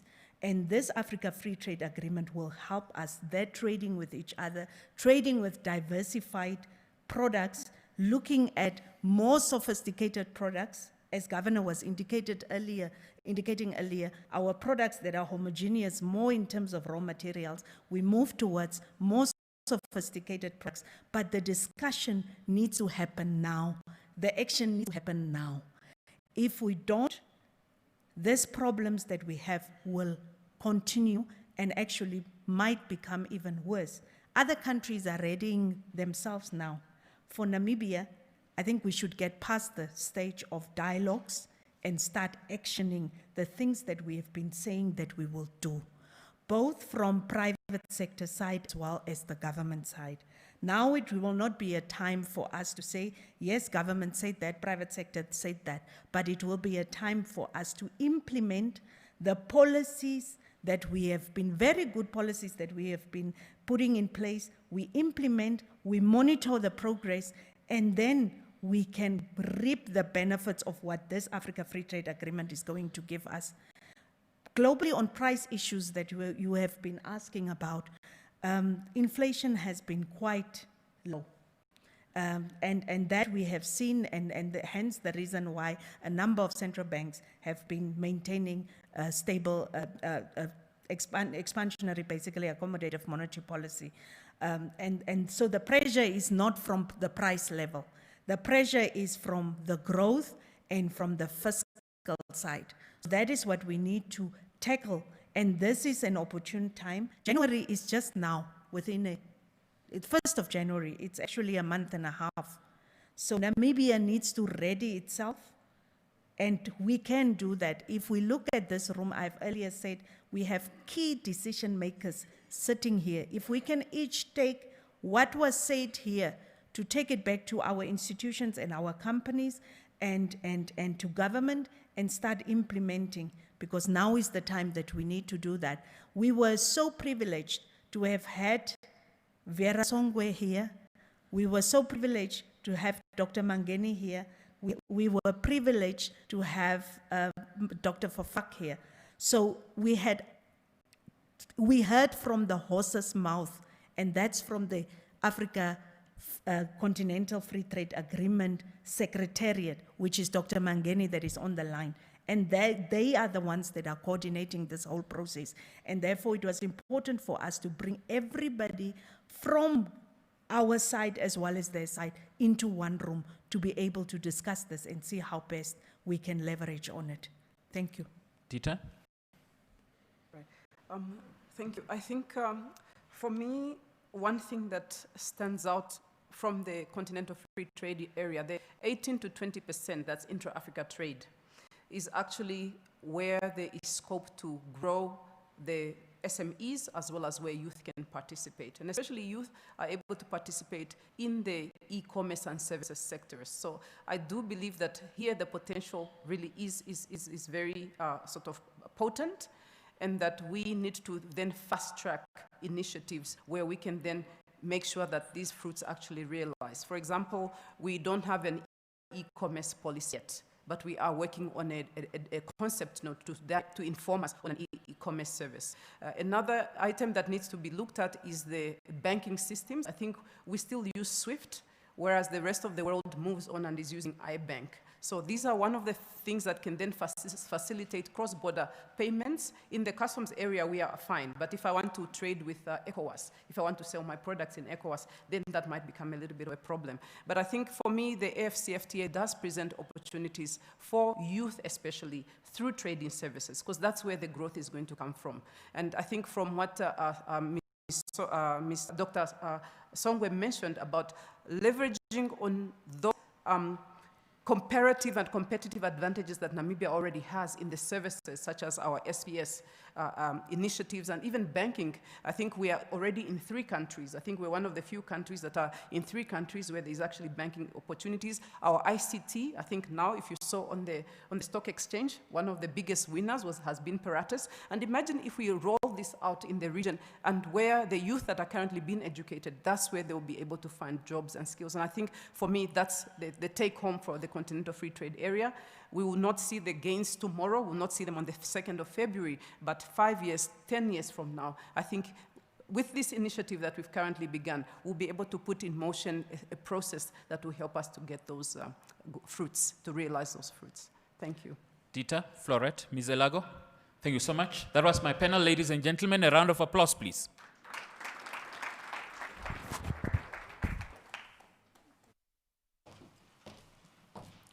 Ladies and gentlemen, we are in the final throes of our program this afternoon. As I pointed out, we have eaten into your lunchtime, but we do apologize. It was a riveting and insightful discussion. Let me at this point invite the Deputy Governor of the Bank to summarize the recommendations emanating from this annual symposium and also to move the vote of thanks.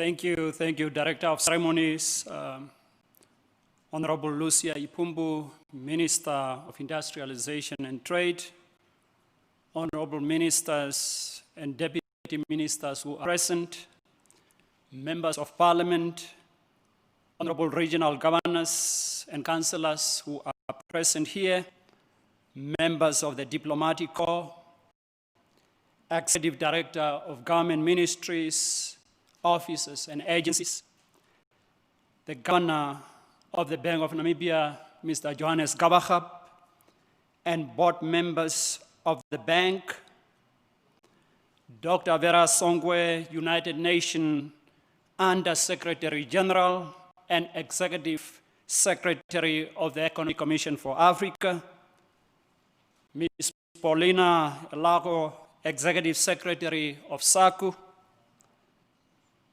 Mr. Swatime, the President of Namibia Chamber of Commerce and Industry, Dr. Fofak, Chief Economist and Director at African Export and Import Bank, Dr. Mageni from Africa Continental Free Trade Area Secretariat, distinguished panelists, captains of the industry, members of the media, all invited guests. Ladies and gentlemen, a very good afternoon to all of you. It has been an honor and privilege for us at the Bank of Namibia to host the 21st Annual Symposium under the theme, Positioning Namibia to Reap Benefits of the African Continental Free Trade Area. As mentioned by the Governor in opening and welcoming remark, the symposium is a platform where we interact with the public as well as policymakers to discuss issues of national importance, which have an impact on overall. The support we have received from our policymakers and the public at large when it comes to organizing this event is a clear testimony or is a witness, not only highlights the relevance, but also gives us the motivation required to continue with hosting such events. Director of Ceremony, ladies and gentlemen, before I deliver my vote of thanks, allow me to point out a few key issues which emerge from the discussion today. The African Continental Free Trade Area provides a unique opportunity for countries in the region to competitively integrate into the global economy, reduce poverty, promote inclusion as well. Although countries in Africa have made substantial progress in recent decades in raising living standard and reducing poverty, increasing can provide the impetus for reforms that allow production to scale up.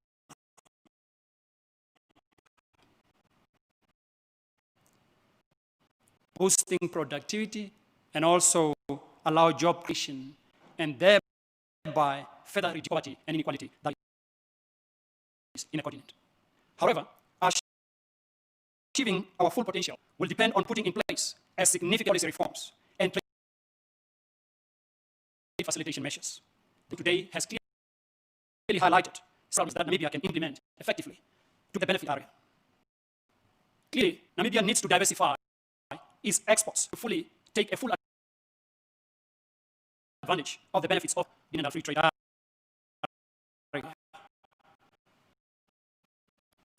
More value addition to the existing export basket needs to be considered going forward.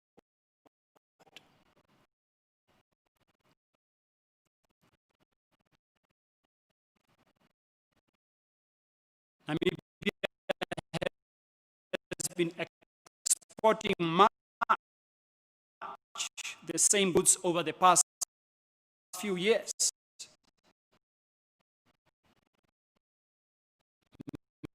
Mainly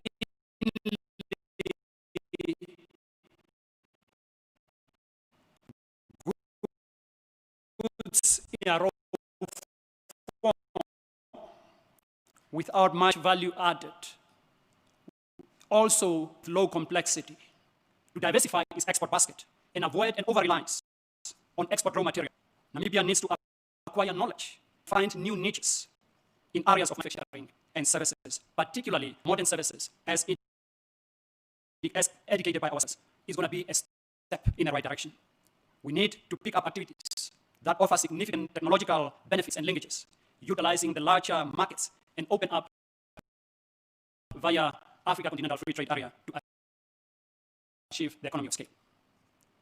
There is also a need to address cross-border trade bottlenecks, which has been important to ensure the smooth flows and movement of goods and services.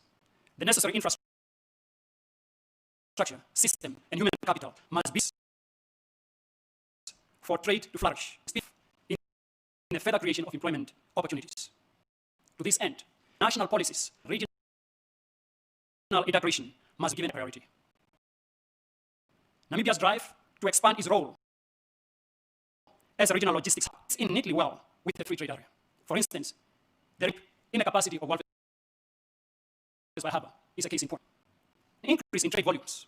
There is also a need to implement a cargo tracking system with free trade area, within the free trade area, which will address bureaucratic delays, red tape, and inefficiency at border post. There were some statistics shown where we have seen a number of East African countries, Tanzania, Rwanda, Kenya, somehow they are relatively ranking slightly higher than us. And I think one of the elements that they have really introduced is a cargo tracking system. For instance, when a truck leaves Kigali, destined to Dar es Salaam, it will not stop anywhere until it reaches the final destinations. So that clearly allows a free flow and a quick movement of goods and services. We need to recognize that the membership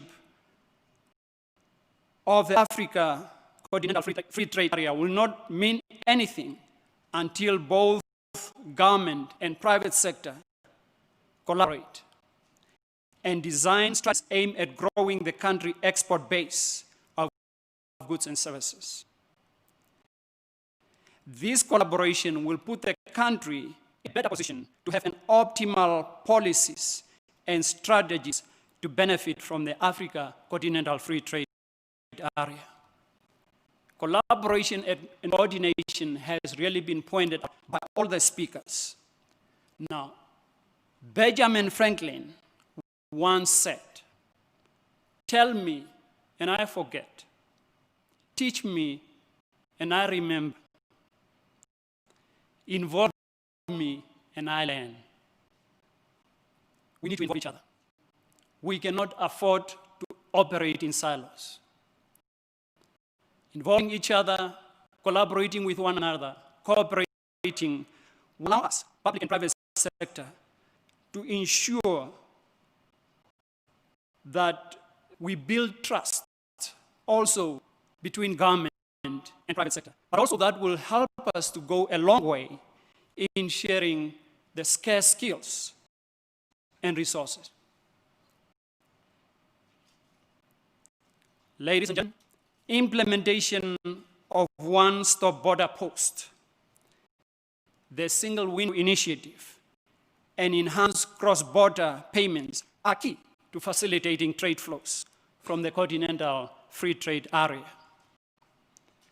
The one-stop shop, a great initiative that has been in the pipeline for many years, should have a set date for which it should be fully operational, as this will improve and speed up the creation of new business significantly. Achieving a sustainable growth in a country export base require a very stable policy environment, but also more flexibility in the areas of migration policy and regulations are key, as it has been pointed out.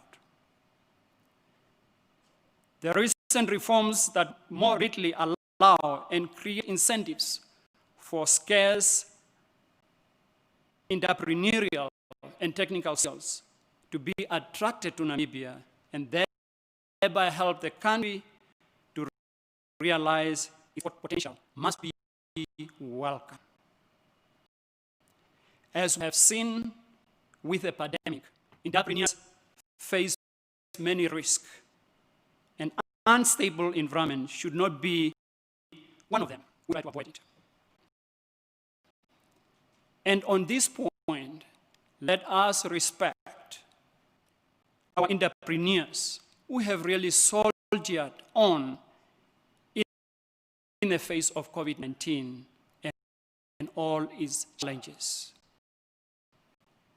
Ladies and gentlemen, it is our responsibility to restore a bright future for Namibia following the headwinds of the past 5 years, regaining the country's stellar track record by following the policy that government has embraced to boost growth and development is key.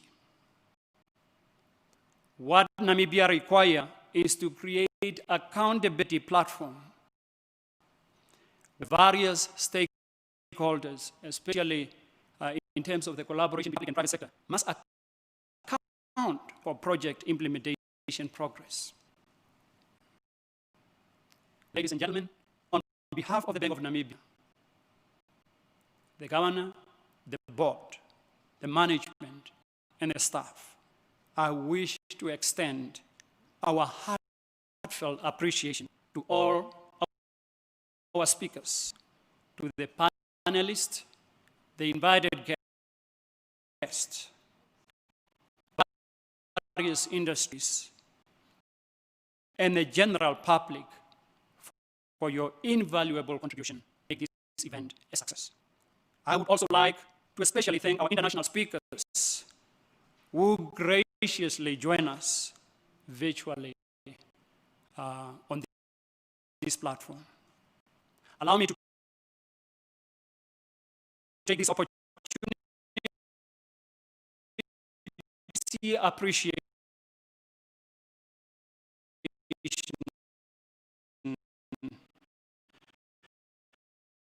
to our Minister of Industrialization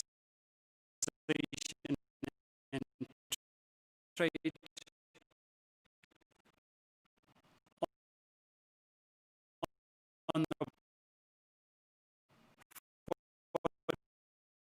delivering the keynote address, which was very insightful, providing a high level support to the outcome of the annual symposium.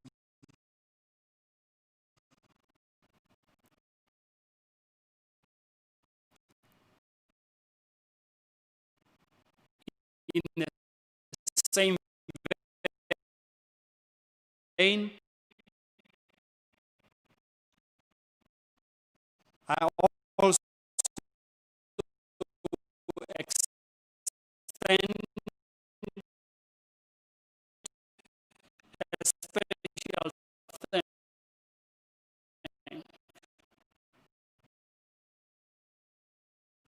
to all our ministers and deputy ministers, members of parliament, and other dignitaries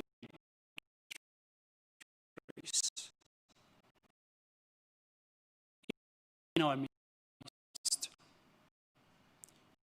Your presence here make us really believe that the thing which we chose was not only pertinent, but will give the necessary attention going forward. I would also like to thank the media represented here today, not only for capturing this event, but also for ensuring that the Bank of Namibia Symposium deliberation is taken beyond this venue, because we cannot really get everyone here in. But there are people who wanted to attend. And sadly, the media will help us to do that.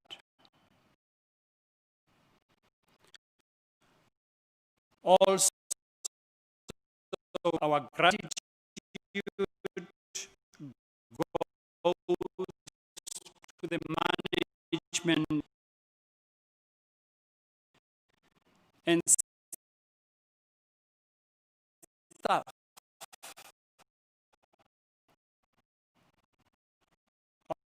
of Window Country Club and Resort for this beautiful and convenient venue.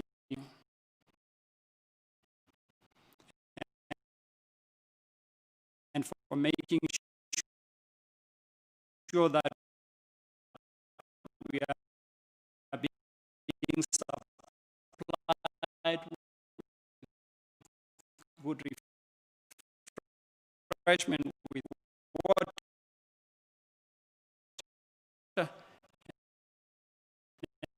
everything that we have enjoyed at this place.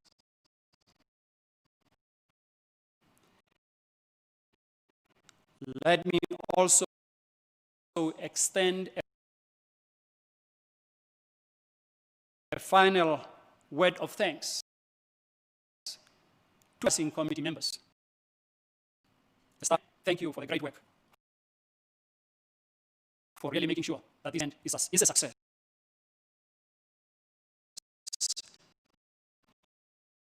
As we have witnessed it. Thank you, well done.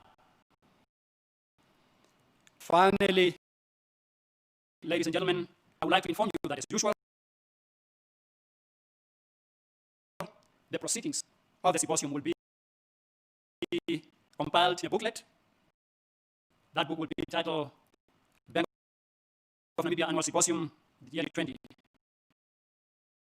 which will be posted on the Bank of Namibia website. Once again, thank you all, and the Bank of Namibia look forward to see you at our 22nd Annual Symposium next year. With this, ladies and gentlemen, I wish you an enjoyable and productive afternoon, and thank you very much.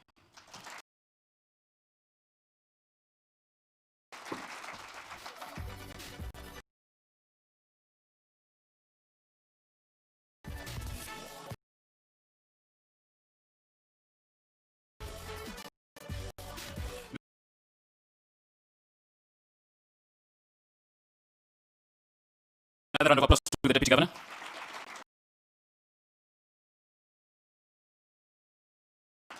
We will be sending you a survey regarding the evaluation of this event. Please do respond to it online by email. Ladies and gentlemen, this was the 21st Annual Symposium of the Bank. We thank you for your support. From me, it was a pleasure hosting. Please rise for the singing of the anthems.